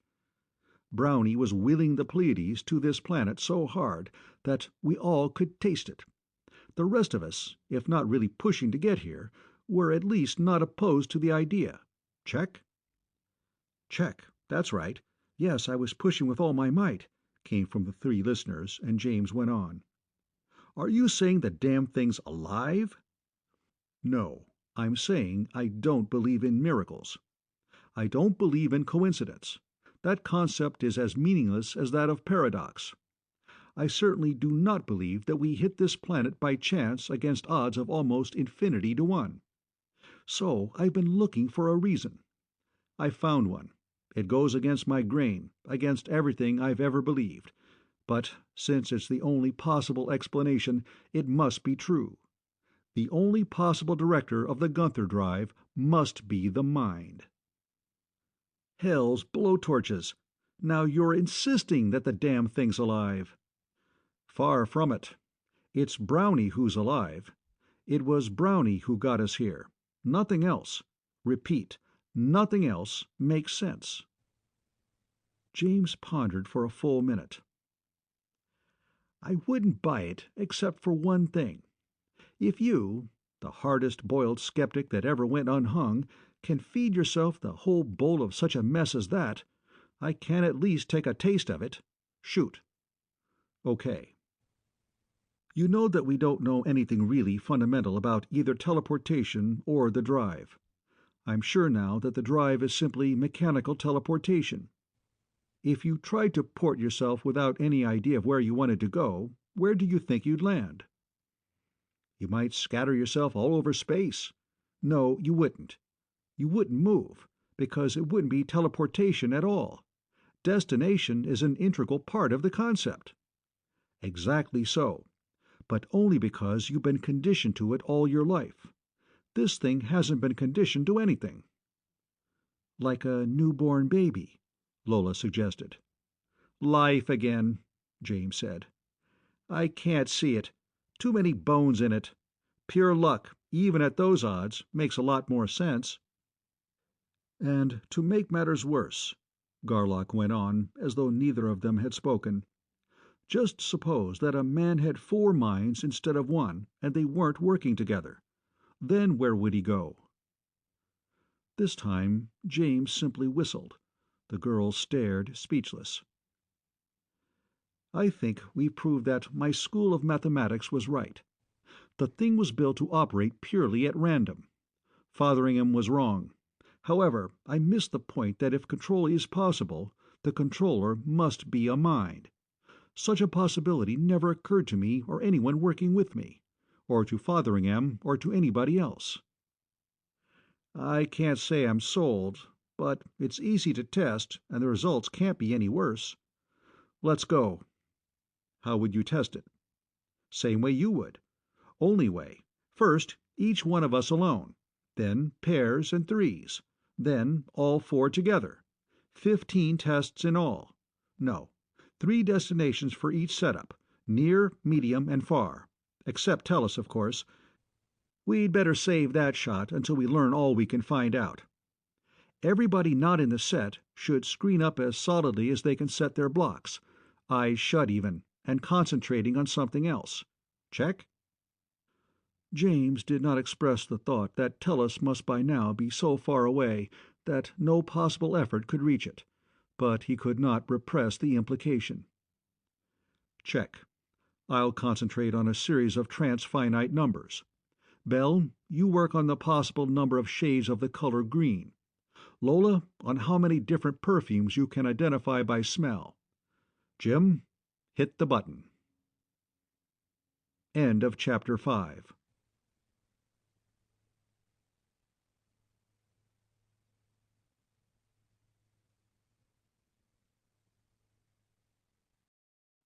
Chapter 6 of the Galaxy Primes by E. Doc Smith.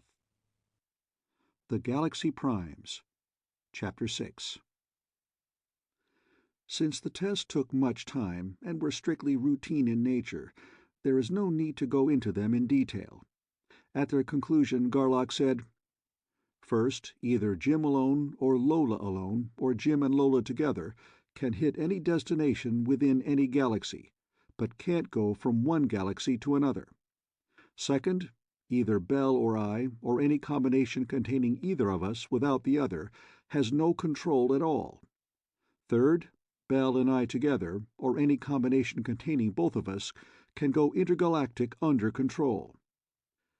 In spite of confession being supposed to be good for the soul, I don't like to admit that we've put gravel in the gearbox. Do you, Bell?" Garlock's smile was both rueful and forced. "You can play that in spades." Bell licked her lips. For the first time since boarding the starship, she was acutely embarrassed. "We'll have to, of course. It was all my fault.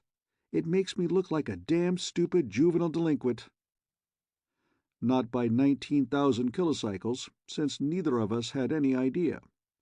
I'll be glad to settle for half the blame." "Will you please stop talking Sanskrit?" James asked. "Or Lepet, so we two innocent bystanders can understand it?"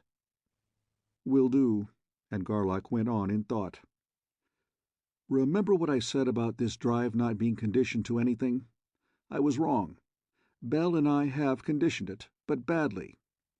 We've been fighting so much that something or other in that mess down there has become conditioned to her, something else to me.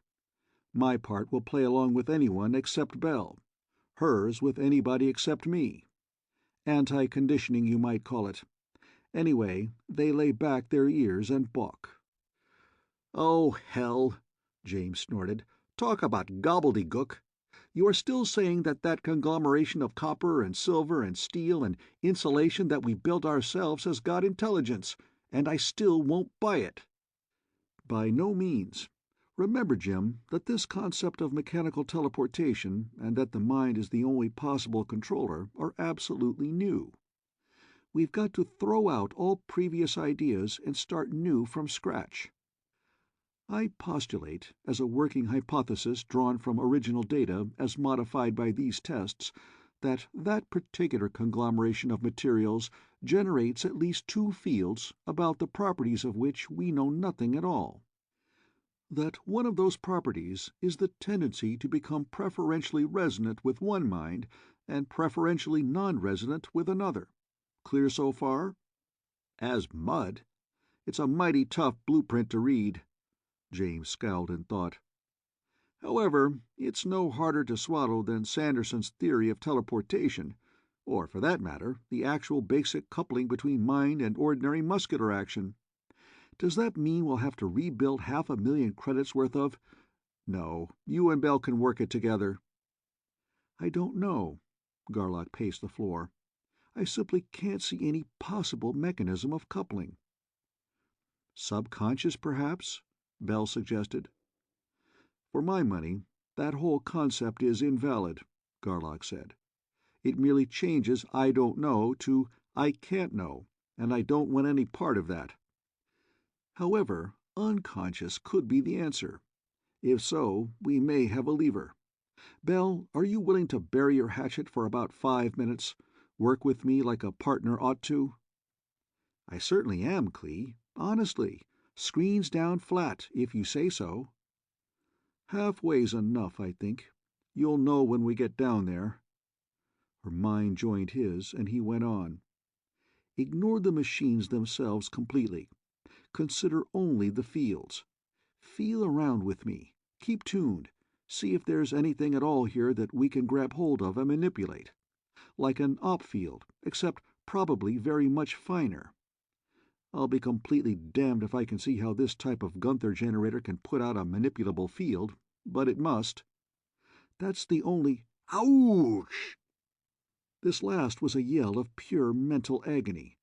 Both hands flew to his head, his face turned white, sweat poured, and he slumped down unconscious. He came to, however, as the other three were stretching him out on a davenport. Bell was mopping his face with a handkerchief. "What happened, Clee?" all three were exclaiming at once. "I found my manipulable field, but a bomb went off in my brain when I straightened it out." He searched his mind anxiously, then smiled. "But no damage done, just the opposite. It opened up a Gunther cell I didn't know I had. Didn't it sock you too, Bell?" "Uh-uh," she said, more than half bitterly. "I must not have one. That makes you a super-prime, if I may name a new classification." "Nonsense. Of course you've got it. Unconscious, of course, like me, but without it you couldn't have conditioned the field. But why? Oh, what bit me was the one condition to me. "Oh, nice!" Belle exclaimed. "Come on, Clee, let's go get mine." "Do you want a bit of knowledge that badly, Belle?" Lola asked. "Besides, wait, he isn't strong enough yet." "Of course he's strong enough. A little knock like that? Want it? I'd give my right leg and almost anything for it. It didn't kill him, so it won't kill me." "There may be an easier way," Garlock said. "I wouldn't wish a jolt like that onto my worst enemy. But that had 200 kilovolts and 400 kilogunts behind it. Since I know now where and what the cell is, I think I can open it up for you without being quite so rough." "Oh, lovely. Come in quick. I'm ready now." Garlock went in, and wrought. It took longer, half an hour, in fact, but it was very much easier to take. "What did it feel like, Belle?" Lola asked eagerly. "You winced like he was drilling teeth and struck a couple of nerves." More like being stretched all out of shape. Like having a child, maybe, in a small way. Let's go, Clee." They joined up and went. "Ha! There you are, you cantankerous little fabrication of nothings," Belle said aloud in a low, throaty, gloating voice. "Take that, and that, and now behave yourself. If you don't, Mama spank, but good." Then, breaking connection, "Thanks a million, Clee. You're tall, solid gold. Do you want to run some more tests to see which of us is the intergalactic transporter?" "Not unless you do." "Who, me? I'll be tickled to death not to, just like I'd swallowed an ostrich feather." "Back to Tellus, then?" "Tellus, here we come," Garlock said. "Jim, what are the Tellurian figures for exactly 500 miles up?" "I'll punch 'em. Got 'em in my head." James did so. "Shall Brownie and I set our blocks?" "No," Bell said. "Nothing can interfere with us now." "Ready?" Garlock sat down in the pilot's seat. "Cluster round, chum." Bell leaned against the back of the chair and put both arms around Garlock's neck. "I'm clustered." "The spot we're shooting at is exactly over the exact center of the middle blast pit at Port Gunther. In sync?" "To a skillionth of a willionth of a microphase. I'm exactly on and locked." "Shoot." "Now, you sheet-iron bucket of nuts and bolts, jump!" And Garlock snapped the red switch. Earth lay beneath them. So did Port Gunther. Garlock's huge sigh held much more of relief than of triumph. "They did it! We're home!" Lola shrieked, and breaking into unashamed and unrestrained tears, went into her husband's extended arms. "Cry ahead, sweet. I'd bawl myself if Garlock wasn't looking. Maybe I will anyway," James said. Then, extending his right arm to Garlock and to Bell, "I was scared to death you couldn't make it except by backtracking. Good going, you two primes." But his thoughts said vastly more than his words. Bell's eyes, too, were wet. Garlock's own were not quite dry. "You weren't as sure as you looked, then, that we could do it the hard way," Bell said. "All inside, I was one quivering mass of jelly." "Afterward, you mean. You were solid as Gibraltar when I fired the charge. You're the kind of woman a man wants with him when the going's tough. Slide around here a little so I can get hold of you." Garlock released Bell, finally, and turned to the pilot, who was just pulling a data sheet from Compy the computer. "How far did we miss target, Jim?" James held up his right hand, thumb and forefinger forming a circle. "You're 1.87 inches high and off-center 0.53 inches to the north-northeast by east. I hereby award each of you the Bronze Medal of Marksman First. Shall I take her down now, or do you want to check in from here first?" "Neither, I think. What do you think, Bell?" "Right. Not until you know what." "Check. until we decide whether or not to let them know just yet that we can handle the ship. If we do, how many of our taped reports we turn in, and how many we toss down the chute." "I get it," James exclaimed with a spreading grin. "That, my dear people, is something I never expected to live long enough to see, our straight-laced Dr. Garlock applying the bugger factor to a research problem." "I prefer the term Monk's coefficient myself," Garlock said, "from the standpoint of mathematical rigor." "At Polytech we called it Finagle's formula," Bell commented. "The most widely applicable operator known." "Have you three lost your minds?" Lola demanded. "That's nothing to joke about. You wouldn't destroy official reports.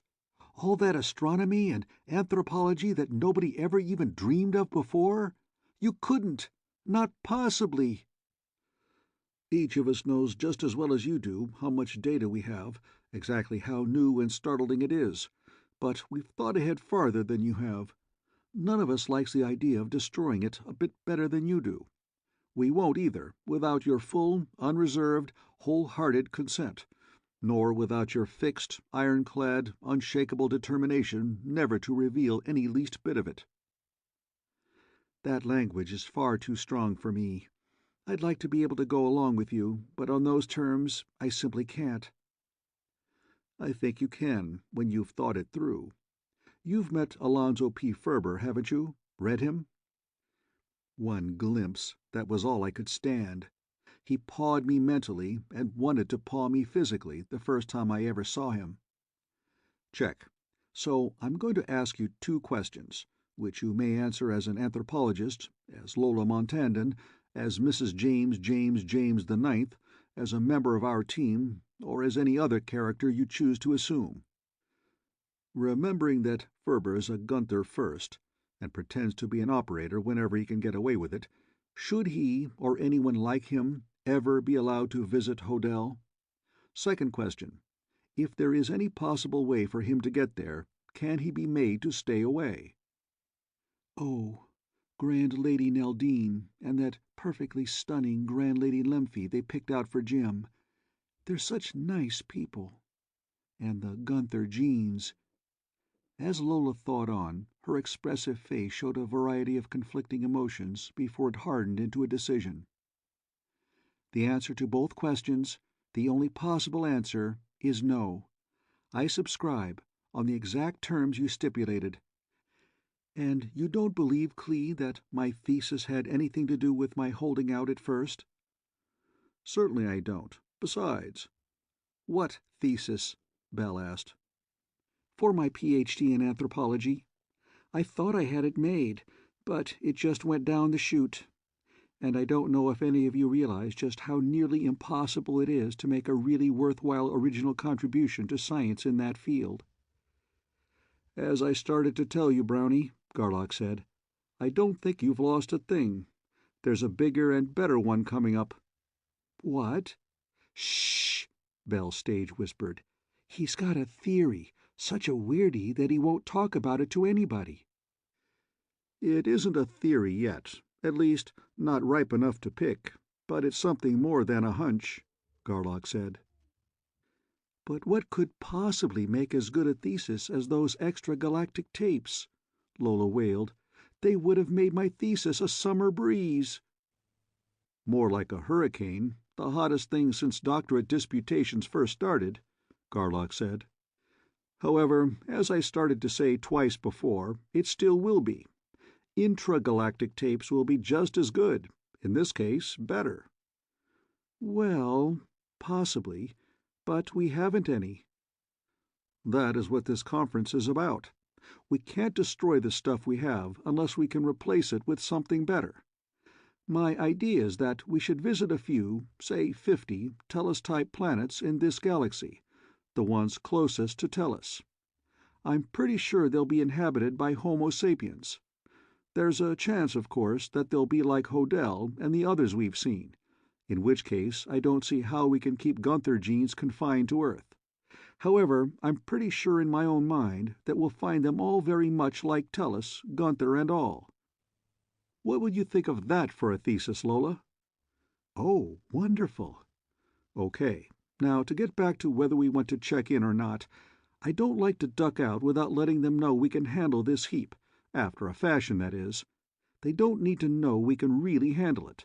But we've got nothing we can report, and Fatso will blow his stack. Uh-oh. Should have remembered Tellus isn't Hodel. The Tri-Di's setting up. Bell, you take it. She'd give me Fatso because he wants to chew me out, but she won't put him on for you. Cut her throat, but good. Brownie, hide somewhere. Jim, set up for Beta Centauri. Not Alpha, but Beta, and fast. Give her hell, Bell." Garlock sent his last thought from behind a davenport, from which hiding place he could see the Tri-Di screen and both Bell and James, but anyone on the screen could not see him. Miss Foster's likeness appeared upon the screen. Chancellor Ferber's secretary was a big woman, but not fat. Middle-aged, gray-haired, wearing consciously the aura and the domineering, overbearing expression of a woman who has great power and an even greater drive to exert her authority. "Why haven't you reported in?" Miss Foster snapped with a glare that was pure frost. "You arrived 13 minutes ago. Such delay is inexcusable. Get Garlock." "Captain Garlock is off watch, asleep. I, Commander Bellamy, am in command." Standing stiffly at attention, Bell paused to exchange glares with the woman across the big desk. If Miss Foster's was frost, Captain Bellamy's was helium ice. "Ready to go, Jim?" Bell flashed the thought. "Half a minute yet." "Any time after I sign off. Pick your own spot." Then, aloud into the screen, "I will report to Chancellor Ferber. I will not report to Chancellor Ferber's secretary." "Dr. James!" Miss Foster's voice was neither as cold nor as steady as it had been. "Bring that ship down at once." James made no sign that he had heard the order. Bell stood changelessly stiff. She had not for an instant taken her coldly competent eyes from those of the woman on the ground. Her emotionless, ultra-refrigerated voice went, as ever, directly into the screen. "I trust that this conversation is being recorded?" "It certainly is." "Good. I want it on record that we, the personnel of the starship Pleiades, are not subject to the verbal orders of the Chancellor's secretary. You will now connect me with Chancellor Ferber, please." "The Chancellor is in conference and is not to be disturbed. I have authority to act for him. You will report to me, and do it right now." Foster's voice rose almost to a scream. "That ground has been covered. Since you have taken it upon yourself to exceed your authority to such an extent as to refuse to connect the officer in command of the Pleiades with the Chancellor, I cannot report to him either the reasons why we are not landing at this time or when we expect to return to Tellus. You are advised that we may leave at any instant, just like that." Bell snapped her finger under the imaged nose. "You may inform the Chancellor, or not inform him if you prefer, that our control of the starship Pleiades is something less than perfect. I do not know exactly how many seconds longer we will be here. Commander Bellamy signing off. Over and out." "Commander Bellamy, indeed! Commander, my left foot!" Miss Foster was screaming now, in thwarted fury. "You're no more a commander than my lowest office girl is. Just wait till you get down here, you green-haired hussy, you shameless notor—" The set went instantaneously from full volume to zero sound as Jim drove the red button home. "Bell, you honey!" Garlock scrambled out from behind the davenport, seized her around the waist, and swung her, feet high in air, through 4 full circles before he let her down and kissed her vigorously. "You little sweetheart! You're the first living human being ever to really pull Foster's cork." "What a goat-getting!" James applauded. "That will go down in history as the star-spangled act of the century." Bell was, however, unusually diffident. "I stuck my neck out a mile. Worse. Clee's. I'm sorry, Clee. I had to have some weight to throw around, and I only had a second to think, and that was the first thing I thought of, and after half a minute she made me so damn mad that I went entirely too far. Just far enough. That was a perfect job. But she'll never forget that, and she'll crucify you as well as me when we land. She knows I'm not a commander. She just thinks you ain't.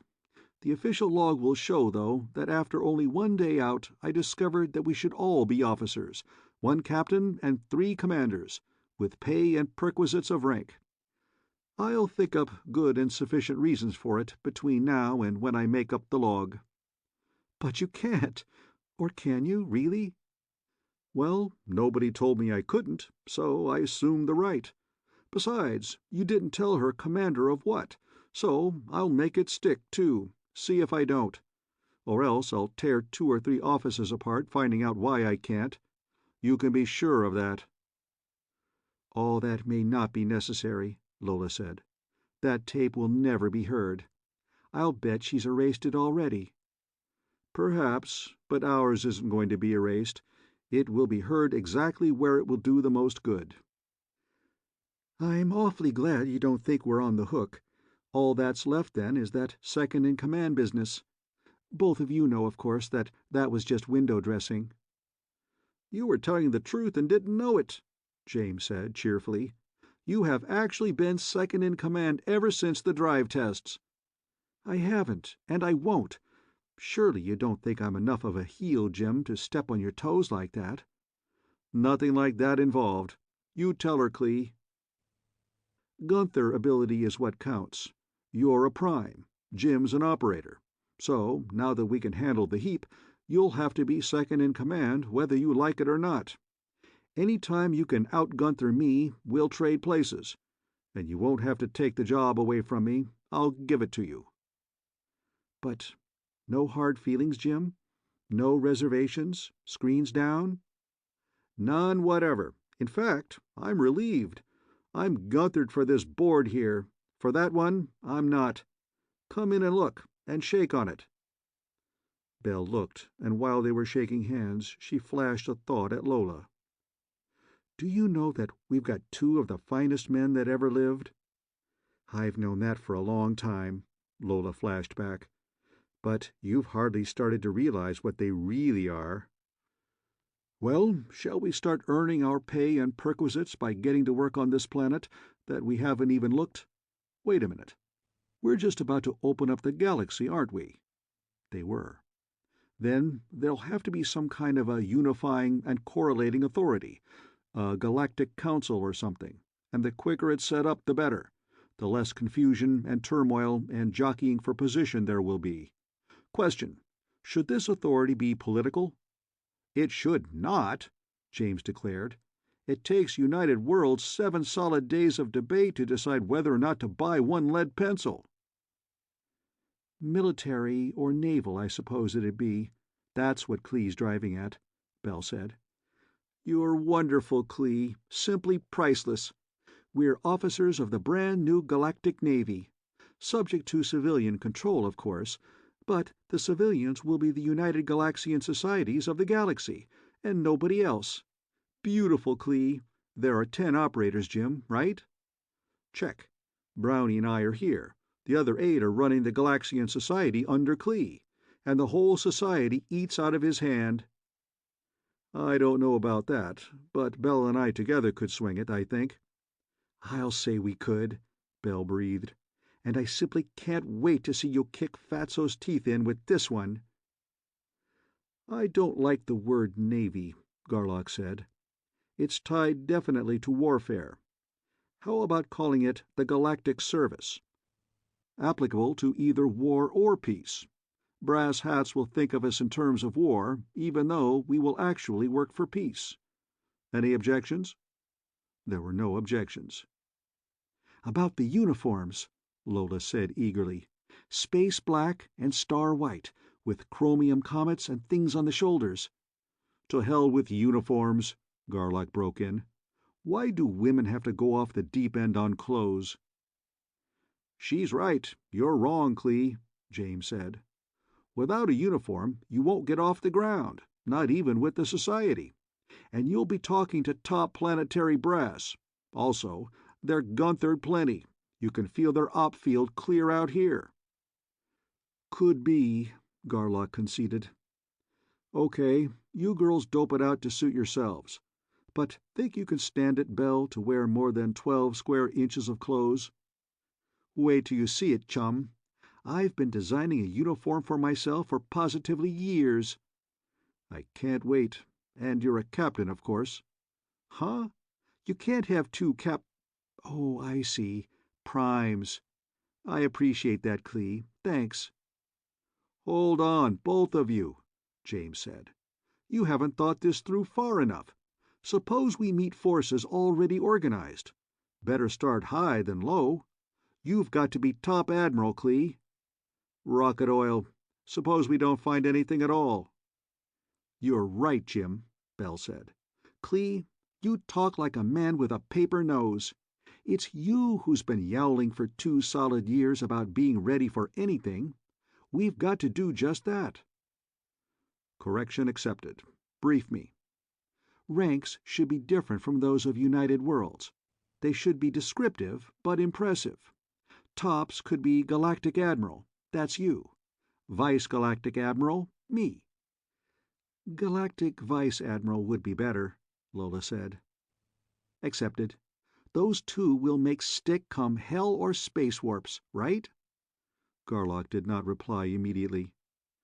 "Up to either one of 2 points," he agreed finally. "What points?" "War, or being out-Gunther'd. Top Gunther takes top place. Man, woman, bird, beast, fish, or bug-eyed monster." "Oh." Bell was staggered for a moment. "No war, of course. As to the other, I hadn't thought of that."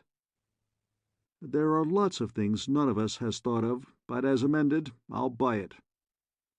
"Then several regional admirals, each with his regional vice-admiral. Then system admirals and vices, and world or planetary, naming the planet, you know, admirals and vices. Let the various Galaxian societies take over from there down. How do you like them potatoes, Buster?" "Nice.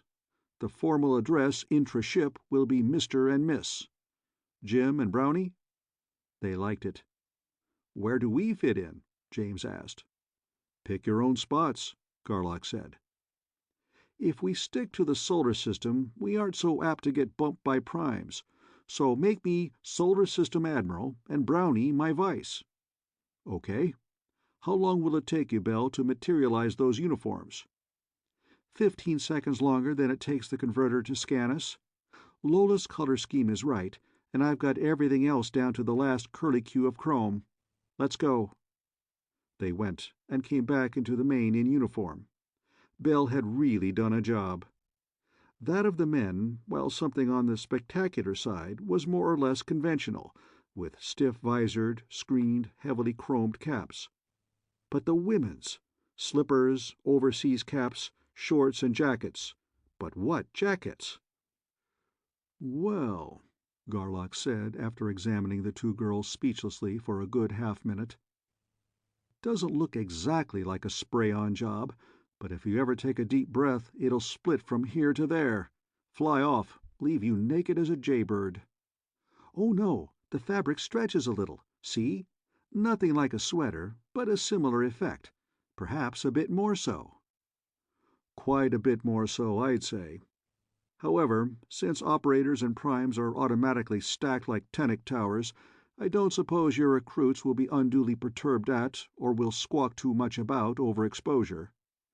Are we finally ready to go down and get to work?" "I am," James said. "How do you want to handle it?" "Run a search pattern. Bell and I will center their op field and check on ops and primes. You two probe at will." Around and around the planet, in brief bursts of completely incomprehensible speed, the huge ship darted. The biggest, solidest, yet most elusive and fantastic flying saucer ever to visit that world. The tremendous oceans and 6 great continents were traversed, the ice caps, the frigid, the temperate, and the torrid zones. Wherever she went, Powerful and efficient radar scanned and tracked her. Wherever she went, excitement seethed. Beta Centauri 5, Garlock reported after a few minutes. Margonia, they call it. Biggest continent and nation named Nargoda. Capital city, Margon. Margon base on coast nearby. Lots of Gunther firsts. All the real Gunther, though, is clear across the continent. They're building a starship. 14 ops and 2 primes, man and woman. Deggy Delcamp's a big bruiser, with a god-awful lot of stuff. Ugly as hell, though. He's a bossy type. I'm amazed. James played it straight. I thought all male primes would be just like you, timorous Timmies. Huh? Oh.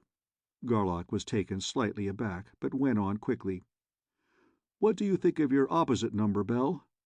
He whistled a wolf call and made hourglass motions with his hands. I thought of trading you in on a new model, but Fao Talaho is no bargain either, and nobody's pushover. Trade, you tomcat! Bell's nostrils flared. You know what that bleached blonde tried to do? Hi-hat me! I noticed. When we four get down to business, face to face, there should be some interesting byproducts. You chirped it, boss. Primes seem to be such nice people. James rolled his eyes upward and steepled his hands. If you've got all the dope, no use finishing this search pattern. Go ahead. Window dressing. The brass hasn't any idea of what's going on, any more than ours did. The search went on until... This is it, James reported. Where? Over Margon base? Check. Kick us over there, 10 or 1,200 miles up. On the way, boss. Looks like your theory is about to pick. It isn't much of a theory yet, just that cultural and evolutionary patterns should be more or less homogeneous within galaxies. Until it can explain why so many out-galaxies are just alike, it doesn't amount to much. By the way, I'm glad you people insisted on organization and rank in uniforms. The brass is going to take a certain amount of convincing. Take over, Brownie. This is your dish. I was afraid of that. The others watched Lola drive her probe, a diamond-clear, razor-sharp bolt of thought that no Gunther first could possibly either wield or stop, down into the innermost private office of that immense and far-flung base. Through Lola's inner eyes they saw a tall, trim, handsome 50-ish man in a resplendent uniform of purple and gold. They watched her brush aside that officer's hard-held mental block. I greet you, Supreme Grand Marshal Entlor, highest commander of the armed forces of Nargoda. This is the starship Pleiades of System Sol, planet Tellus. I am Sol System Vice Admiral Lola Montandan. I have with me as guests 3 of my superior officers of the Galactic Service, including the Galactic Admiral himself. We are making a goodwill tour of the Tellus-type planets of this region of space. I request permission to land and information as to your landing conventions. The landing pad, bottom of the Pleiades, is flat, 60 feet wide by 120 feet long. Area loading is approximately 8 tons per square foot. Solid dry ground is perfectly satisfactory. While we land vertically, with little or no shock impact, I prefer not to risk damaging your pavement. They all felt the Marshal's thoughts race. Starship, Tellus, Sol, that insignificant Type G dwarf. Interstellar travel a commonplace. A ship that size and weight. An organized, uniformed, functioning galaxy-wide navy, and they don't want to damage my pavement. My God! Good going, Brownie. Kiss her for me, Jim. Garlock flashed the thought. Entlor, realizing that his every thought was being read, pulled himself together. I admit that I was shocked, Admiral Montandan. But landing, really, I have nothing to do with landings. They are handled by... I realize that, sir. But you realize that no underling could possibly authorize my landing. That is why I always start at the top. Besides, I do not like to waste time on officers of much lower rank than my own, And, Lola, allowing a strong tinge of good humor to creep into her thought, the bigger they are, the less apt they are to pass the well-known buck. You have had experience, I see, the Marshal laughed. He did have a sense of humor. While landing here is forbidden, top secret, you know, would my refusal mean much to you? Having made satisfactory contact, I introduce you to Galactic Admiral Garlock. Take over, sir, please. Entler winced, for the probe Garlock used then compared to Lola's very much as a diamond drill compares to a piece of soft brass pipe. It would mean everything to us, Garlock assured him. Our mission is a perfectly friendly one. We will have a friendly visit or none. If you do not care for our friendship, another nation will. That wouldn't do either, of course. Entler paused in thought. It boils down to this. I must either welcome you or destroy you. You may try. Garlock grinned in frankly self-satisfied amusement. However, the best you can do is lithium hydride fusion missiles in the hundreds of megatons range. Firecrackers. Every once in a while, a planet has to try a few such things on us before it will believe that we are powerful as well as friendly. Would you like to test our defenses? If so, I will neither take offense nor retaliate. Supreme Grand Marshal Entler was floored. Why, not at all. I read in your mind— He broke off to quell an invasion into his own private office. Damn it, keep still! All four heard him yell. I know they ran a search pattern. I know that, too. I know everything about it, I tell you. I'm in full rapport with their Supreme Grand Admiral. There's only the one ship. They're friendly, and I'm inviting them to land here on Margon Base. Give that to the press. Say also that entrance restrictions to Margon Base will not be relaxed at present. Grand Marshal Holson and Kamoff Flournoy stay here and tune in. The rest of you, get out and stay out. Throw all reports about any alien vessel or flying saucer or what have you into the wastebasket.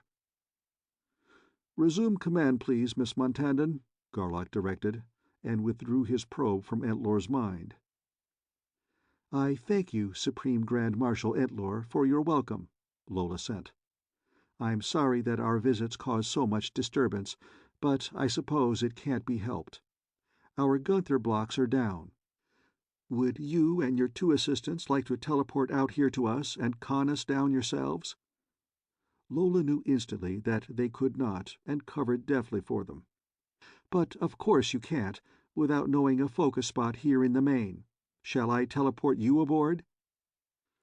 Kamoff Flournoy's face. She was an attractive, nicely built redhead wearing throat mic, earphone, and recorder, turned so pale that a faint line of freckles stood out across the bridge of her nose.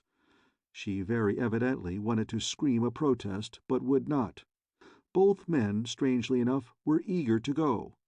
Instantly, all three were standing in line on the deep-piled rug of the main, facing the four Tellurians. 7 bodies came rigidly to attention. 7 right hands snapped into 2 varieties of formal salute. Standing thus, each party studied the other for a couple of seconds. There was no doubt at all as to which 2 of the visitors the 2 Nargothian men were studying, but neither of them could quite make up his mind as to which of the black-and-white-clad women to study first or most. The redhead's glance, too, flickered between Bell and Garlock. Incredulous envy and equally incredulous admiration lit her eyes. "At rest, please, fellow officers," Garlock said, and Lola performed the necessary introductions, adding, "We do not, however, use titles aboard ship. Mr. and Miss are customary and sufficient." Behind each row of officers a long davenport appeared. Between them a table loaded with sandwiches, olives, pickles, relishes, fruits, nuts, soft drinks, cigars, and cigarettes. "Help yourselves," Garlock invited. "We serve neither intoxicants nor drugs, but you should find something there to your taste." "Indeed we shall, and thank you," Entler said. "Is there any objection, Mr. Garlock, To Miss Flournoy transmitting information of this meeting and of this ship to our base?" "None whatever. Send as you please, Miss Flournoy, or as Mr. Entlor directs." "I'm glad I didn't quite scare myself out of coming up here," the communications officer said. "This is the biggest and nicest thrill I ever had. Such a thrill that I don't know just where to begin." She cocked an eyebrow at her commanding officer. "As usual, whatever you think should be sent." Etlar sent her a steadying thought. Then, as the girl settled back with a sandwich in one hand and a tall glass of ginger ale in the other, he went on to Garlock. "She is a very fine and very strong telepath, by our standards at least." "By galactic standards also." Garlock had, of course, been checking. "Accurate, sharp, wide range, clear thinking, and fast. Not one of us four could do it any better." "I thank you, Mr. Garlock," the girl said with a blush of pleasure, and with scarcely a perceptible pause in her work. A tour of the ship followed, and as it progressed, the more confused and dismayed the two Nargothian commanders became. "But no crew at all?" Holson demanded incredulously. "How can a thing like this possibly work?" "It's fully Guenthered," Lola explained. "It works itself. That is, almost all the time. Whenever we land on any planet for the first time, one of us has to control it, or for any other special job not in its memory banks. When you're ready for us to land, I'll show you. It's my turn to work." "Miss Flournoy, have they cleared the air over Pylon 6? "Yes, sir. Clearance came through 5 minutes ago. They are holding it clear for us." "Thank you. Miss Montandon, you may land at your convenience." "Thank you, sir." Lola took the pilot's chair. "This is the scanner. I pull it over my face and head, so. Since I am always in tune with the field—" "What does that mean?" Entlor asked, dark foreboding in his mind. "I was afraid of that. You can't feel an operator field. I'm sorry, sir, but that means you can't handle these forces and never will be able to. Certain Gunther areas of your brain are inoperative. On our scale, you're a Gunther first." "On ours, I'm an Esper 10, the highest rating in the world, except for a few theoretical crackpots who— Excuse me, please, I shouldn't have said that, in view of what I see happening here." "No offense taken, sir. Those who developed the Gunther drive were crackpots until they got the first starship out into space. But with this scanner on, I think of where I want to look, and I can see it. I then think the ship a few miles sideways, so, and we are now directly over your Pylon 6. I'm starting down, but I won't go into free fall." Apparent weight grew less and less, until— "This is about enough for you, Miss Flournoy?" "Just," the Comoff agreed with a gulp. 1 pound less, and I'm afraid I'll upchuck that lovely lunch I just ate." "We're going fast enough now. Everyone sitting down? Brace yourselves, please. You'll be about 50% overweight for a while." As bodies settled deeper into cushions, Entlor sent Garlock a thought. "We three weigh about 500 pounds. You lifted us instantaneously, or nearly so, but I'll pass the question of acceleration for the moment. 1,100 miles straight up. How did you repeal the law of conservation?" "We didn't. We have fusion engines of 20 million horsepower. Our operator field, which has a radius of 15,000 miles and is charged to an electrogravitic potential of 100,000 gunts, stores energy. Its action is not exactly like that of an electrical condenser or of a storage battery, but is more or less analogous to both.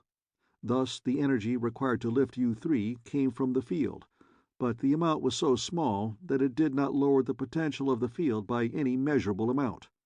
Setting this ship down, call it 60,000 tons for 1,000 miles at 1 gravity, will increase the field's potential by approximately 1/10 of 1 gunt. Have you studied paraphysics?" "No." "It wasn't practical, eh?" Garlock smiled. "Then I can't make even a stab at explaining instantaneous translation to you. I'll just say that there is no acceleration involved, no time lapse. There is no violation of the law of conservation, since departure and arrival points are equiguntherial. But what I'm really interested in is that small group of high espers you mentioned. Yes, I inferred that from Miss Montandon's comments. Etlor fell silent, and Garlock watched his somber thoughts picture Margon Base and his nation's capital being attacked and destroyed by a fleet of invincible and invulnerable starships like this Pleiades. "You are wrong, sir," Garlock put in quietly. "The Galactic Service has not had, does not, and will not have anything to do with intraplanetary affairs. We have no connection with, and no responsibility to, any world or any group of worlds. We are an arm of the United Galaxian Societies of the Galaxy. Our function is to control space, to forbid, to prevent, to rectify any interplanetary or interstellar aggression. Above all, to prevent, by means of procedures up to and including total destruction of planets if necessary, any attempt whatever to form any multi-world empire." The three Nargodians gasped as one, as much at the scope of the thing as at the calmly cold certainty of ability carried by the thought. "You are transmitting this precisely, Miss Flournoy?" Etlor asked. "Precisely, sir, including background, fringes, connotations, and implications, just as he is giving it to us." "Let us assume that your Nargodian government decides to conquer all the other nations of your planet Margonia. Assume farther that it succeeds. We will not object. In fact, we will, as a usual thing, not even be informed of it. If then, however, your government decides that one world is not enough for it to rule and prepares to conquer or take aggressive action against any other world, we will be informed and we will step in. First, warning will be given. Second, any and all vessels dispatched on such a mission will be annihilated. Third, if the offense is continued or repeated, trial will be held before the Galactic Council, and any sentence imposed will be carried out." In spite of Garlock's manner and message, both marshals were highly relieved. "You're in plenty of time with us, sir," Etlor said. "We have just sent our first rocket to our nearer moon. That is, unless that group of espers gets their ship off the ground." "How far along are they?" "The ship itself is built, but they are having trouble with their drive. The hull is spherical, and much smaller than this one. It has atomic engines, but no blasts or ion plates, but neither has this one." "Exactly. They may be pretty well along. I'd like to get in touch with them as soon as possible. May I borrow a talker like Miss Flournoy for a few days? You have others, I suppose." "Yes, but I'll let you have her. It is of the essence that you have the best one available. Miss Flournoy?" "Yes, sir." Besides reporting, she had been conversing busily with James and Bell.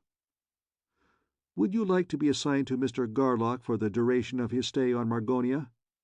"Oh, yes, sir," she replied excitedly. "You are so assigned. Take orders from him or from any designate as though I myself were issuing them." "Thank you, sir. But what limits? And do I transmit to and or record for you, sir?" "No limit. These 4 Galaxians are hereby granted nationwide top clearance. Transmit as usual whatever is permitted." "Full reporting is not only permitted, but urged," Garlock said. "There is nothing secret about our mission." As the Pleiades landed, "If you will give us your focus spot, Mr. Etlor, we can all port to your office and save calling staff cars." "And cause a revolution?" Etlor laughed. "Apparently you haven't been checking outside." "Afraid I haven't. I've been thinking." "Take a look." "I got orders from the cabinet to put guards wherever people absolutely must not go, and open everything else to the public. I hope there are enough guards to keep a lane open for us, but I wouldn't bet on it." Garlock was very glad that the military men's stiff formality had disappeared. You Galaxians took this whole planet by storm while you were still above the stratosphere."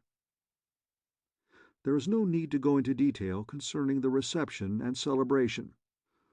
On Earth, one inauguration of a president and one coronation of a monarch were each almost as well covered by broadcasters, if not as turbulently and enthusiastically prolonged.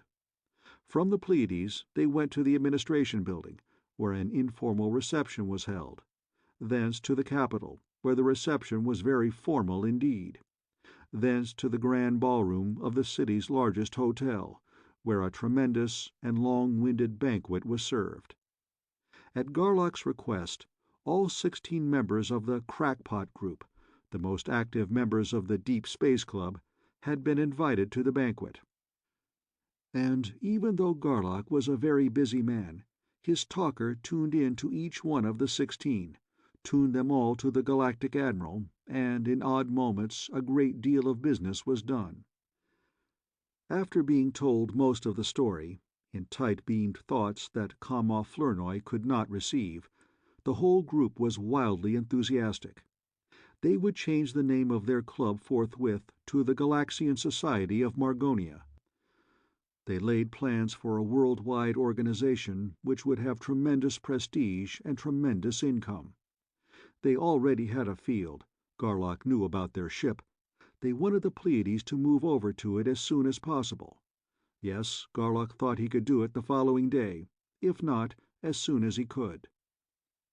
The Pleiades had landed at 10 o'clock in the forenoon, local time. The banquet did not come to an end until long after midnight. Throughout all this time the 4 Galaxians carried on, without a slip, the act that all this was to them old stuff. It was just a little before daylight when they returned, exhausted, to the ship. Kama Flournoy went with them. She was still agog at the wonder of it all as Bell and Brownie showed her to her quarters. End of Chapter 6.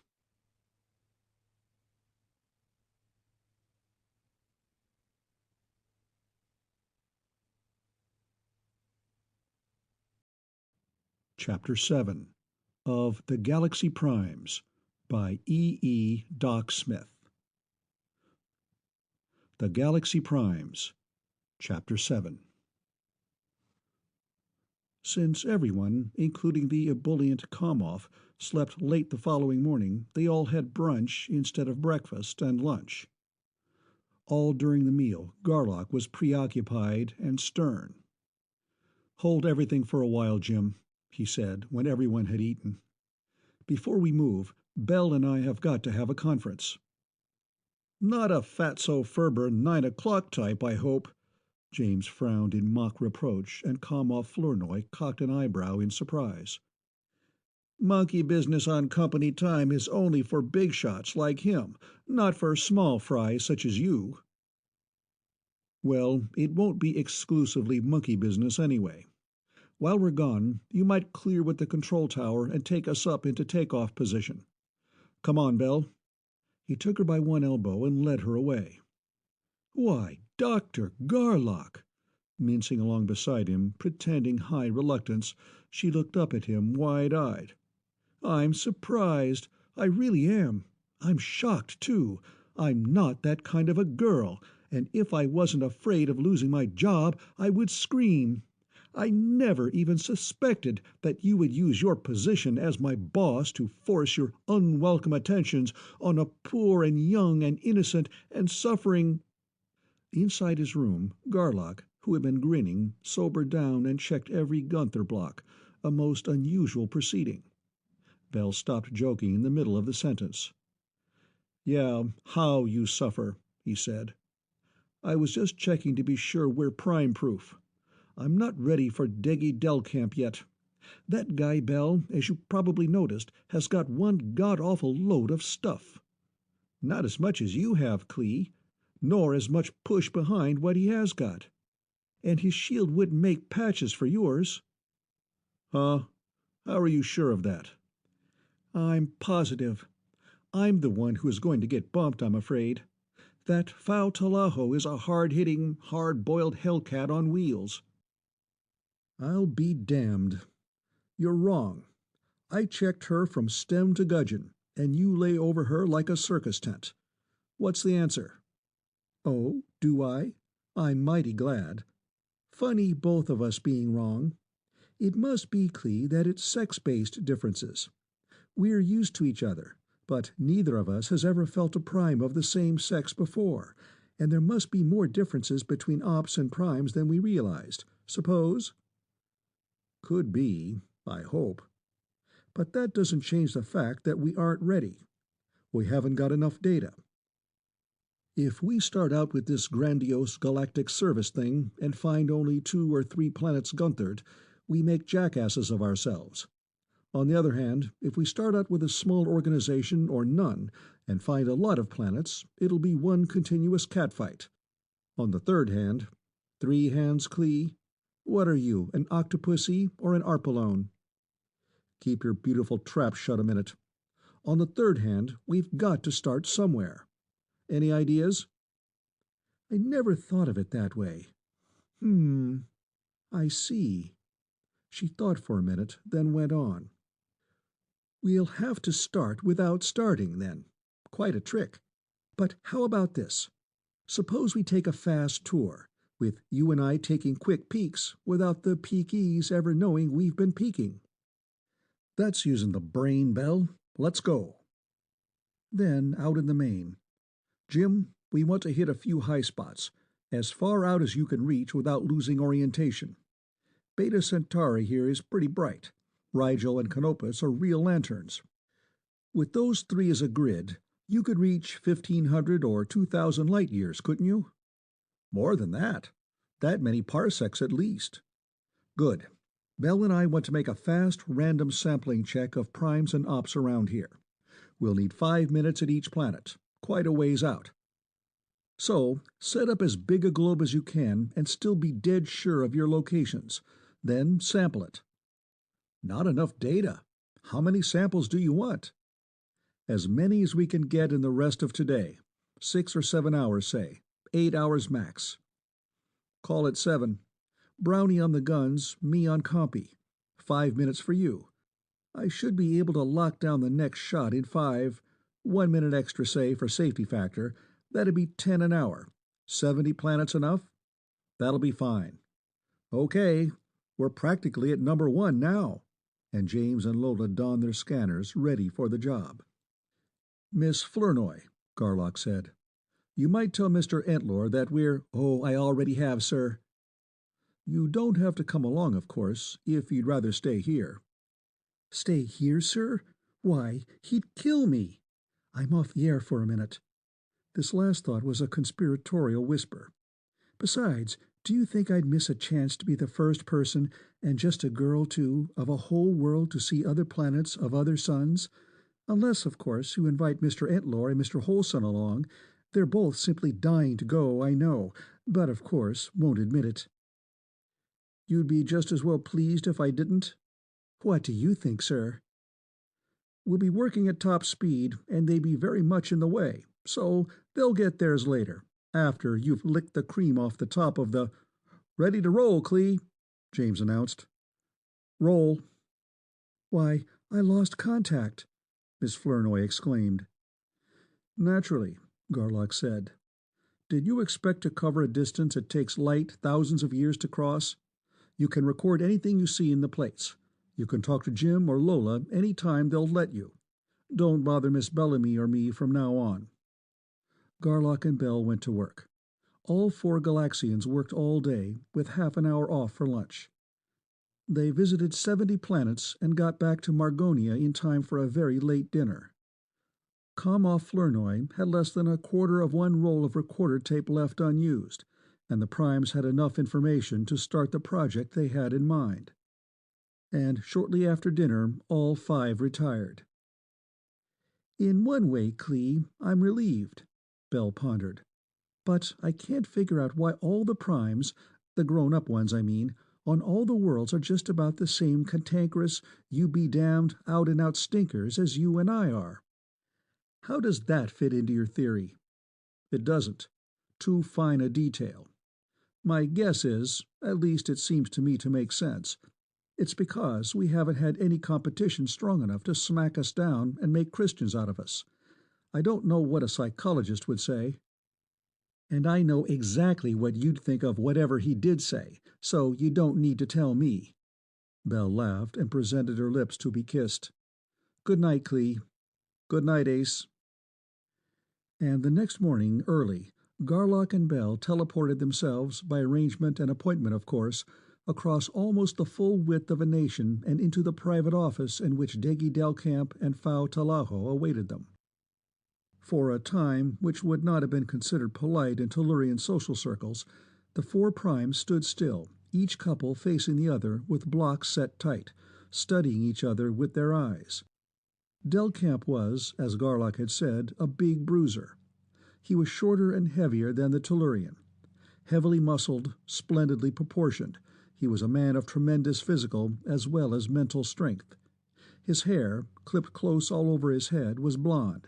His eyes were a clear, keen, cold, dark blue. Phao Talaho was a couple of inches shorter than Belle, and a good 15 pounds heavier. She was in no sense fat, however, or even plump. Actually, she was almost lean. She was wider and thicker than was the Earth woman, with heavier bones forming a wider and deeper frame. She, too, was beautifully, yes, spectacularly built. Her hair, fully as thick as Belle's own and worn in a free-falling bob 3 or 4 inches longer than Belle's, was bleached almost white. Her eyes were not really speckled, nor really mottled, but were regularly patterned in lighter and darker shades of hazel. She was, Garlock decided, a really remarkable hunk of woman. Both Nargadians wore sandals without either socks or stockings. Both were dressed, insofar as they were dressed at all, in yellow. Phao's single garment was of a thin, closely knitted fabric, elastic and sleek. Above the waist it was neckless, backless, and almost frontless. Below it was a very short, very tight and clinging skirt. Delcamp wore a sleeveless jersey and a pair of almost legless shorts. Garlock lowered his shield enough to send and to receive a thin layer of superficial thought. Delcamp did the same. "So far, I like what I see," Garlock said then. "We are well ahead of you. Hence, I can help you a lot if you want me to, and if you want to be friendly about it. If you don't, on either count, we leave now. Fair enough?" "Fair enough. I, too, like what I have seen so far. We need help, and I appreciate your offer. Thanks immensely. I can promise full cooperation and friendship for myself and for most of our group, and I assure you that I can and will handle any non-cooperation that may come up." "Nicely put, Diggy." Garlock smiled broadly and let his guard down to a comfortable leaping level. "I was going to bring that up. The faster it's cleared, the better. Belle and I are paired. Some day, unless we kill each other first, we may marry. However, I'm no bargain, and she's 1/3 wildcat, 1/3 vixen, and 1/3 cobra. How do you two stand?" "You took the thought right out of my own mind. Your custom of pairing is not what you call urbane on this world. Nevertheless, Phao and I are paired. We had to. No one else has ever interested either of us. No one else ever will. We should not fight, but we do, furiously. But no matter how vigorously we fly apart, we inevitably fly together again just as fast. No one understands it, but you two are pretty much the same." "Check. Just one more condition, then, and we can pull those women of ours apart." Belle and Phao were still staring at each other, both still sealed tight. "The first time Phao Talaho starts throwing her weight at me, I'm not going to wait for you to take care of her. I'm going to give her the surprise of her life." "It'd tickle me silly if it could be done." Delcamp smiled and was perfectly frank. "But the man doesn't live that can do it. How would you go about trying it?" "Set your block solid." Delcamp did so, and through that block, the supposedly impenetrable shield of a prime operator, Garlock insinuated a probe. He did not crack the screen or break it down by force. He neutralized and counterphased, painlessly and almost imperceptibly, its every component and layer. "Like this," Garlock said in the depths of the Margonian's mind. "My God! You can do that?" "If I tell her, this deep, to play ball or else, do you think she'd need 2 treatments?" "She certainly oughtn't to. This makes you Galactic Admiral, no question. I'd thought, of course, of trying you out for Top Gunther, but this settles that. We will support you, sir, wholeheartedly, and my heartfelt thanks for coming here. I have your permission, then, to give Fow a little discipline when she starts rocking the boat?" "I wish you would, sir. I'm not too easy to get along with, I admit, but I've tried to meet her a lot more than halfway. She's just too damned cocky for anybody's good." "Check. I wish somebody would come along who could knock hell out of Bell." Then aloud, "Bell, Delclamp and I have the thing going. Do you want in on it?" Delclamp spoke to Fow, and the 2 women slowly, reluctantly lowered their shields to match those of the men. "Your Galaxian shaking of the handshake, I mean, is very good," Delcamp said, and he and Garlock shook vigorously. Then the crossed pairs, and lastly the 2 girls, although neither put much effort into the gesture. "Snap out of it, Belle," Garlock sent a tight-beamed thought. "She isn't going to bite you." "She's been trying to, damn her, and I'm going to bite her right back. See if I don't." Garlock called the meeting to order, and all 4 sat down. The Tellurians lighted cigarettes, and the others, who to the Earthling's surprise also smoked, assembled and lit 2 peculiar-looking things halfway between pipe and cigarette, and both pairs of smokers, after a few tentative tests, agreed in not liking at all the other's taste in tobacco. "You know, of course, of the trip we took yesterday?" Garlock asked. "Yes," Delcamp admitted. "We read Comma Flournoy. We know of the 70 planets, but nothing of what you found." "Okay. Of the 70 planets, all have op fields, and all have 2 or more operators. One planet has 44 of them. Only 61 of the planets, however, have primes old enough for us to detect. Each of these worlds has 2 and only 2 primes, one male and one female, and on each world the 2 primes are of approximately the same age. On 15 of these worlds the primes are not yet adult. On the 46 remaining worlds, the primes are young adults, from pretty much like us 4 down to considerably younger. None of these couples is married for family. None of the girls has as yet had a child or is now pregnant. Now, as to the information circulating all over this planet about us, part of it is false. Part of it is misleading, to impress the military mind. Thus, the fact is that the Pleiades, as far as we know, is the only starship in the whole galaxy. Also, the information is very incomplete, especially as to the all-important fact that we were lost in space for some time before we discovered that the only possible controller of the Gunther drive is the human mind." "What?"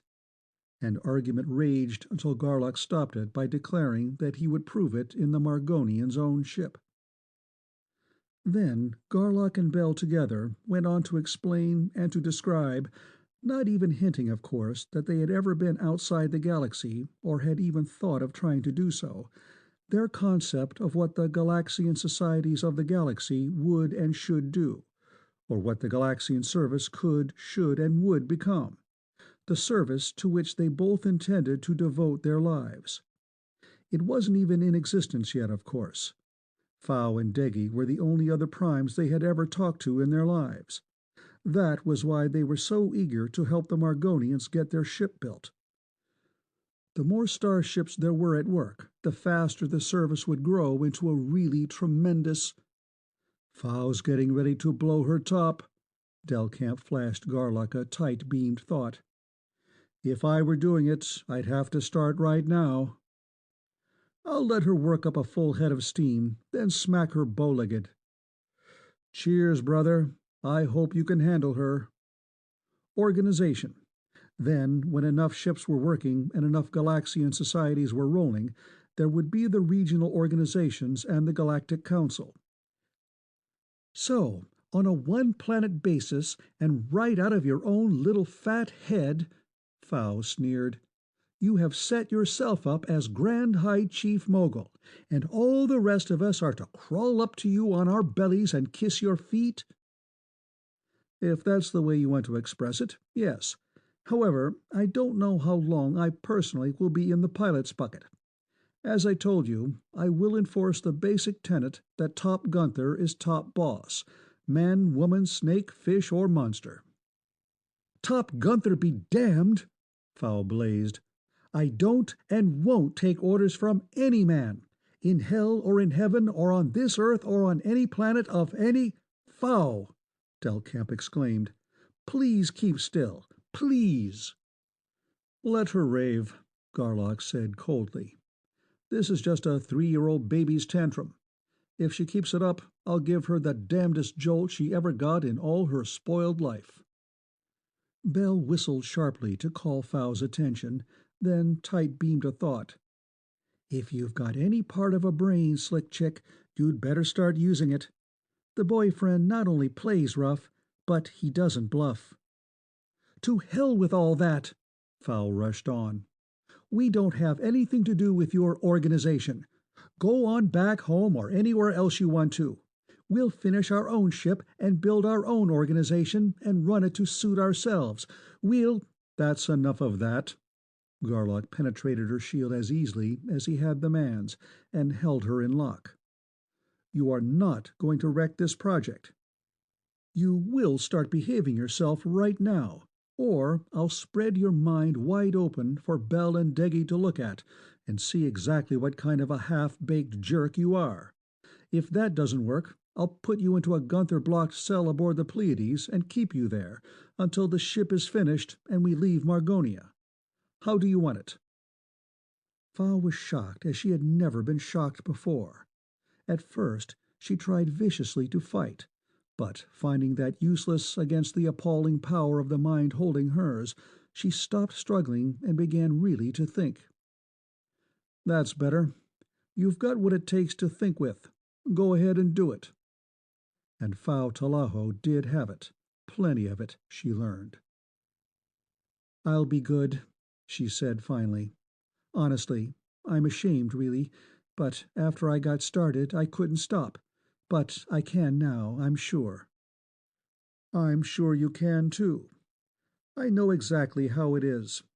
All us primes have to get hell knocked out of us before we amount to a whoop in Hades. Deggy got his one way, I got mine another, you got yours this way. No, neither of the others knows anything about this conversation, and they won't. This is strictly between you and me. I'm awfully glad of that, and I think yes, damn you, thanks. Garlock released her, and after a few sobs, a couple of gulps, and a dabbing at her eyes with an inadequate handkerchief, she said, I'm sorry, Deggy, and you too, Belle. I'll try not to act like such a fool any more. Delcamp and Bell both stared at Garlock. Bell licked her lips. No comment, he thought at the man, and to Bell, she just took a beating. Will you sheathe your claws and take a lot of pains to be extra nice to her the rest of the day? Why, surely, I'm always nice to anybody who is nice to me. Says you, Garlock replied skeptically, and all four went to work as though nothing had happened. They went through the shops and the almost finished ship. They studied blueprints. They met all the operators and discussed generators and fields of force and mathematics and paraphysics and guntherics. They argued so hotly over mental control that Garlock had James bring the Pleiades over to New Christened Galaxian Field so that he could prove his point then and there. Etlor and Holson came along this time, as well as the Kamoff. and all three were nonplussed and surprised to see each member of the crackpot group hurl the huge starship from one solar system to any other one desired, apparently merely by thinking about it. And the crackpots were extremely surprised to find themselves hopelessly lost in uncharted galactic wildernesses every time they did not think, definitely and positively, of one specific destination. Then Garlock took a chance. He had to take it sometime. He might just as well do it now. "See if you can hit Andromeda, Deggy," he suggested. While Belle, James, and Lola held their breaths, Delcamp tried. The starship went toward the huge nebula, but stopped at the last suitable planet on the galaxy's rim. "Can you hit Andromeda?" Delcamp asked, more than half jealously, and Belle tensed her muscles. "Never tried it," Garlock said easily. "I suppose, though, since you couldn't kick the old girl out of our good old home galaxy, she'll just sit right here for me, too." He went through the motions, and the Pleiades did sit right there, which was exactly what he had told her to do, and everybody, even the crackpots, breathed more easily. And Belle was nice to Fowl. She didn't use her claws even once all day. And, just before quitting time, "Does he, I mean, did he ever, well, sort of knock you around?" Fowl asked. "I'll say he hasn't." Belle's nostrils flared slightly at the mere thought. "I'd stick a knife into him, the big jerk. Oh, I didn't mean physically. Through my blocks? A prime's blocks? Don't be ridiculous, Fowl." "What do you mean, ridiculous?" Fowl snapped. "You tried my blocks. What did they feel like to you? Mosquito netting?" "What I thought was, oh, all he really said was that all primes had to have hell knocked out of them before they could be any good. That he had had it one way, Deggy another, and me a third. I see. You haven't had yours yet." "I certainly haven't. And if he ever tries it, I'll—" "Oh, he won't. He couldn't very well, because after you're married, it would—" "Did the big lug tell you I was going to marry him?" "Of course not. No fringes even. But who else are you going to marry? If the whole universe was clear full of the finest men imaginable, pure dreamboats no less, can you even conceive of you marrying any one of them except him?" "I'm not going to marry anybody ever." "No? You with your prime's mind and your prime's body not have any children? And you tell me not to be ridiculous?" That stopped Belle cold, but she wouldn't admit it. Instead, "I don't get it. What did he do to you anyway?" Fowl's block set itself so tight that it took her a full minute to soften it down enough for even the thinnest thought to get through. "That's something nobody will ever know. But anyway, unless you find another prime as strong as Klee is, and I don't really think there are any, do you?" "Of course there aren't. There's only one of his class anywhere. He's it," Belle said with profound conviction. "That makes it tough for you. You'll have the toughest job imaginable. The very toughest. I know." "Huh? What job?" "Since Klee won't do it for you, and since nobody else can, you'll have to just simply knock the hell out of yourself." And in Garlock's room that night, getting ready for bed, Belle asked suddenly, "Klee, what in hell did you do to Phao Talaho?" "Nothing much. She's a mighty good egg, really." "Could you do it, whatever it was, to me?" "I don't know. I never tried it." "Would you, then, if I asked you to?" "No." "Why not?" "Answer that yourself." "And it was nothing much, it says here in fine print. But I think I know just about what it was, don't I?" "I wouldn't be surprised." "You knocked hell out of yourself, didn't you?" "I lied to her about that. I'm still trying to." So I've got to do it to myself. And I haven't started yet? Check. But you're several years younger than I am, you know. Belle thought it over for a minute, then stubbed out her cigarette and shrugged her shoulders. No sale. Put it back on the shelf. I like me better the way I am. That is, I think I do. In a way, though, I'm sorry, Clee, darling. Darling? Something new has been added. I wish you really meant that, Ace. I'm still Ace after what I just said? I'm glad, Clee. Ace is ever so much nicer than chum. Ace, the top of the deck. You are and always will be. As for meaning it, I wish I didn't. Ready for bed, Belle was much more completely and much less revealingly dressed than during her working hours. She slid into bed beside him, pulled the covers up to her chin, and turned off the light by glancing at the switch. If I thought anything could ever come of it, though, I'd do it if I had to pound myself unconscious with a club. But I wouldn't be here then either. I'd scoot into my own room so fast my head would spin. You wouldn't have to.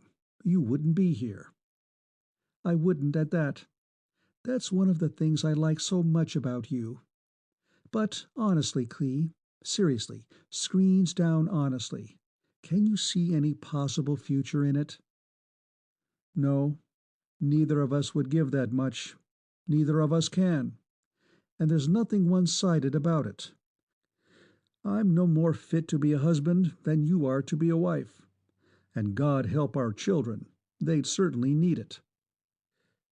We'd never have any. I can't picture us living in marriage for 9 months without committing at least mayhem. Why, in just the little time we've been paired, how many times have you thrown me out of this very room with the fervent hope that I'd drown in deep space before you ever saw me again? At a guess, about the same number of times as you have stormed out under your own power, slamming the door so hard it sprung half the seams of the ship, and swearing you'd slice me up into sandwich meat if I ever so much as looked at you again. That's what I mean. But how come we got off on this subject, I wonder? Because when we aren't fighting, like now, it's purely wonderful. So I'll say it again. Good night, Clee, darling. Good night, Ace. In the dark his lips sought hers and found them. The fervor of her kiss was not only much more intense than any he had ever felt before, it was much, very much more intense than Belle Bellamy had either wanted it or intended it to be. Next morning, at the workman's hour of 8 o'clock, the 4 Tellurians appeared in the office of Margonia's Galaxian Field. The first thing to do, Deggy, is to go over in detail your blueprints for the generators and the drive, Garlock said. I suppose so. The funny pictures, eh? Delclamp had learned much the previous day. His own performance with the Pleiades had humbled him markedly. By no means, my friend, Garlock said cheerfully. While your stuff isn't exactly like ours, it couldn't be hardly. The field is so big and so new, that alone is no reason for it not to work. James can tell you. He's the solar system's top engineer. What do you think, Jim? What I saw in the ship yesterday will work. What few of the prints I saw yesterday will fabricate, and the fabrications will work. The main trouble with this project, it seems to me, is that nobody's building the ship. What do you mean by that, Crack? Fowl blazed. Just that. You're a bunch of prima donnas, each doing exactly as he pleases. So some of the stuff is getting done 3 or 4 times in 3 or 4 different ways, while a lot of it isn't getting done at all. Such as? Delclamp demanded, and... Well, if you don't like the way we are doing things, you can... Fowl began. Just a minute, everybody. Lola came in with a disarming grin. How much of that is hindsight, Jim? You've built one, you know, and from all accounts, progress wasn't nearly as smooth as your story can be taken to indicate. You've got a point there, Lola, Garlock agreed. We slid back 2 steps for every 3 we took forward. Well, maybe, James admitted. So, why don't you, Fow and Deggy, put Jim in charge of construction? Fow threw back her silvery head and glared, but Delcamp jumped at the chance. Would you, Jim? Sure, unless Miss Talaho objects.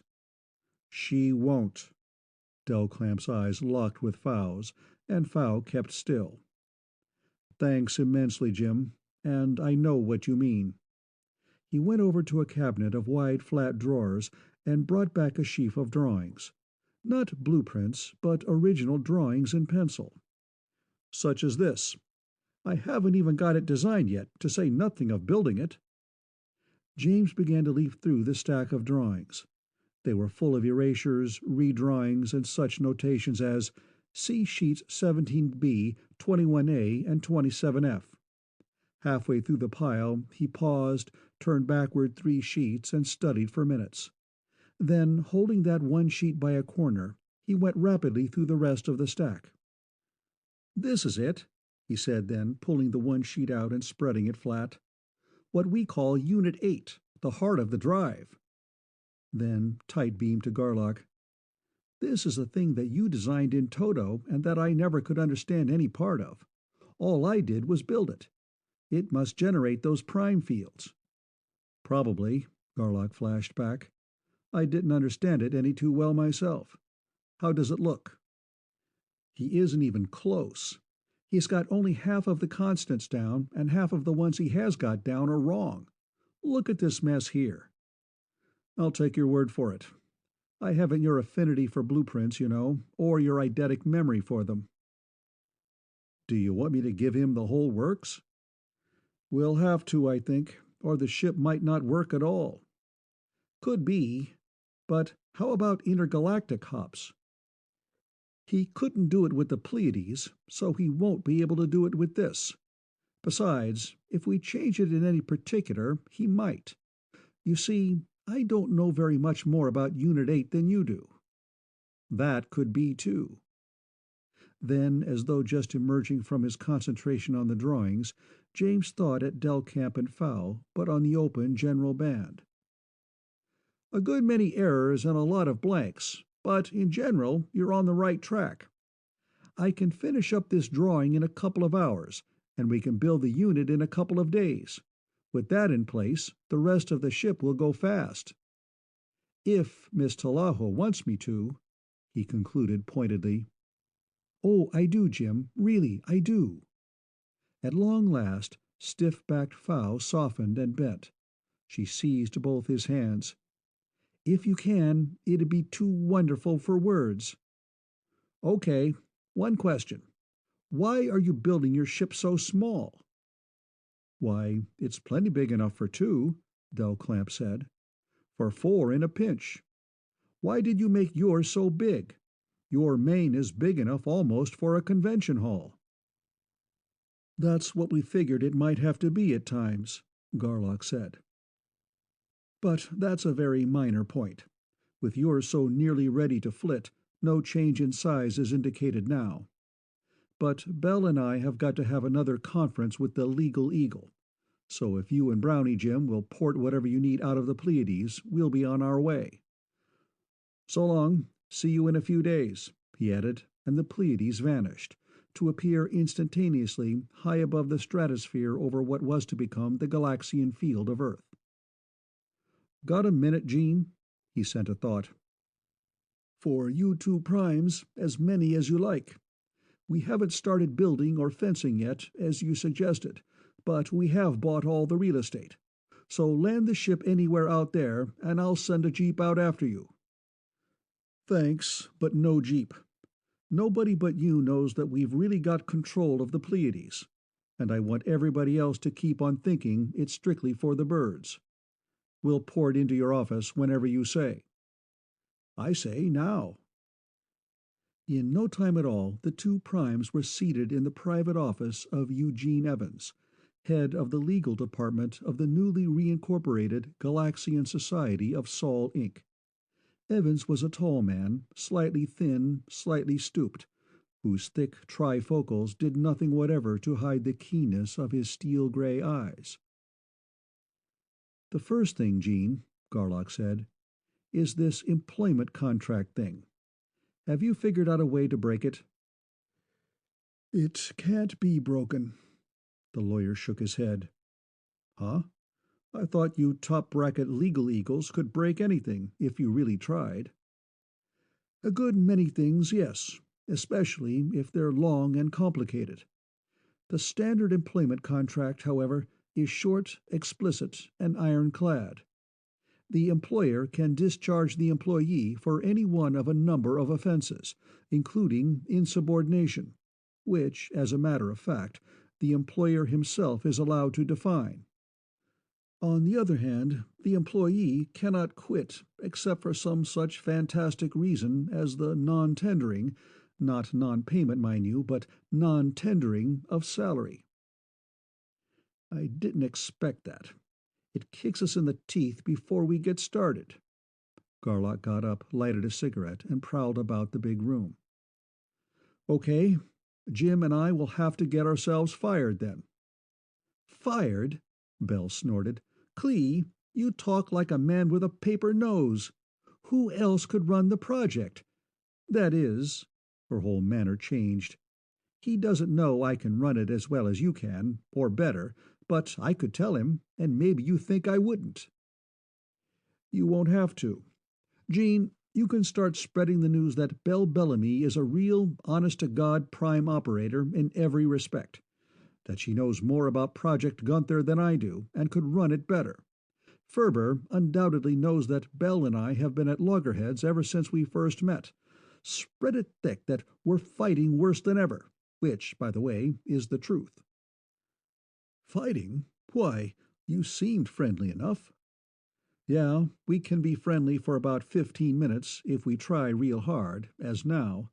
The cold fact is, though, that she's just as much 3/4 hellcat and 1/4 potassium cyanide as she—" "I like that!" Belle stormed. She leapt to her feet, her eyes shooting sparks. "All my fault! Why, you self-centered, egotistical, domineering jerk, I could write a book—" "That's enough. Let it go, please," Evans pleaded. He jumped up, took each of the combatants by a shoulder, sat them down into the chairs they had vacated, and resumed his own seat. "The demonstration was eminently successful. I will spread the word, through several channels. Chancellor Ferber will get it all, rest assured." "And I'll get the job," Bell snapped. "And maybe you think I won't take it." "Yeah?" came Garlock's searing thought. "You'd do anything to get it and keep it. Yeah, I do think." "Oh?" Bell's body stiffened, her face hardened. "I've heard stories, of course, but I couldn't quite—" "But surely he can't be that stupid to think he can buy me like so many pounds of calf liver." "He surely is. He does, and it works. That is, if he's ever missed, nobody ever heard of it." "But how could a man in such a big job possibly get away with such foul stuff as that?" "Because all the SSE is interested in is money, and Alonzo P. Ferber is a tremendously able top executive. In the big black and red money books, he's always way, way up in the black, and nobody cares about his conduct." Belle, even though she was already convinced, glanced questioningly at Evans. "That's it, Miss Bellamy. That's it in a precise, if somewhat crude, nutshell." "That's that, then. But just how, Clee, if he's as smart as you say he is, do you think you can make him fire you?" "I don't know. Haven't thought about it yet. But I could be pretty insubordinate if I really tried." "That's the understatement of the century." "I'll devote the imponderable force of the intellect to the problem and check with you later. Now, Gene, about the proposed galactic service, the Council, and so on. What is the reaction? Yours personally and others." "My personal reaction is immensely favorable. I think it the greatest advance that humanity has ever made.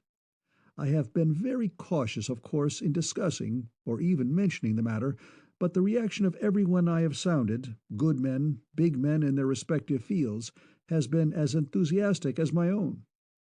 Good.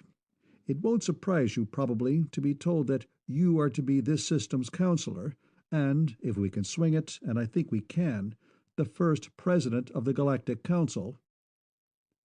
Evans was so surprised that it was almost a minute before he could reply coherently. Then, I am surprised, very much so.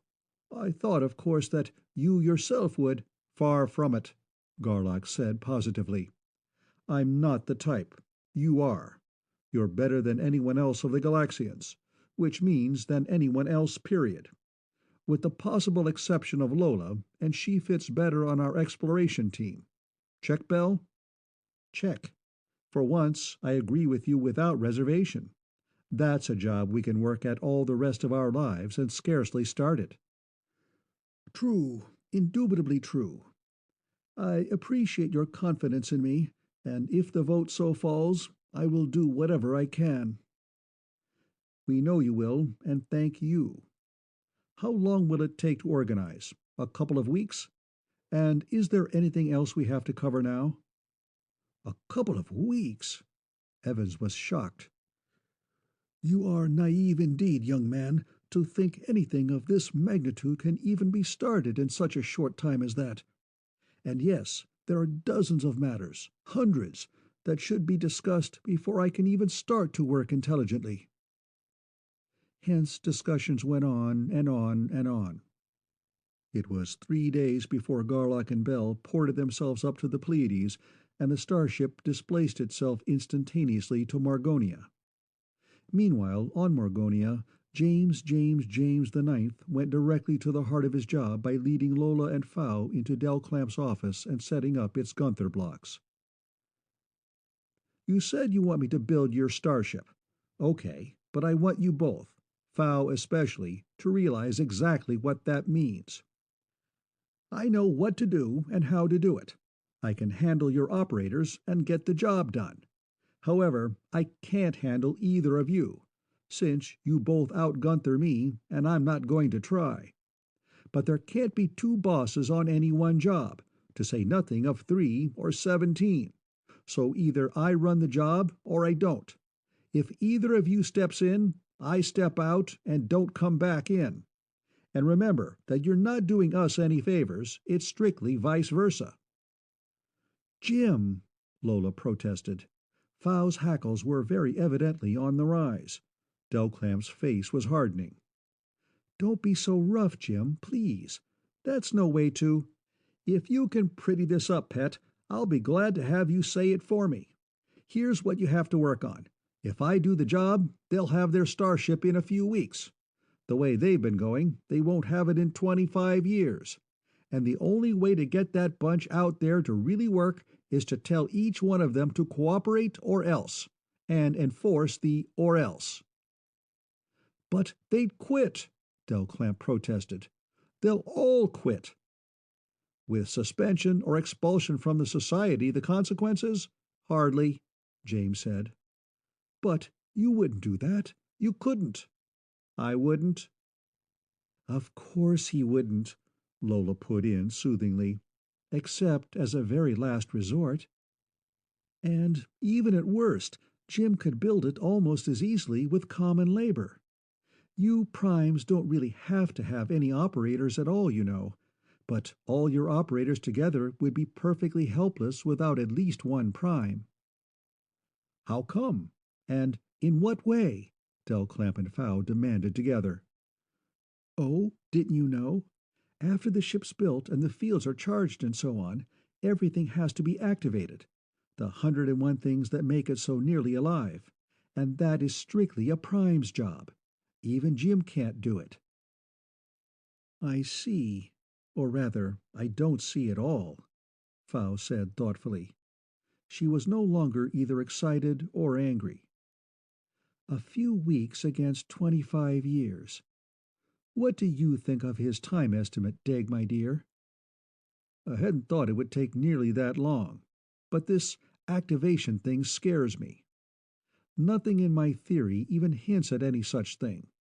So, if there's so much I don't know yet, even in theory, it would take a long time. Maybe I'd never get it. Well, anyway, I want our celestial queen done in weeks, not years, Val said, extending her hand to James and shaking his vigorously. So I promise not to interfere a bit. If I feel any such urge coming on, I'll dash home and lock myself up in a closet until it dies. Fair enough? Since Val really meant it, that was fair enough. For a whole day, James did nothing except study blueprints, going over in detail and practically memorizing every drawing that had been made. He then went over the ship, studying minutely every part, plate, member, machine, and instrument that had been installed. He noted what each man and woman was doing and what they intended to do. He went over material on hand and material on order, paying particular attention to times of delivery. He then sent a few, surprisingly few, telegrams. Finally, he called all 14 operators together. He told them exactly what the revised situation was and exactly what he was going to do about it.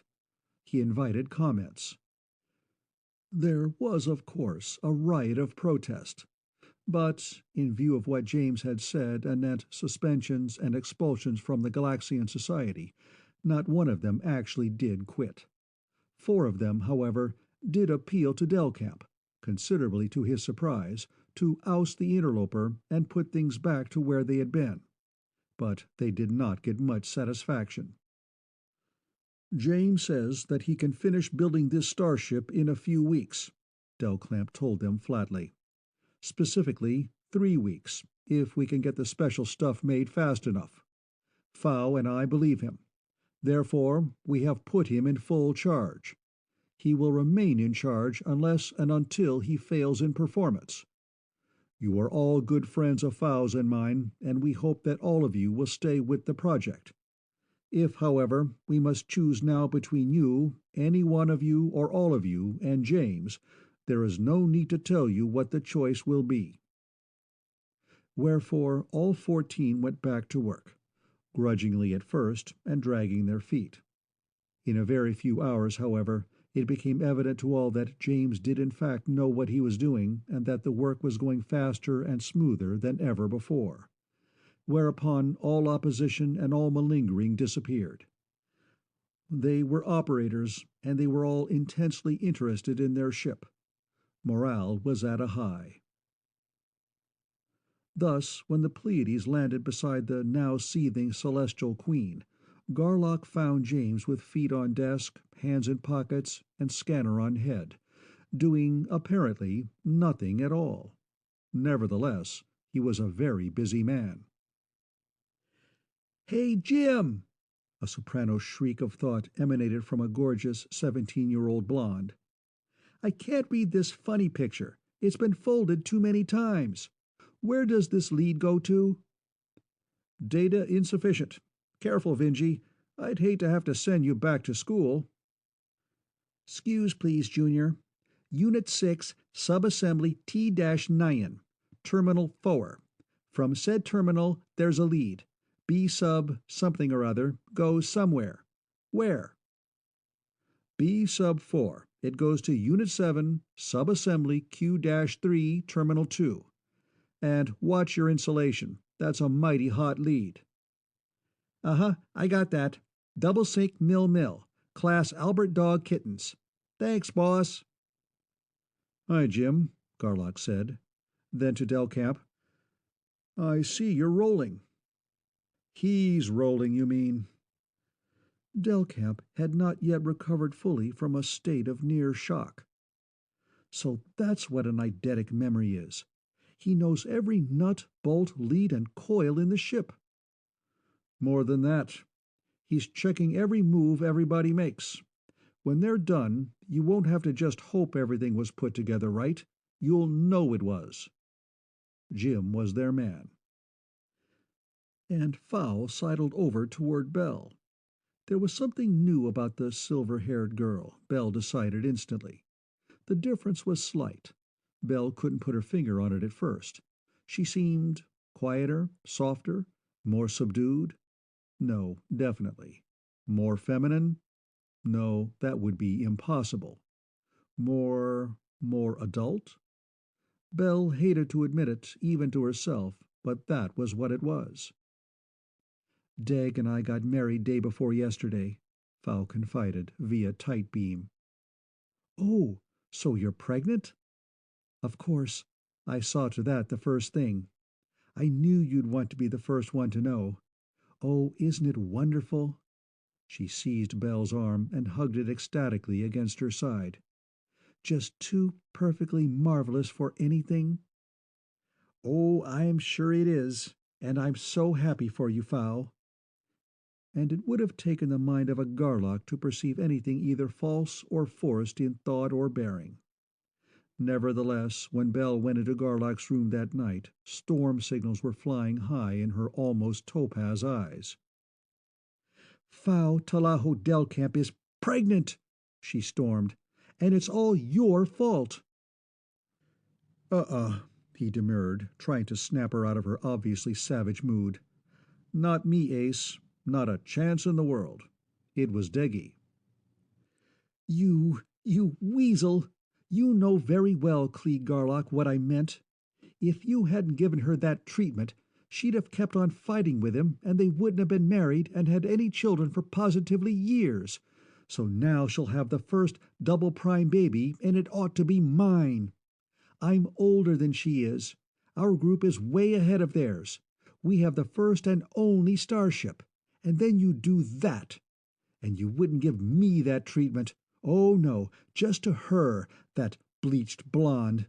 I'd like to strangle you to death with my own bare hands. What a hell of a logic! Garlock had been trying to keep his own temper in leash, but the leash was slipping. Assume I tried to work on you. Assume I succeeded. What would you be? What would I have? What age do you think this is? That of the Vikings? When S.O.P. in getting a wife was to beat her unconscious with a club and drag her into the longboat by her hair? Hardly. I do not want and will not have a conquered woman, nor a spoiled, rotten, mentally retarded brat. You unbearable, conceited, overbearing jerk! Why, I'd rather— Get out, and this time stay out. Belle got out, and if door and frame had not been built of super steel, both would have been wrecked by the blast of energy she loosed in closing the door behind her. In her own room, with Gunther blocks full on, she threw herself face down on the bed and cried as she had not cried since she was a child. And finally, without even taking off her clothes, she cried herself to sleep. End of Chapter 7.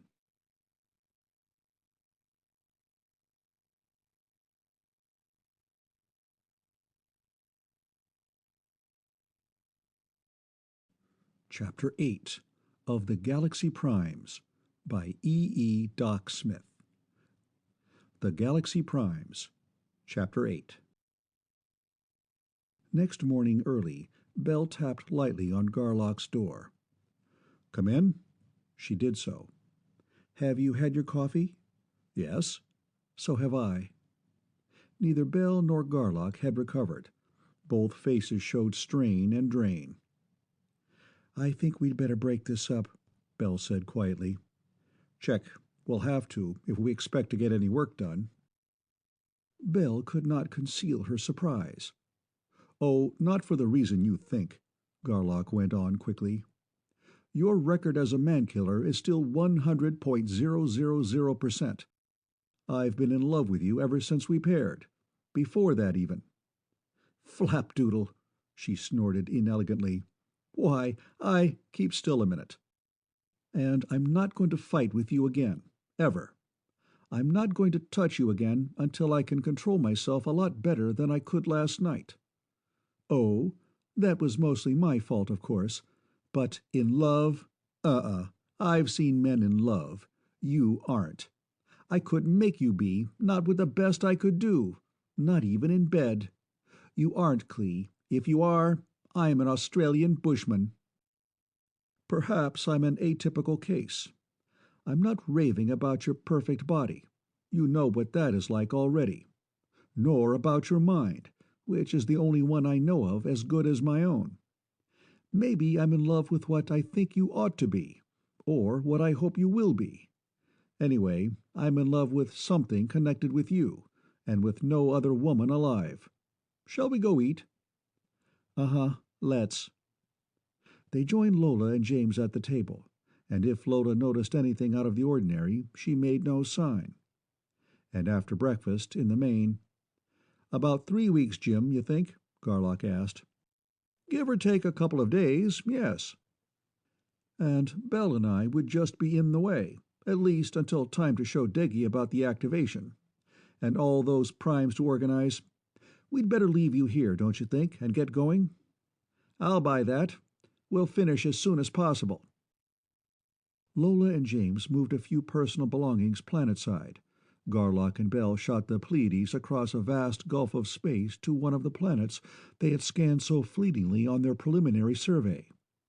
Its name was, both remembered, Lazoria. Its two primes were named Resdo Simolo and Maria Metalla, male and female respectively.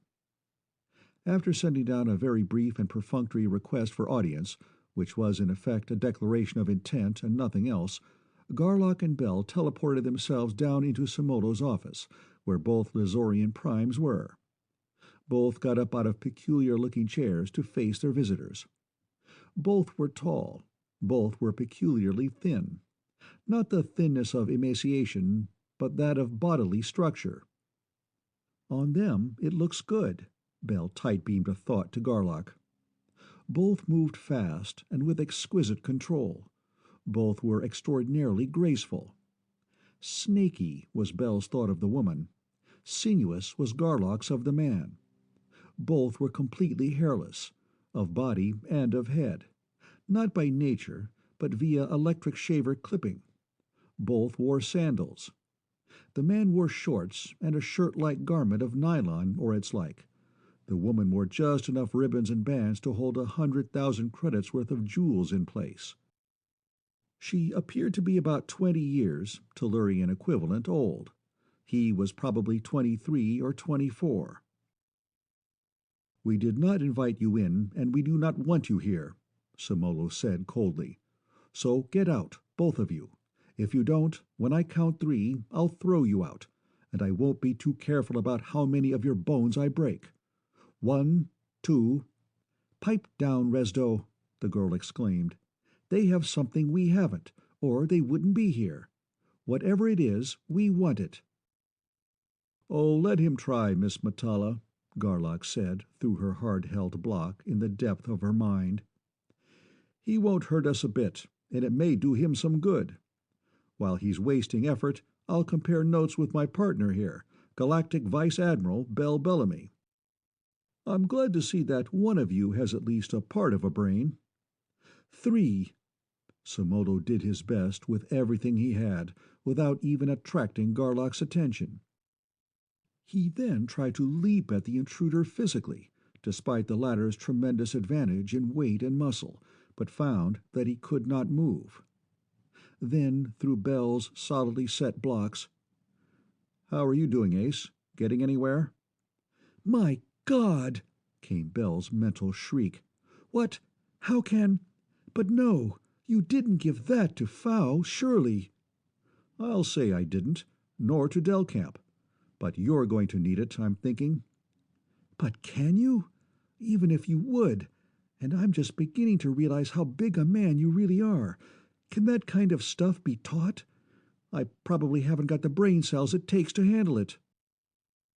"I'm not sure, but I've reworked our prime fields into one and made a couple of other changes. Theoretically, it ought to work.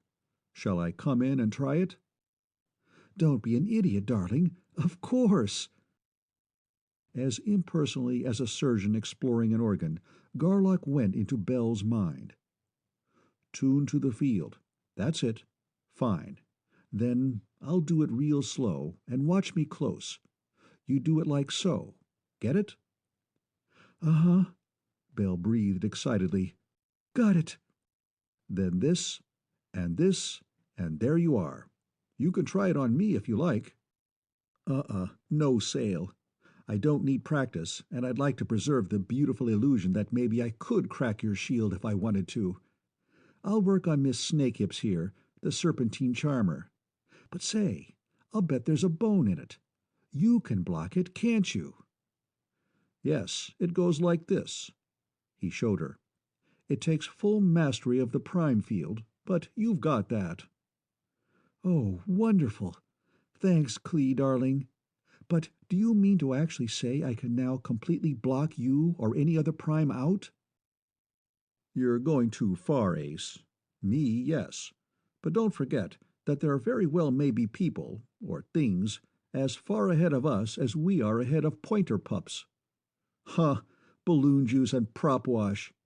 I just know, Clee, that you're the absolute tops of the whole entire macrocosmic universe. Well, we can dream, of course. Garlock withdrew his mind from Bells and turned his attention to the now quiet Simolo. Well, my overconfident and contumacious young squirt, are you done horsing around, or do you want to keep it up until you addle completely what few brains you have? The Lazorian made no reply, but merely glared. The trouble with you half-baked juvenile, I almost added delinquent to that, and perhaps I should have, primes, is that you know too damned much that isn't true. As an old Tellurian saying hath it, you're altogether too big for your britches. Thus, simply because you have lived a few years on one single planet and haven't encountered anyone able to stand up to you, you've sold yourself on the idea that there's nobody anywhere who can. You're wrong. You couldn't be more so if you had an army to help you. What actually have you done? What actually have you got? Practically nothing. You haven't even started a starship. You've scarcely started making plans. You realize dimly that the theory is not in any of the books, that you'll have to slug it out for yourself, but that is work. So you're still just posing and throwing your weight around. As a matter of fact, you're merely a drop in a lake. There are thousands of millions of planets, and thousands of millions of prime operators. Most of them are probably a lot stranger than you are. Many of them may be stronger than my partner and I are. I am not at all certain that you will pass even the first screening, but since you are without question a prime operator, I will deliver the message we came to deliver. Miss Matala, do you want to listen, or shall we drive it into you, too? I want to listen to anyone or anything who has a working starship, and who can do what you have just done. Very well. And Garlock told the general distribution version of the story of the Galactic Service. Quite interesting, Simolo said loftily at its end.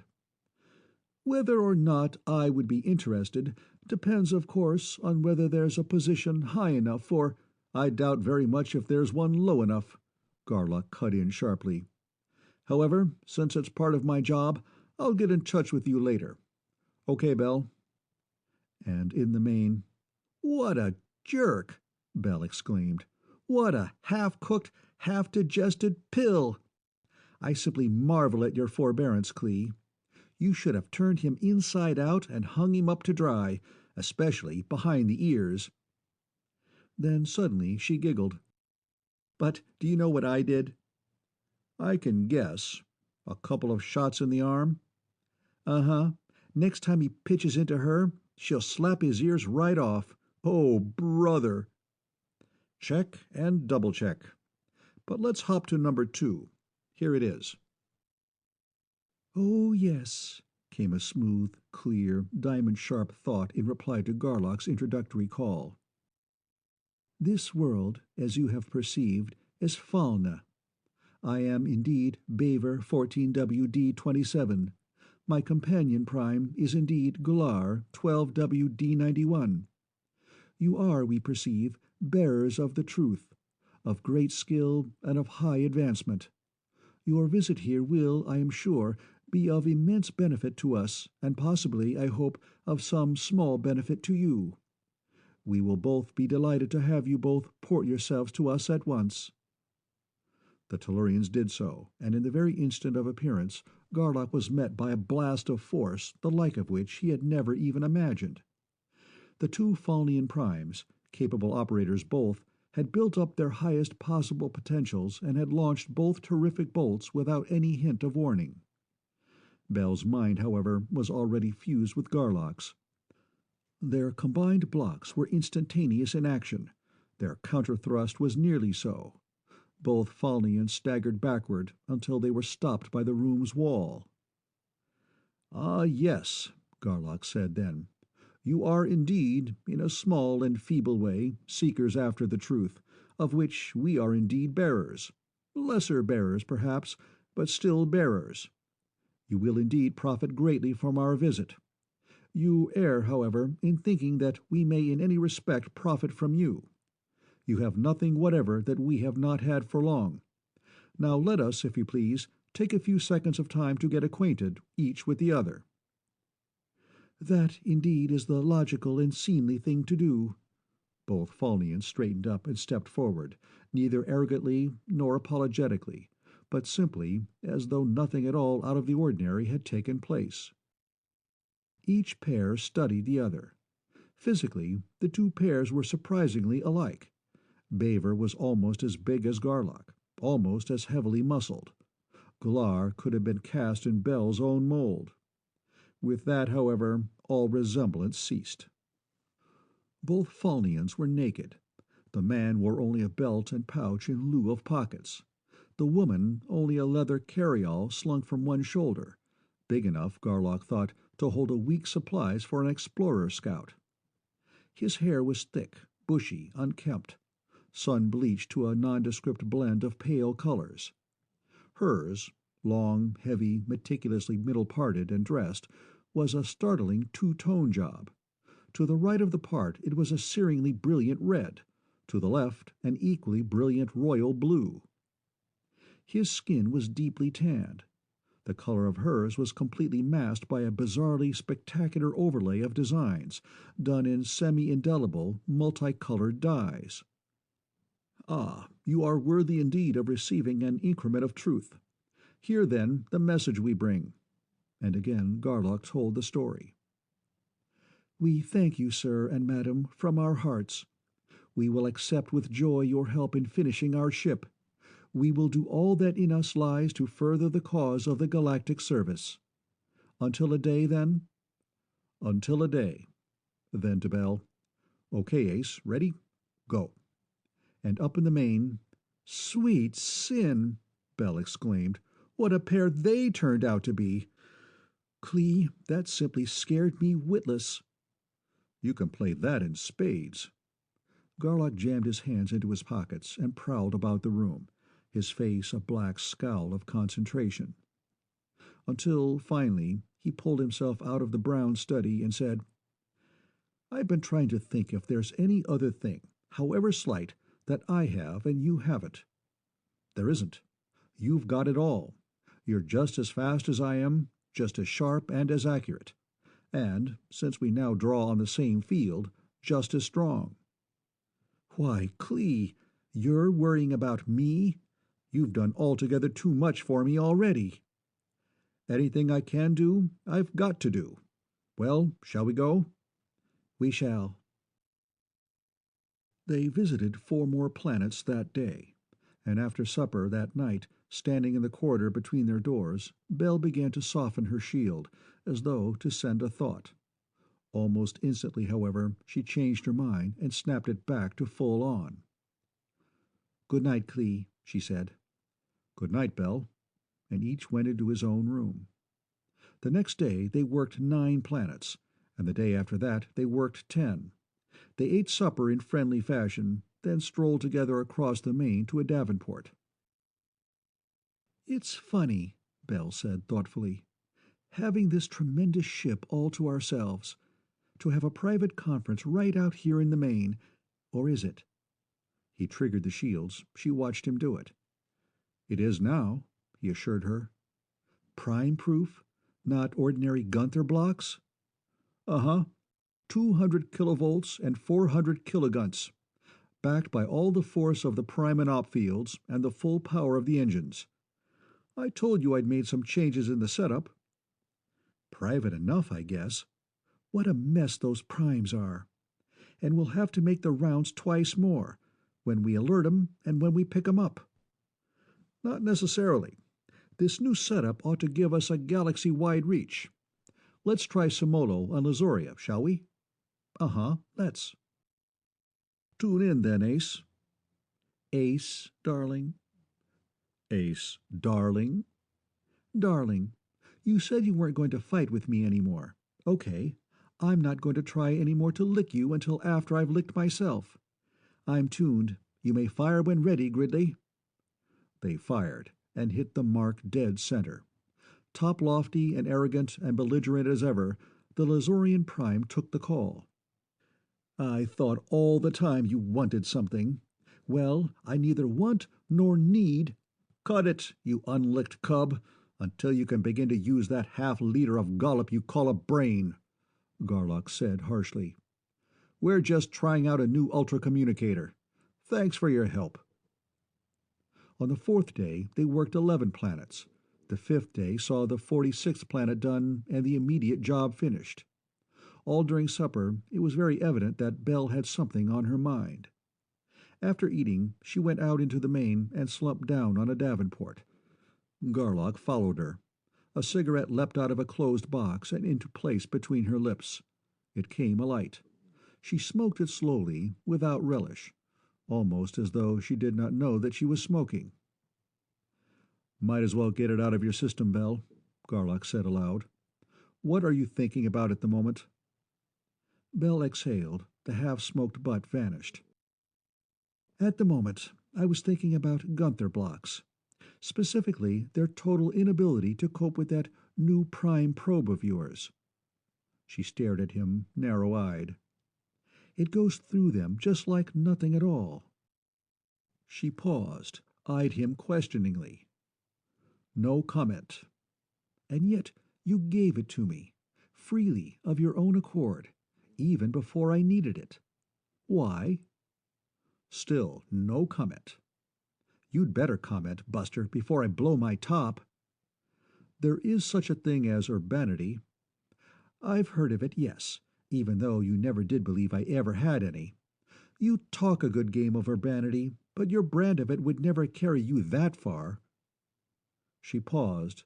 He remained silent. She went on. Of course, it does put a lot of pressure on me to develop myself. I'm glad you used the word develop instead of treat. Oh, sometimes, at rare intervals, I'm not exactly dumb. But you must have known, what a horrible risk you took in making me as tremendously powerful as you are. Some, perhaps, but very definitely less risky than not doing it. Getting information out of you is harder than pulling teeth. Clee Garlock, I want you to tell me why. Very well, Garlock's jaw set. You've had it in mind all along that this is some kind of a lark, that you and I are Gunther tops of the universe. Or did that belief weaken a bit when we met Baver 14WD27? Well, perhaps, a little. However, the probability is becoming greater with every planet we visit. After all, some race has to be tops. Why shouldn't it be us? What a logic. Excuse me, skip it. Oh, you really meant it when you said you weren't going to fight with me anymore? I'm going to try not to. Now, remembering that I don't consider your premise valid, just suppose that when we visit some planet someday, you get your mind burned out and I don't, solely because I had something I could have given you and wouldn't. What then? Oh, I thought that was what you... But suppose I can't... We won't suppose anything of the kind. But that wasn't all that was on your mind, nor most. How true. Those primes, the women. Honestly, Clee, I never saw, never imagined such a bunch of exhibitionistic, obstreperous, obnoxious, swell-headed hussies in my whole life. And every day it was borne in on me more and more that I was, am exactly like the rest of them." Garlock was wise enough to say nothing, and Bell went on. "I've been talking a good game of licking myself, but this time I'm going to do it." She jumped up and doubled her fists. "If you can do it, I can," she declared. "Like the ancient ballad, anything you can do, I can do better." She tried to be jaunty, but the jauntiness did not ring quite true. "That's an unfortunate quotation, I'm afraid. The trouble is, I haven't." "Huh? Don't be an idiot, Clee. You certainly have. What else do you suppose put me so far down into the dumps?" "In that case, you certainly will. So come on up out of the dumps." "Wilco, and I certainly will. But for a woman who has been talking so big, I feel low in my mind. A good night kiss, Clee, darling. Just one, and just a little one at that." "Sweetheart." There were more than one, and none of them was little. Eventually, however, the two stood, arms still around each other, in the corridor between their doors. "But kissing's as far as it goes, isn't it?" Bell said. The remark was not a question, nor was it quite a statement. "That's right. So, good night, darling." "Good night, Ace." And when they next saw each other at the breakfast table, Belle was apparently her usual dauntless self. "Hi, darling, sit down," she said gaily. "Your breakfast is on the table. Bacon, eggs, toast, strawberry jam, and a liter of coffee." "Nice. Thanks, Ace." They ate in silence for a few minutes. Then her hand crept tentatively across the table. He pressed it warmly. "You look a million, Belle. Out of the dumps?" "Pretty much, in most ways. One way, though, I'm in deeper than ever. You see, I know exactly what you did to Foul Talaho, and why neither you or anybody else could do it to me, or if they could, what would happen if they did."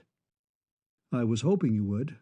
I couldn't very well tell you before, but—" "Of course not. I see that. The fact is that Foul, and all the others we've met, are young enough, unformed enough, plastic enough, yes, damn it, weak enough to bend. But you are tremendously strong, and 12 Rockwell numbers harder than a diamond. You wouldn't bend. If enough stress could be applied, and that's decidedly questionable, you wouldn't bend, you'd break, and I can't figure it. You're a little older, of course, but not enough to— How about the fact that I've been banging myself for 8 years against Cleander Garlock, the top prime of the universe and the hardest? That might have something to do with it, don't you think?" Garlock said, "Indefensible conclusions drawn from insufficient data. That's just what I've been talking about.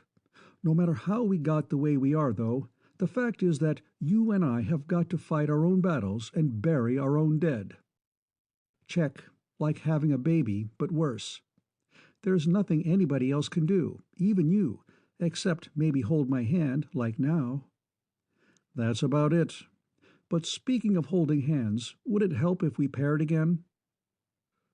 Belle studied the question for 2 full minutes. Her fine eyes clouded. "No," she said finally. "I would enjoy it too much, and well, you wouldn't—" "Huh?" he demanded. "Oh, physically, of course. But that isn't enough, or good enough now.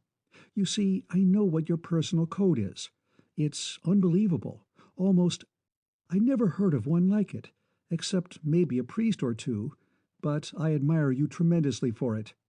You would never, willingly, pair with a woman you really loved. That was why you were so glad to break ours off. You can't deny it." "I won't try to deny it. But you can't bluff me, Belle, so please, quit trying. Basically, your code is the same as mine. Why else did you initiate our break?" Belle's block went solid, and Garlock said hastily, aloud, "Excuse it, please. Cancel. I've just said, and I know as an empirical fact, that you've got to do the job alone. But I can't seem to help putting my big flat foot in it by blundering in anyway. Let's go to work, shall we?" "What at?" Interview the primes, I'd say. Tell them to hold themselves in readiness to attend. On very short notice. Yes, to attend the big meeting on Tellus. We'll have to make a schedule. It shouldn't be held until after Fao and Diggy get their ship built. It can't be held, of course, until after you and Jim are out of SSE. Have you got that figured out yet? Pretty much. He told her his plan. Belle giggled, then burst into laughter. So I'm in it too? Wonderful! You have to be. If we make him mad enough, he'll fire you too. Without hiring me first? He couldn't. He could, very easily. He doesn't know 0.1% of his people. If we work it right, he'll assume that you're one of his wage slaves too. Lola too, for that matter. Careful, Clee. You and I think this is funny, but Lola wouldn't. She'd be shocked to her sweet little core, and she'd louse up the whole deal. So be very sure she doesn't get in on it. I guess you're right.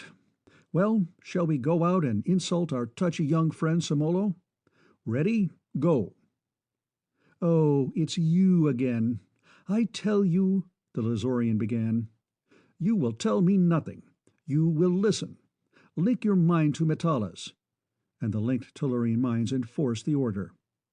In about 2 weeks, the primes of many worlds will meet in person on Tellus. Arrange your affairs so that on 10 minutes' notice you both can leave Lazoria for Tellus aboard our starship, the Pleiades. That is all.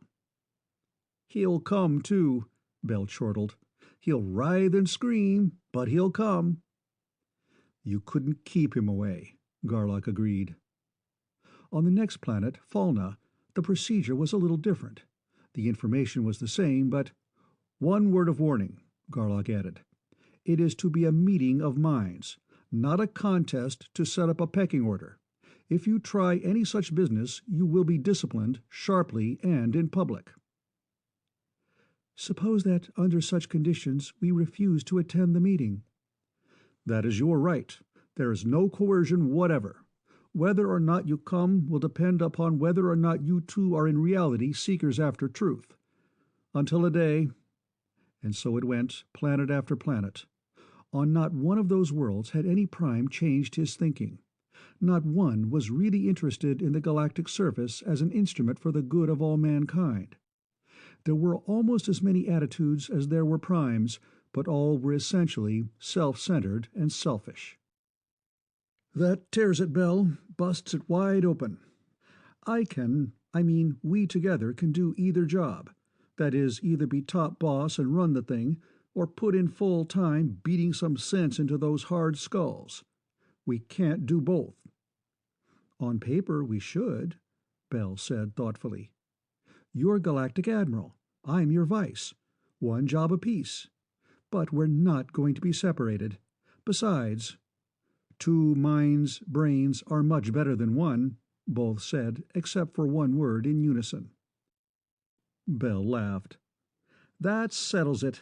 The Garlock-Bellamy fusion is Galactic Admiral. So we need a good vice. Who? Deggy and Fao? They're cooperative and idealistic enough, but... Oh, I don't know exactly what it is they lack. Do you? No, I can't put it into words or thoughts. Probably the concept is too new for pigeonholing. It isn't exactly strength, or hardness, or toughness, or resilience, or Bryson's. Maybe a combination of all 5. What we need is a pair like us, but better. There aren't any. Don't be too sure. Bell glanced at him in surprise, and he went on, Not that we've seen, no. But each of those worlds centers a volume of space containing thousands of planets. Including the Tellurian and the Margonian, we now have 48 regions to find. Let's run a very fast search pattern of Region 49 and see what we come up with. All right, but suppose we do find somebody who out-Gunthers us. I'd a lot rather have it that way than the way it is now. I'll do the hopping, you the checking. Here's the first. What do you read? NG. And this one? The same. And this? Ditto. Until finally, Clee, Just how long are you going to keep this up? Until we find something or run out of time for the meeting. Bell, I really want to find somebody who amounts to something. So do I, really, so go ahead. But they did not run out of time. At planet number 400-something, Bell suddenly emitted a shriek, vocally as well as mentally. Clee, hold it! Here's something, I think. I'm sure there is, and I'm gladder to see you two people than can possibly be expressed. Bell whirled, so did Garlock. A man stood in the middle of the main. A man shaped very much like Garlock, but with long, badly tousled hair and a bushy wilderness of fiery red whiskers. Please excuse this intrusion, Admiral, or should it be plural? Improper address, I'm sure, but your joint tenure is a concept so new and so vast that I am not yet able to grasp it fully. But you are working at such high speed that I had to do something drastic. You will, I trust, remain here long enough to discuss certain matters with my wife and me? We'll be very glad to. Thank you. I will return then, more decorously, and bring her. One moment. He disappeared. Wife? Bell exclaimed, more than half in dismay. They must be, then— Yeah. The thought of a wife did not bother Garlock at all. Talk about power and speed. To get all that stuff and poured up here in the millisecond or so we had the screens open? Baby doll, there's a guy who is what a prime operator ought to be. In less than a minute, the man reappeared, accompanied by a woman who was very obviously pregnant, 8 months or so. Like the man, she was dressed in tight-fitting coveralls. Her hair, however, it was a natural red too, was cut to a uniform length of 8 inches, and each hair individually stood out, perfectly straight and perfectly perpendicular to the element of the scalp from which it sprang. Friends Bell and Clee of Tellus, I present Taria, my wife, and Alcyne, myself, of this planet Thaker. We have numbers, too, but they are never used among friends. Acknowledgments were made, and a few minutes of conversation ensued, during which the two couples studied each other.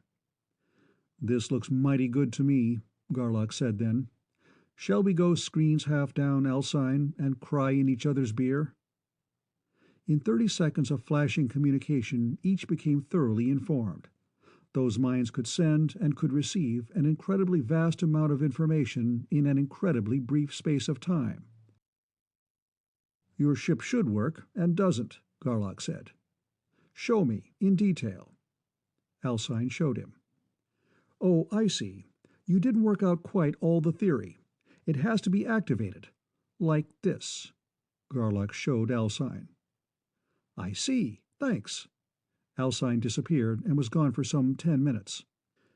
He reappeared, grinning hugely behind his flaming wilderness of beard. It works perfectly, for which our heartfelt thanks. And now that my mind is at complete peace with the universe, we will consider the utterly fascinating subject of your proposed galactic service. You two Tellurians, immature although you are, have made 2 tremendous contributions to the advancement of the scheme of things. 3, if you count the starship, which is comparatively unimportant. Each of such import that no human mind can foresee any fraction of its consequences. First, your prime field, the probe and its screen. Clee! Bell drove the thought. You didn't give him that, surely. Tut, tut, my child, Taria soothed him. You are alarming yourself about nothing. The only trouble with you two youngsters is that you aren't quite, very nearly of course, but very definitely not quite, grown up. Alcyne smiled again, not only with mouth and eyes, but with his whole hairy face. To the mature mind there is no such thing as status. Each knows what he can do best and does it as a matter of course. Rank is not necessary.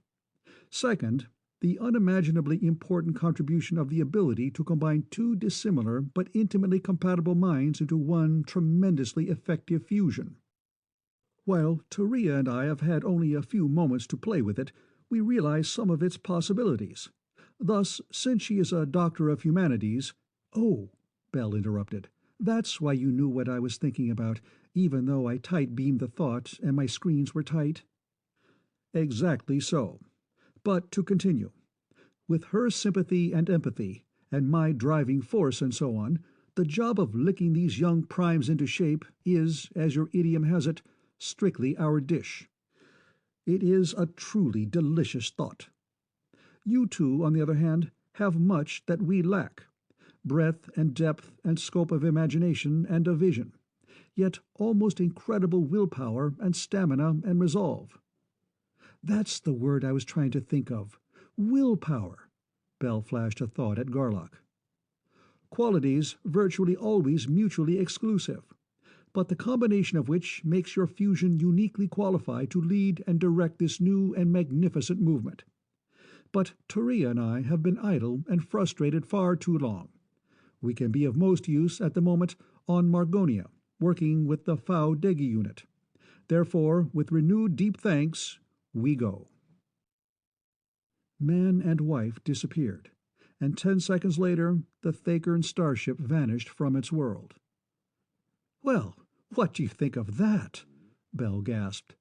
"I was actually afraid to think, even behind a prime screen. I don't know yet whether I want to kiss him or kill him." "I do. That guy is really a prime, Bell. He's older, bigger, and a lot better than I am." She demurred positively. "Older, yes. More mature? You, baby, you!" She snickered gleefully. "If he hadn't included you in that crack, I'd have stabbed him, so help me, even though it wasn't true.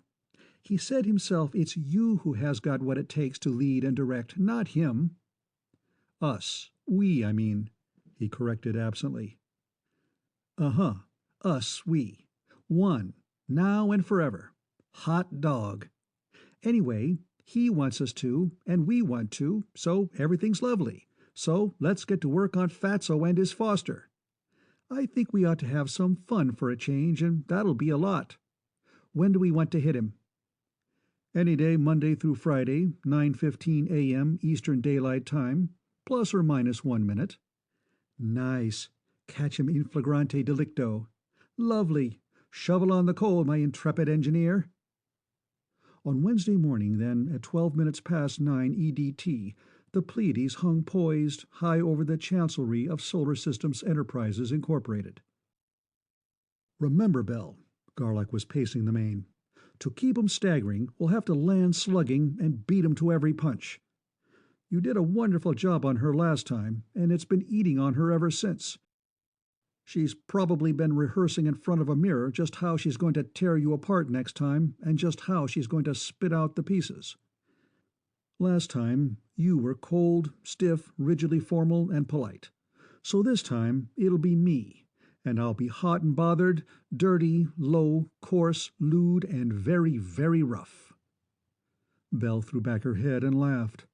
"Rough? Yes. Vicious, contemptuous, or ugly? Yes. A master of fluent, biting, and pyrotechnic profanity? Yes. But low, or dirty, or coarse, or lewd, Clee? Or any one of the four, to say nothing of them all? Ferber's a filthy beast, of course, but even he knows you're one of the cleanest men that ever lived. They'd know it was an act." "Not unless I give him time to think, or unless you do, before he fires Jim, in which case we'll lose the game anyway. But how about you? If I can knock him too groggy to think, will you carry on and keep him that way?" "Watch my blasts," Bell giggled gleefully. "I never tried anything like that, any more than you have, but I'll guarantee to be just as low, dirty, coarse, lewd, and crude as you are. Probably more so, because in this particular case it'll be fun. You see, you're a man. You can't possibly despise and detest that slimy stinker either in the same way or as much as I do." "This ought to be good. Cut the rope, Jim." Even before the starship came to rest, Garlock drove a probe into the sanctum sanctorum of the chancellery, an utterly unheard-of act of insolence. "Foster, this is the Pleiades coming in. Garlock calling. Hot up the tri-die and the recorder, toots. Put Fatso on and snap into it. I said shake a leg." "Why, you—" "Stop stuttering and come to life, you half-witted bag. Give me Ferber and hurry it up. This ship's tricky." "Why, I never—" Ferber's outraged first secretary could scarcely talk. He is—" "I know, babe, I know. I could set that to music and sing it with gestures. Chancellor Ferber is in conference and cannot be disturbed," he mimicked savagely. "Put him on now, but quick." The tri-dyed tank brightened up. Chancellor Ferber's image appeared. He was disheveled, surprised, and angry, but Garlock gave him no chance to speak. "Well, Fatso, at last! Where the hell have you been all morning? I want some stuff, just as fast as God will let you get it together." And he began to read off, as fast as he could talk, a long list of highly technical items. Ferber tried for many seconds to break in, and Garlock finally allowed him to do so. "Are you crazy, Garlock?" he shouted. "What in hell's name are you bothering me with that stuff for? You know better than that. Make out your requisitions and send them through channels." "Channels, hell!" Garlock shouted back. "Hasn't it got through your 4-inch thick skull into your idiot's brain yet that I'm in a hurry? I don't want this stuff today. I want it day before yesterday. This damned junk heap is apt to fall apart any minute. So quit goggling and slobbering at me, you wall-eyed, slimy fat toad. Get that 300 weight of suet into action. Hump yourself." Why, I was never so insulted." "Insulted? You?" Garlock outroared him. "Listen, Fatso, if I ever set out to really insult you, you'll know it. It'll blister all the paint off the walls. All I'm trying to do now is to get you off that fat butt of yours and get some action." Ferber became purple and pounded his desk in consuming anger. Garlock yelled louder and pounded harder. "Start rounding up this stuff, but fast, or I'll come down there and take your job away from you and do it myself. And for your own greasy hide's sake, you'd better believe I'm not just chomping my choppers either." "You'll what?" Ferber screamed. "You're fired." "You fire me?" Garlock mimicked the scream. "And make it stick? You'd better write that one up for the funnies. Why, you lard brain, you couldn't fire a cap pistol." "Foster!" Ferber yelled. "Terminate Garlock as of now. Insubordination and misconduct, abuse of position, incompetence, malfeasance, everything else you can think of. Blacklist him all over the system." At the word fired, Belle had leapt to her feet and had stopped laughing. "Miss Bellamy!" Ferber snapped. "Yes, sir," she answered sweetly. "You are hereby promoted to be the head of the—" "Oh, yeah?" Belle sneered, her voice cutting like a knife. "You unprincipled, lascivious, lecherous Hitler? Have you got the unmitigated gall to take me for a floozy? To think you can add me to your collection of bootlicking, round-heeled tramps?" "You're fired and blacklisted, too." "How nice. You know, I don't know of anything I'd rather have happen to me." "Get James on there. You, James." "You don't need to fire me, you fat-headed old goat," James said contemptuously. "I've already quit, the exact second you fired Clee." "No, you didn't," Ferber screamed. "Resignation not accepted. You're fired. Dishonorably discharged. Blacklisted everywhere. You'll never get another job anywhere. And here's your slip, too." Miss Foster was very fast on the machines. James ported his slip up to the Pleiades, just as Garlock and Bell had done with theirs, and disappeared with it as they had, reappearing almost instantly. "Montendon!" "Chancellor Ferber, are you completely out of your mind? You can't discharge either Miss Bellamy or me." "I can't?" he gloated. "Why not?" "Because neither of us is employed by anybody." "That's right, Fatso," Bell said. "We just came along, just to keep the boys company. It's lonesome, you know, way out in deep space." Miss Foster ripped a half-filled-out termination form out of her machine and hurled it into a wastebasket. Ferber's jaw dropped and his eyes stared glassily, but he rallied quickly. "I can blacklist her, though, and maybe you think I won't. Belle Bellamy will never get another job in this whole solar system as long as she lives, except through me. Maybe I'll hire her some day for something, and maybe I won't. Are you listening, Bellamy?" "Not only listening, I'm reveling in every word." Belle laughed derisively. "I hate to shatter such wonderful dreams, or do I? You see, the Pleiades really works, and the Galaxians own her, lock, stock, and barrel. You wouldn't have any part of her, remember? Insisted on payment for every nut, wire, and service. Now they want to hire us four for a big operation with this starship. Since you only loaned Garlock and James to them, you might have made some legal trouble on that score, but now that you fired them both, and in such conclusive language, we're all set. So, when you blacklist us with the Society, please let me know. I want to take a tri-dye in Technicolor of you doing it. How do you like them parsnips, your royal fatness?" "I'll see about that," Ferber stormed. "We'll have an injunction out in an hour." "Go ahead," Garlock said with a wide grin. "Have fun. The Galaxians have legal eagles too, you know. One thing Belle forgot. Just in case you recover consciousness sometime and want to steal our termination papers back, especially Belle's, what a howler that was, don't try it. They're in a Gunther-blocked safe." Then, as comprehension began to dawn on Ferber's face, "Sucker!" Garlock drawled. The Pleiades disappeared. End of Chapter 8.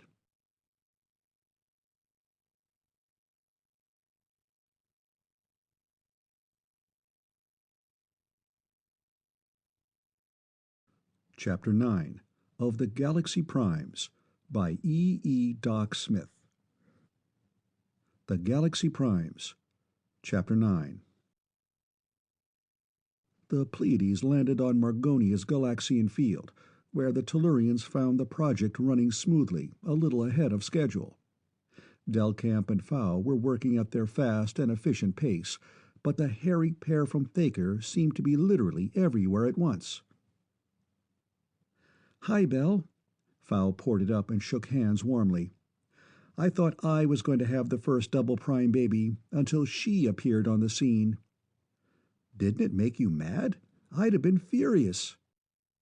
"Maybe a little at first, but not after I talked with her for half a minute. She'd never even thought of that angle. Besides, she thinks the whole galaxy is fairly crawling with double primes." "That's funny. So does Klee. But there are other things, strictly not angles, that she hasn't thought of too. If those coveralls were half an inch tighter, they'd choke her to death. You'd think she'd—" "Huh?" Fow interrupted. "You should scream. Oh, that ridiculous Tellurian prude." "It isn't ridiculous," Belle snapped. "And it isn't prudishness, either. Not with me, anyway. It's just that—" She ran an indicative glance over Fow's lean, trim flanks and hard, flat abdomen. "It spoils your figure.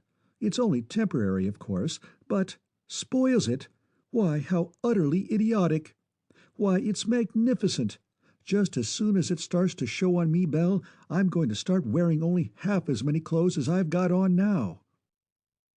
"You couldn't." Belle eyed the other girl's bathing suit-like garment.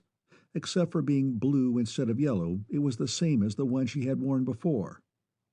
"Not without the League for Public Decency sending the wagon out after you." "Oh, Miss Experience? Well, 3/4 maybe." "Hey, you two," came Delcamp's hail. "How about cutting the gab and getting some work done?" "Coming, boss." "'Scuse it, please." And two fast and skillful women went efficiently to work. With 6 prime operators on the job, the work went on very rapidly, yet without error. The Celestial Queen was finished, tested, and found perfect 1 full day ahead of James' most optimistic estimate for construction alone. The 6 primes conferred. Do you want us to help you pick up the other primes? Delcamp asked. Your main, big as it is, will be crowded, and we have 3 ships here now instead of 1. I don't think so, no, Garlock decided. We told him we'd do it, and in the Pleiades, so we'd better. Unless, Alcine, you don't agree. I agree. The point, while of course minor, is very well taken. We and our operators, we brought 6 along, experts in their various fields, can serve best by working on Tellus with its Galaxian society in getting ready for the meeting. Oh, of course, Fao said. Probably Deg and I should do the same thing? That would be our thought. The 2 Thakerns were thinking and leaping in fusion.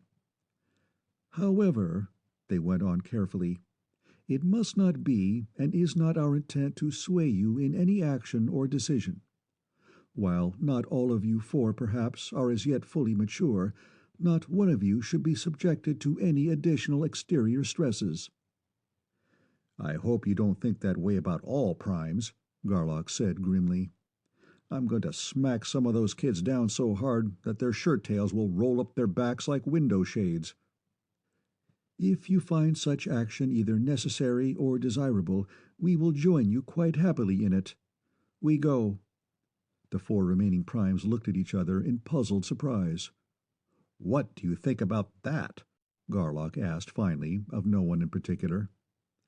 I don't understand them, Fao said, but they're mighty nice people. Do you suppose, Clee, Bell nibbled at her lower lip, that we're getting off on the wrong foot with uniforms and admirals and things?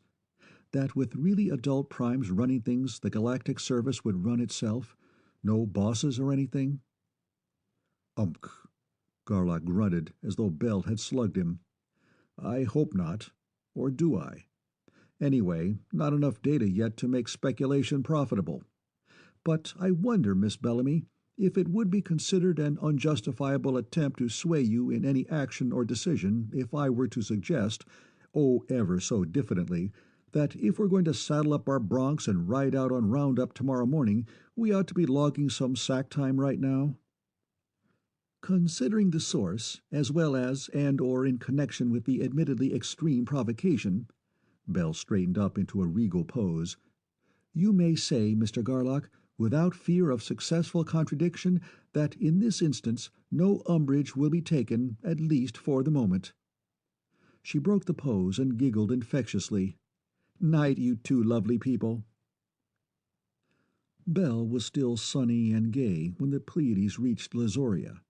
Garlock was inwardly happy and outwardly content. Somolo, however, was his usual intransigent self.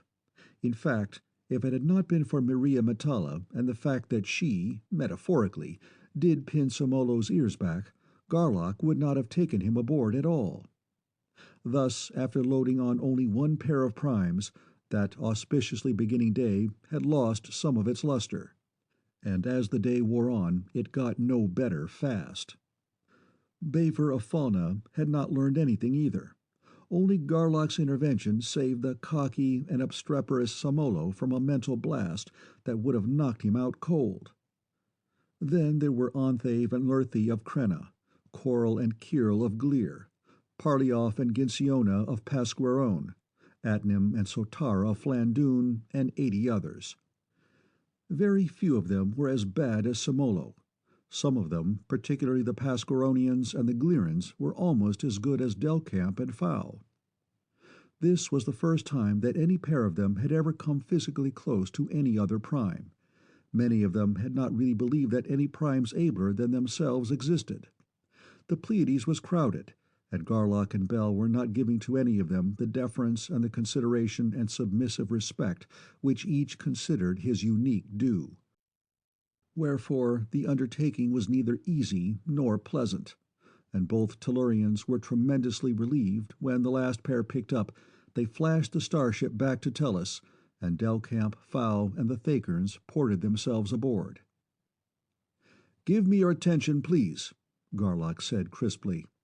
Then, after a moment, "Any and all who are not tuned to me in 5 seconds will be returned immediately to their home planets and will lose all contact with this group.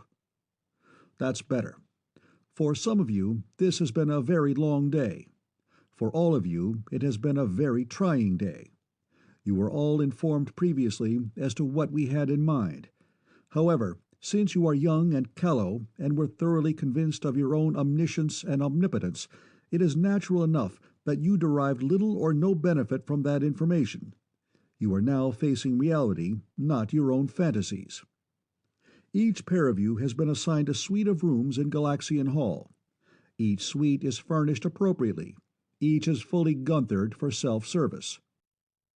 This meeting has not been announced to the public, and, at least for the present, will not be.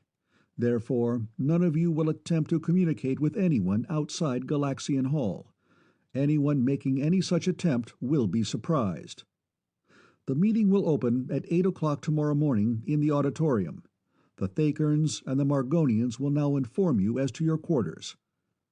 There was a moment of flashing thought. Dismissed. At 1 second before 8 o'clock, the auditorium was empty. At 8 o'clock, 98 human beings appeared in it, 6 on the stage, the rest occupying the first few rows of seats. "Good morning, everybody," Garlock said pleasantly. "Everyone being rested, fed, and having had some time in which to consider the changed reality faced by us all, I hope and am inclined to believe that we can attain friendship and accord. We will spend the next hour in becoming acquainted with each other. We will walk around, not teleport. We will meet each other physically as well as mentally. We will learn each other's forms of greeting, and we will use them. This meeting is adjourned until 9 o'clock, or rather, the meeting will begin then." For several minutes no one moved. All blocks were locked at maximum. Each prime used only his eyes. Physically, it was a scene of almost overpowering perfection. The men were, without exception, handsome, strong, and magnificently male. The women, from heroically framed Phao Talaho up, or down to surprisingly slender Maria Metalla, all were arrestingly beautiful, breathtakingly proportioned, spectacularly female. Clothing varied from complete absence to almost complete coverage, with a bewildering variety of intermediate conditions. Color was rampant. Hair, or lack of it, was also an individual and highly variant matter. Some of the women, like Belle and Phao, were content with one solid but unnatural shade. One shaven head, Maria Metalla's, was deeply tanned but unadorned, even though the rest of her body was almost covered by precious stones. Another was decorated with geometrical and esoteric designs in eye-searing colors. A third supported a structure, it could not possibly be called a hat, of spun metal and gems. Among the medium and long hairs there were 2, 3, and multi-tone jobs galore. Some of the color combinations were harmonious, some were sharply contrasting, such as black and white. Some looked as though their wearers had used the most violently clashing colors they could find. The prize winner, however, was Teria of Thaker's enormous, inexplicable mop, and it was that phenomenon that first broke the ice. The girl with the decorated scalp had been glancing questioningly at neighbor after neighbor, only to be met by uncompromising stares. Finally, however, her gaze met another as interested as her own. This second girl, whose coiffure was a high-piled confection of black, white, yellow, red, blue, and green, half-mastered her screen and said, "Oh, thanks, Jethay of Lodi Yan. I'm glad everybody isn't going to stay locked up all day. I'm Jinsiona of Pascaron. They call me Jin whenever they want to call me anything printable. And this," she dug a knuckle into her companion's short ribs, whereupon he jumped, whirled around, lowered his screen, and grinned, "is the boyfriend, Parlioff, also of Pascaron, of course. Both Jethay and I—" "Call me Jet, everybody does," Jethay said, almost shyly for a prime. "Both Jet and I have been wondering about that woman's hair over there. How could you possibly give a head of hair a static charge of 50 or 100 kilovolts and not have it leak off?" You couldn't, unless it was a perfectly insulated wig, but it looks as though she did at that." And Parlyoff paused in thought. Maybe Bayuk would have an idea or two. And Jet uttered aloud a dozen or so crackling syllables that sounded as though they could have been ladylike profanity. Whatever they were, Bayuk jumped too and tuned in with the other three. "Oh, it's quite easy, really," Teria said then. "Look." Her mass of hair cascaded gracefully down around her neck and shoulders. "Look again." Each hair stood fiercely out all by itself, exactly as before. "All you young people will learn much more difficult and much more important things before this meeting is over. I cannot tell you how glad I am that so many of you are here." And so it went all over the auditorium. Once cracked, the ice broke up fast. Fow and Delcamp worked hard. So did Bell and Garlock. Alcine was a potent force indeed. His abounding vitality and his tremendous smile broke down barriers that logic could not effect. And Teria worked near miracles, did more than the other five combined. Her sympathy, her empathy, her understanding and feeling were as great as Lola's own. Her operative ability was as much greater than Lola's as Lola's was greater than that of a bobby-soxed babysitter. Thus, when half of the hour was gone, Garlock heaved a profound sigh of relief. He wouldn't have half the trouble he had expected. It was not going to be a riot. And when he called the meeting to order, he was pleasanter and friendlier than Bell had ever before seen him. "While I am calling this meeting to order, it is only in the widest possible sense that I am its presiding officer, for we have as yet no organization by the delegated authority of which any man or any woman has any right to preside. Yesterday I ruled by force, simply because I am stronger than any one of you or any pair of you. Today, in the light of the developments of the last hour, that rule is done, except perhaps for one or two isolated and non-representative cases which may develop today. By this time tomorrow, I hope that we will be forever done with the law of claw and fang. For, as a much abler man has said, to the really mature mind, the concept of status is completely invalid." "He's putting that as a direct quote, Alcine, and it isn't." Bell lanced the thought. "He thinks it is," Alcine flashed back. "That is the way his mathematician's mind recorded it." "This meeting is informal, preliminary, and exploratory. A meeting of minds from which, we hope, a useful and workable organization can be developed. Since you all know what we think it basically should be, there is no need to repeat it.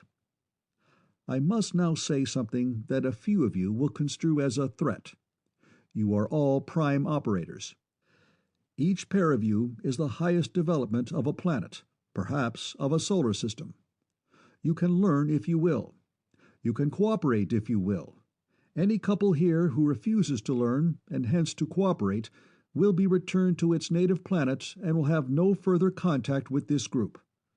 I now turn this meeting over to our first moderators, Alcine and Teria of Thaker, the oldest and ablest prime operators of us all." "Thank you, Garlock of Tellus. One correction, however, if you please. I who speak am neither this man nor this woman standing here, but both. I am the prime unit of Thaker. For brevity, and for the purposes of this meeting only, I could be called simply Thaker. Before calling for general discussion, I wish to call particular attention to 2 points, neither of which has been sufficiently emphasized. First, the purpose of a prime operator is to serve, not to rule. Thus, no prime should be or will be boss of anything, except possibly of his own starship. Second, since we have no data, we do not know what form the proposed galactic service will assume. One thing, however, is sure. Whatever power of enforcement or of punishment it may have will derive not from its primes, but from the fact that it will be an arm of the Galactic Council, which will be composed of operators only. No prime will be eligible for membership." Thaker went on to explain how each pair could obtain instruction and assistance in many projects, including starships. How each pair would, when they were mature enough, be coached in the use of certain abilities they did not as yet have. He suggested procedures and techniques to be employed in the opening up of each pair's volume of space. He then asked for questions and comments. Somolo was the first. "If I'm a good little boy," he sneered, "and do exactly as I'm told, and take over the region you tell me to, and not the one I want to, what assurance have I that some other prime, just because he's a year older than I am, won't come along and take it away from me?" "Your question is meaningless," Thaker replied. "Since you will not take over, or have, or own any region, it cannot be taken away from you." "Then I will—" Somolo began. "You will keep still," came a clear, incisive thought just as Garlock was getting ready to intervene. Miss Metala then switched from thought, which everyone there could understand, and launched a 10-second blast of furious speech. Somolo wilted, and the girl went on in thought. "He'll be good, or else." A girl demanded recognition and got it. "Somolo's right. What's the use of being primes if we can't get any good out of it? We're the strongest people of our respective worlds. I say we're bosses and should keep on being bosses." Garlock got ready to shut her up, then paused, holding his fire. "Ah, yes, friend Garlock, you are maturing fast," came Thaker's thoughts, and in answer to Garlock's surprise, it went on. "This situation will, I think, be self-adjusting, just as will be those in the as yet unexplored regions of space." The girl kept on. "I, at least, am going to keep on bossing my own planet, milking it just as I—" Her companion had been trying to crack her shield. Failing in that, he stepped in close and tapped her, solidly but with carefully measured force, behind the ear. Before she could fall, he ported her back up to their quarters. "This happens all the time," he explained to the group at large. "Carry on." Discussion went on with less and less acrimony all the rest of the day, and the next day and the next.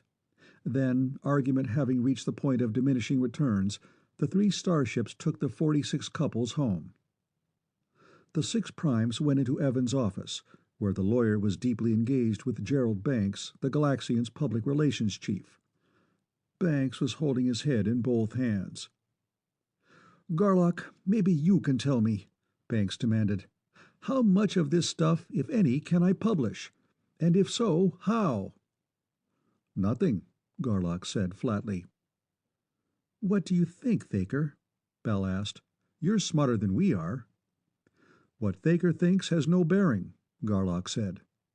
Bell, Fow, and Delcamp all began to protest at once, but they were silenced by Thaker himself. "Garlock is right. My people are not your people. I know not at all how your people think, or what they will or will not believe. I go." "That lets Deg and me out too, then double plus," Fow said with a grin. "So we'll leave that baby on your laps. We go too." "Well, little Miss Weisenheimer," Garlock smiled quizzically at Bell. "You grabbed the ball. What are you going to do with it?" "Nothing, I guess." Bell thought for a minute. "We couldn't stuff any part of that down the throat of a simple-minded 6-year-old. We haven't really got anything anyway. Time enough, I think, when we have 600 or 700 planets in each region, instead of only one planet. Maybe we'll know something by then. Does that make sense?" "It does to me," Garlock said, and the others agreed. "That Thackern we-go business sounds rough at first, but it's contagious. Fow and Deggy caught it, and I feel like I'm coming down with it myself. How about you, Clee?" "We go," Bell and Garlock said in unison, and vanished. Aboard the Pleiades, the next few days passed quietly enough. James set up, in the starship's memory banks, a sequence to mass-produce instruction tapes and blueprints. Garlock and Bell began systematically to explore the Tellurian region. Now, however, their technique was different. If either prime of any world was not enthusiastic about the project, "Very well, think it over," they would say. "We will get in touch with you again in about a year," and the starship would go on to the next planet. On Earth, however, things became less and less tranquil with every day that passed. For in deciding not to publish anything, Garlock had not considered at all the basic function and the tremendous ability, power, and scope of the press. And Galaxian Hall had never before been closed to the public, not for any hour of any day of any year of its existence. A non-profit organization dependent upon the public for its tremendous income, the Galaxian Society had always quartered that public in every possible ethical way. Thus, in the first hour of closure, a bored reporter came out, read the smoothly phrased notice, and leapt it into the desk. It might be worth, he thought, half an inch. Later in the day, however, the world's most sensitive news nose began to itch. Did or did not this quiet, unannounced closing smell ever so slightly of cheese? Wherefore Benjamin Bundy, the newscaster who had covered the starship's maiden flight, went out himself to look the thing over. He found the whole field closed. Not only closed, but Gunther blocked impenetrably tight. He studied the announcement, his sixth sense, the born newsman's sense for news, probing every word. Regret, research, of such extreme delicacy, vibration, temperature control, 1/100th of 1 degree centigrade.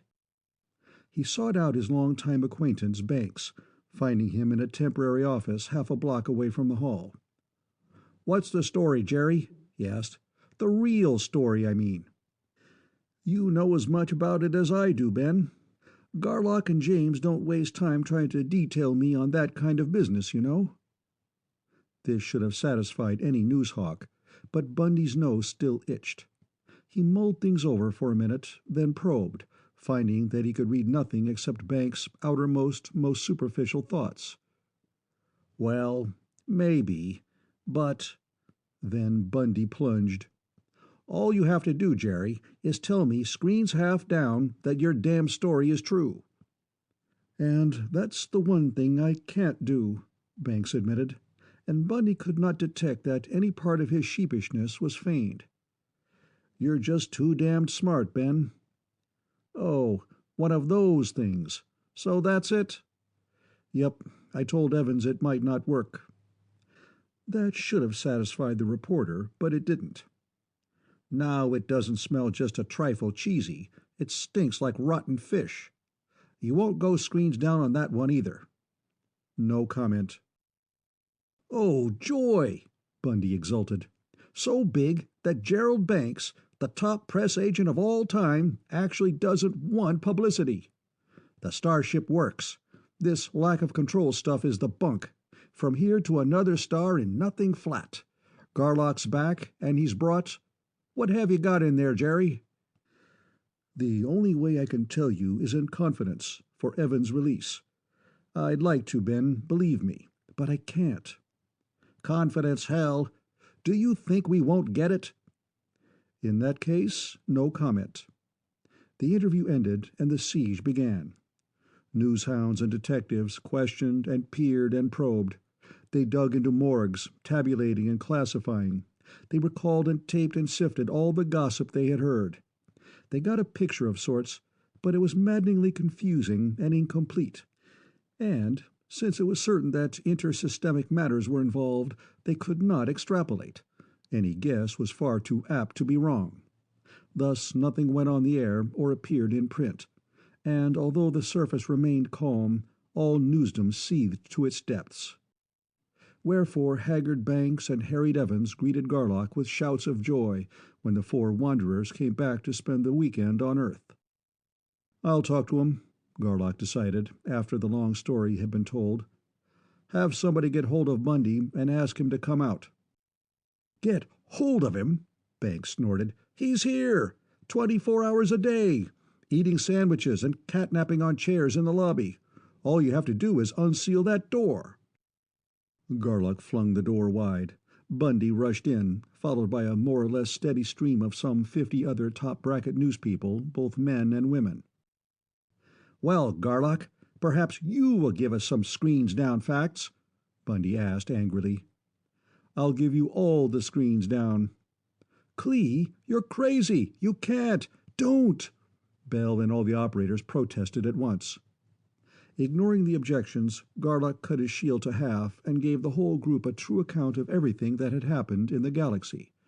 Then, while they were all too stunned to speak, a grin of saturnine amusement spread over his dark, 5 o'clock shadowed face.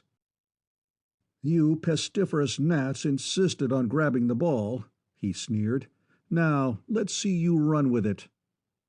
Bundy came out of his trance.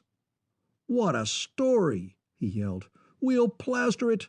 "Yeah," Garlock said dryly. "What a story. Exactly." "Oh." Bundy deflated suddenly. "You'll have to prove it. Demonstrate it, of course." "Of course? You tickle me. Not only do I not have to prove it, I won't. I won't even confirm it." Bundy glared at Garlock, then whirled on Banks. "If you don't give me this in shape to use, you'll never get another line or mention anywhere." "Oh, no?" For the first time in his professional life, Banks gloated, openly and avidly. "From now on, my friend, who is in the saddle? Who is going to come to whom? Oh, brother!" When the fuming newsmen had gone, Garlock said, "It'll leak, of course." "Of course," Banks agreed. "It is rumored, from a usually reliable source, and so on. Nothing definite, but each one of them will want to put out the first and biggest." "That's what I figured. It'll have to break sometime, and I thought easing it out would be best. But wait a minute." He thought for 2 solid minutes. "But we're going to need a lot of money, and we're just about broke, aren't we?" This thought was addressed to Frank Macy, the Galaxian's treasurer. "Worse than broke. Much worse." "I could loan you a couple of credits, Frank," Bell said brightly. "But go ahead, Clee." People like to be sidewalk superintendents. Suppose they could watch the construction of an outpost so far away that nobody ever dreamed of ever getting there. Could you do anything with that, Jerry? "Could I? Just—" And Banks went into a rhapsody. "That's the first good idea any one of you crackpots has had for 5 years," Macy said suddenly. "But wouldn't transportation of material and so on present problems?" "No, just buying it," Garlock said soberly. "Or rather, paying for it." "No trouble there." "What?" Bell exclaimed. "No trouble? It says here in fine print. How the old skinflint has changed. Instead of screaming his head off about spending money, he's actually offering to. Frank, I'll loan you 3 credits." "Hush, honey child. The men folks are talking man business." "Look, Clee, we'll use the Pleiades at first, while we're building a regular transport. 100 passengers per trip, 1,000 credits one way." "Wow," Bell put in. "Our ex-skinflint is now a barefaced, legally protected robber." "By no means, Bell," Evans said. "How much would that be per mile?"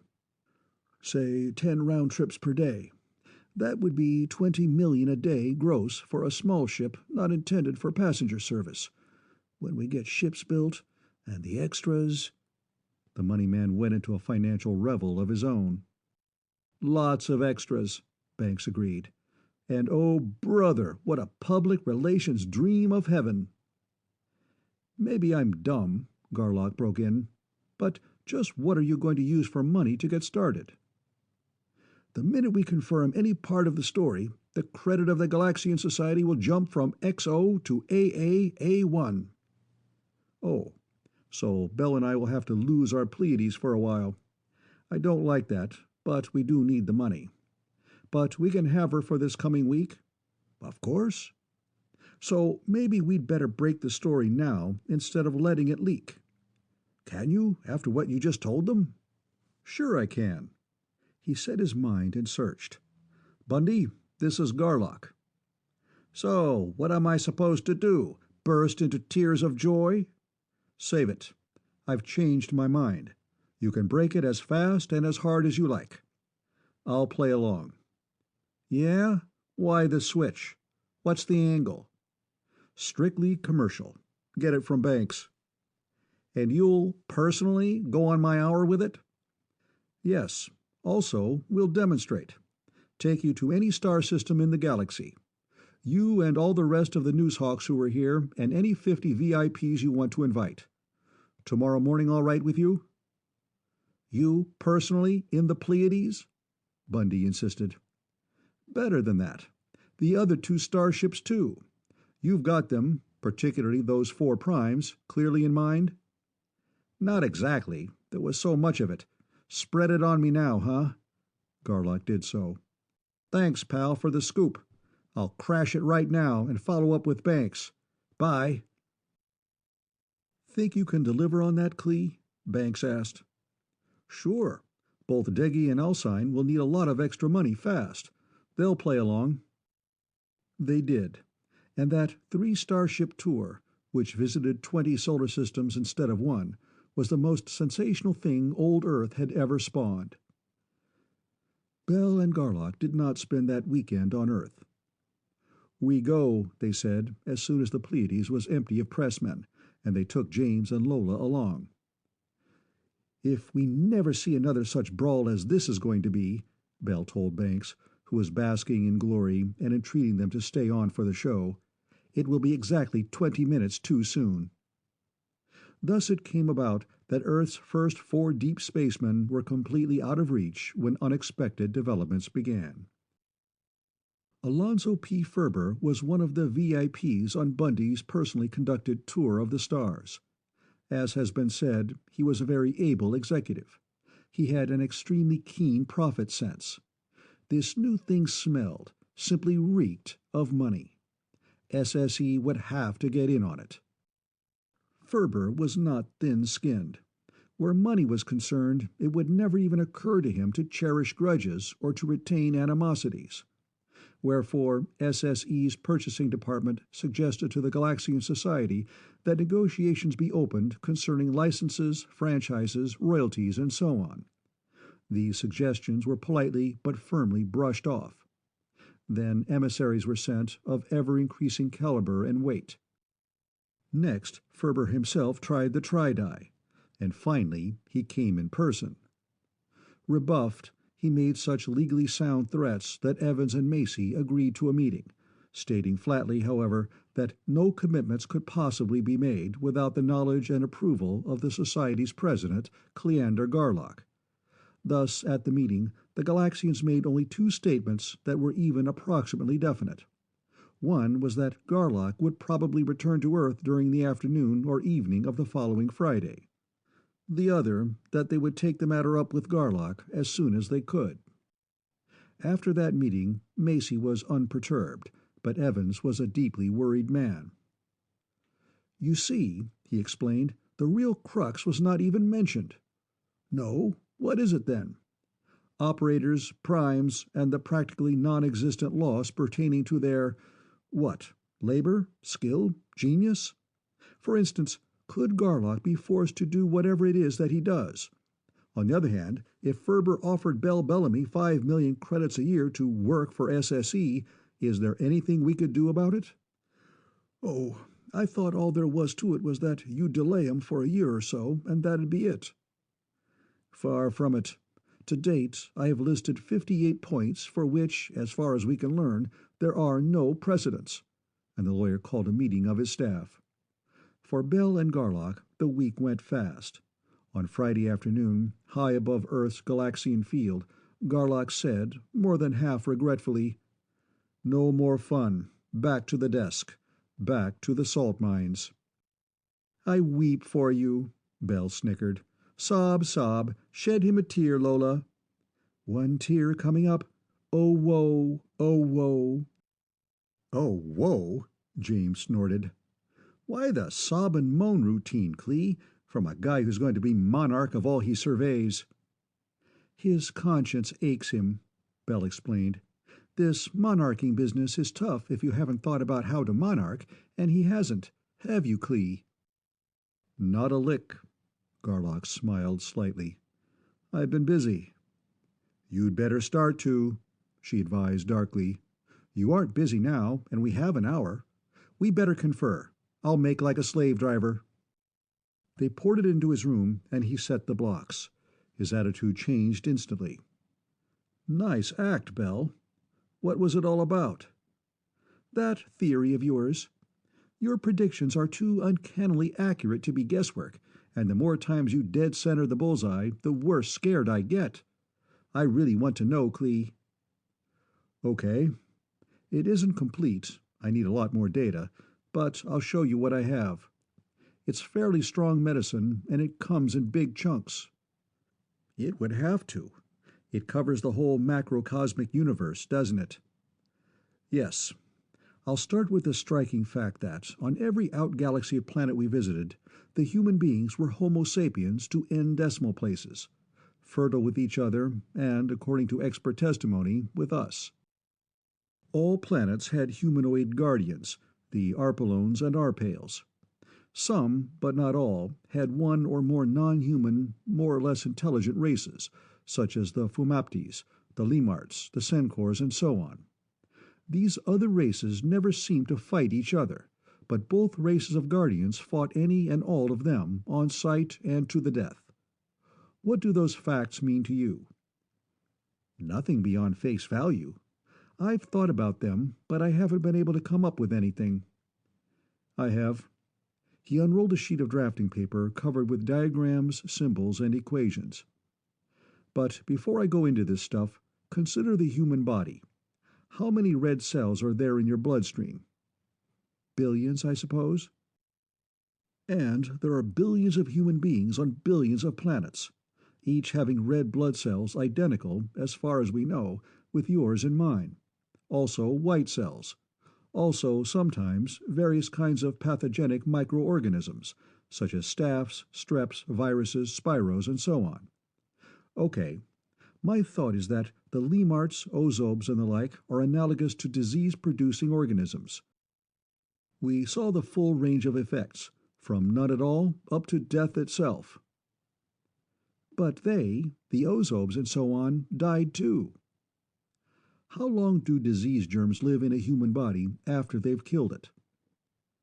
"But that horrible Dilipic, the Gollop, they don't seem to fit."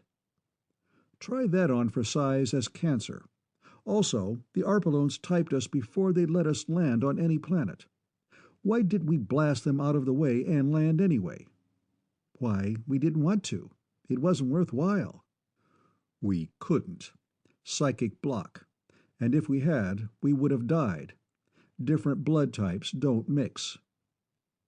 "So you and I are merely two red cells in the bloodstream of a super-duper galactic super-monster? Phooey," she jeered. "That chestnut was propounded 1,000 years ago. Are you trying to take me for a ride on that old sawhorse?" "That's the attitude I had at first. So now we're ready for the chart." He pointed to a group of symbols. "We start with symbolic logic, manipulating like so to get this." There was a long mathematical dissertation, a mind-to-mind, rigorous point-by-point proof. "QED," Garlock concluded. "I see your math, and if I believed half of it, I'd be scared witless. Those few pieces fit, but they're scattered around in vast areas of blankness, and you're jumping around like the Swiss Miss leaping from Alp to Alp. And how about our own galaxy, the most important piece of all? It's different, and we're different mentally. That wrecks your whole theory." "No, I told you I need a lot more data. Also, beyond a certain point, the analogy appears to get looser." "Appears to? It's as loose as a goose." "Think a minute. Is it actually loose, or are we getting up into concepts that no human mind can grasp? That might be the case, you know." "Oh, you're quite a salesman, Clee, but I'm still not buying." "Our galaxy is a bit of specialized tissue, part of a ganglion, maybe. Over here, see? I'll have to leave it dangling until we find some more like it. I see. But anyway, you have a tenth's worth of real material on that whole sheet. Feed everything you have there into a computer, and it'd just laugh at you. Sure it would. The great advantage of the human brain is its ability to arrive at valid conclusions from incomplete data. For instance, what would your computer do with the figures you shot at me the day we started out? 39, 22, 39, 57, 135. Yet, they're completely informative. To anyone interested in that kind of figures, yes. Which includes practically all adults. Then take the figure 3.14159. Compy would still be baffled. But unlike the first set, most people would be too. Yes, perhaps 2 out of 10 would get your message. Now take something really new, like the original work on gravitation or relativity. No possible computer would be of any use. That takes a brain. The brain of a Newton or an Einstein, yes.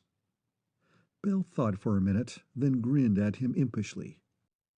Now watch the brain of a Bellamy perform. Get into high gear, brain. I wish I knew something about biochemical embryology, but I read somewhere that ova are sterile, so our galaxy is an ovum. Therefore, our supergalooper is a gal, which incontrovertible fact accounts for and explains rigorously the long-known truth that women always have been, are now, and always will be vastly superior to men in every quality, aspect, and— "Hold it!" Garlock snapped. His face hardened into intense concentration.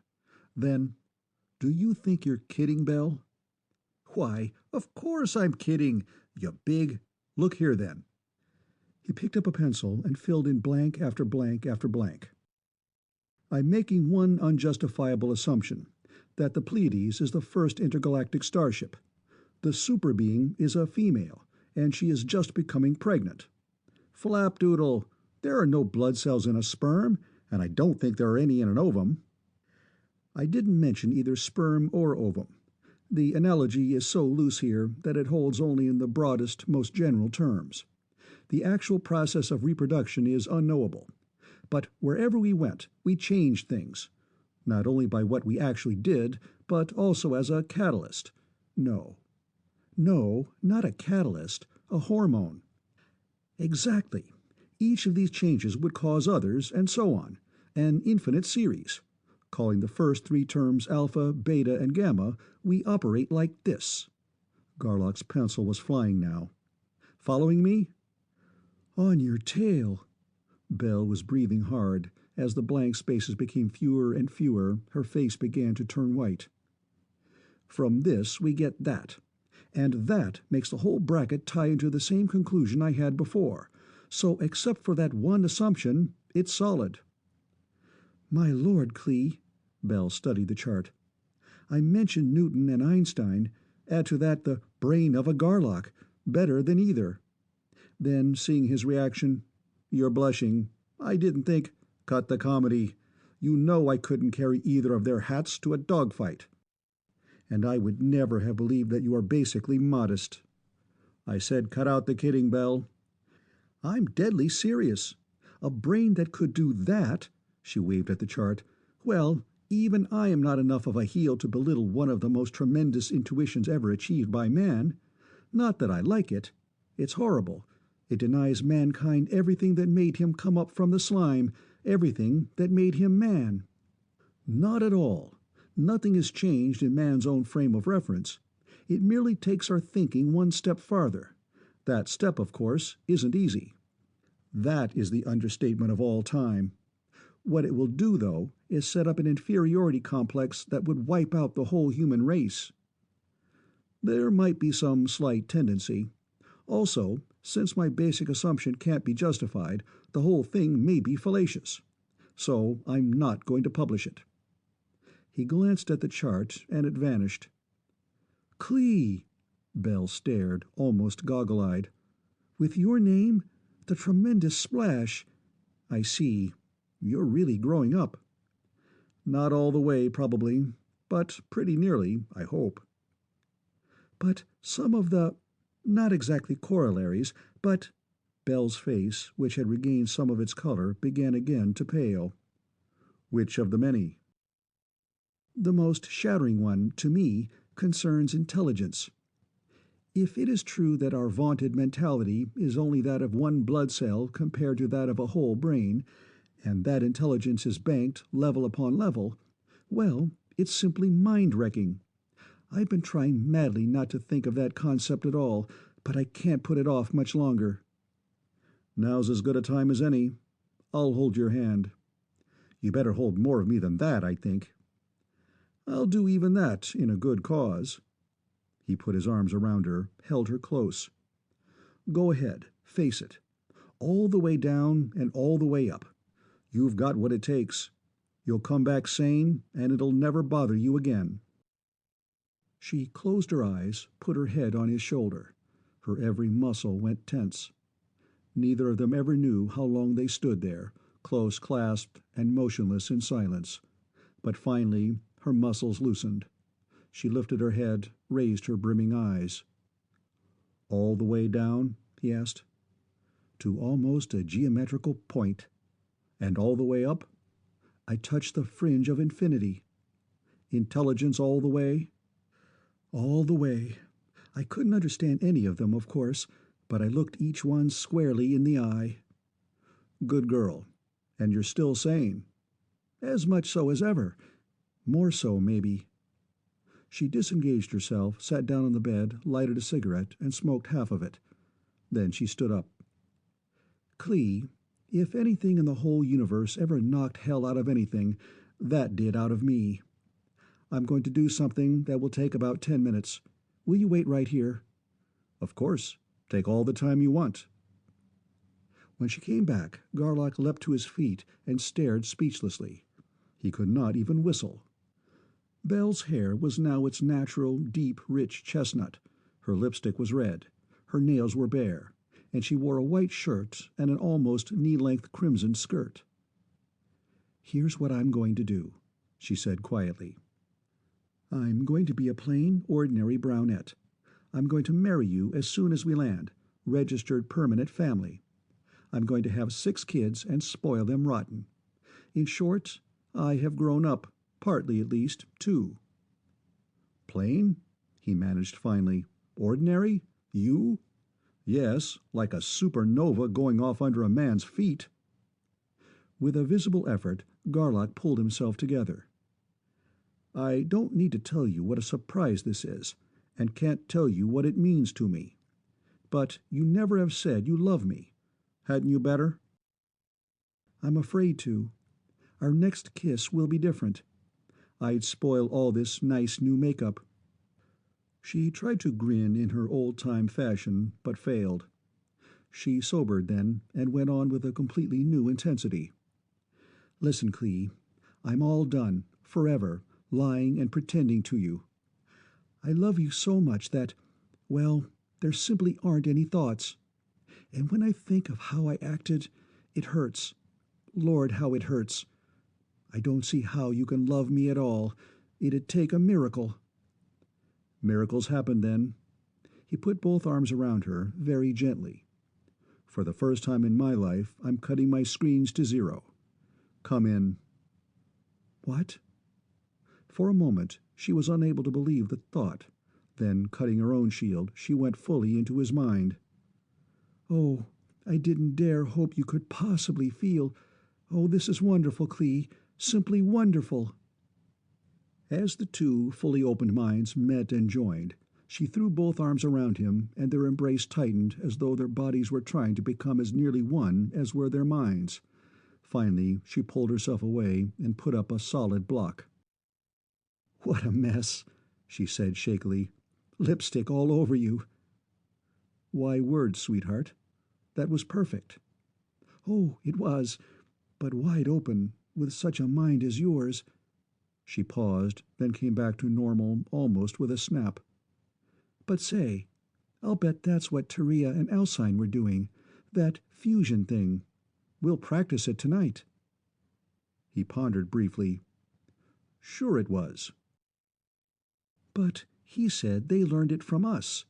How could he have, when we—" "Oh, We did, of course, in moments of high stress, but we didn't actually know it."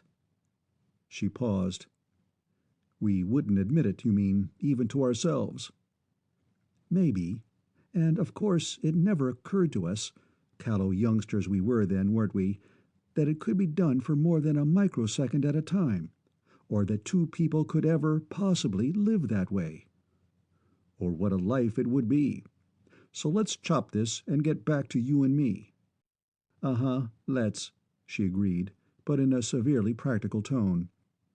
"You've got lipstick even on your shirt, so change it, and I'll go put on a new face and bring over some stuff and clean you up." While she cleaned, she talked. "I told you our next kiss would be different, but I had no idea. Wow, that will be as much different too, I'm sure. Hmm?" Again she pressed herself against him, this time in a somewhat different fashion. "Stop that, you little devil, or I'll—" His arms came up of themselves, but he forced them back down. "No, I won't. We'll save that for tonight, too. I'll behave myself." She laughed, pure joy in voice, eyes, and smile. "I bet myself you wouldn't, and I won. You're tall, solid gold, Clee darling, the absolute top." "Thanks, sweetheart. I wish that were true," he said soberly. "But I can't help wondering if two such hellions as you and I are can make a go of marriage. No, cancel that. We'll do it. All we have to figure out is how." "I know what you mean. Not at first. It'll be purely wonderful then. After 5 years, say, when the glamour has worn off and I've had 3 of our 6 children, and 2 of them are in bed with the epizootic, and I'm all frazzled out, and you're strung up tight as a bowstring with overwork, and— Hold it. No. If we can live together 6 months, or even 6 weeks, without killing each other, we'll have it made. It's at first that it'll be rugged. No matter how rugged it gets, though, we'll know one thing for certain sure. We couldn't live apart. That'll give us enough leverage. Check?" "And double check." She giggled sunnily. "I'll take care of any and all situations, whatever they are, that arise in the first 6 months. You'll be responsible for the next 60 years. That's a perfectly fair and equitable division of responsibility. Now kiss me, and we'll go." When Garlock cut the Gunther box, however, James' thought came instantly in. "Been trying to get you for 20 minutes." And in a couple of seconds he brought Garlock and Bell up to date. "So Fatso's been waiting in Evans' office. He's throwing fits all over the place, and Evans and Macy are going quietly mad." "He'll have to wait," Garlock decided instantly. "No matter how many fits he has, no such decision is going to be made until there's enough of a galactic council to make it." "Well, you'll have to tell him that yourself, in person." "I'll do just that, and tell him so he'll stay told." "Okay, but shake a—" Bell and Garlock poured it out into the main, arms around each other like a couple of college freshmen. "Gug," James gurgled. "Bell!" Lola shrieked. "Why, Bell Bellamy!" "What goes on here?" James demanded. "Nothing much," Garlock replied, although he blushed almost as deeply as Bell did. "We just decided to quit fighting is all. Cut the rope, Junior, and let the old bucket drop." The end of The Galaxy Primes by E. Doc Smith.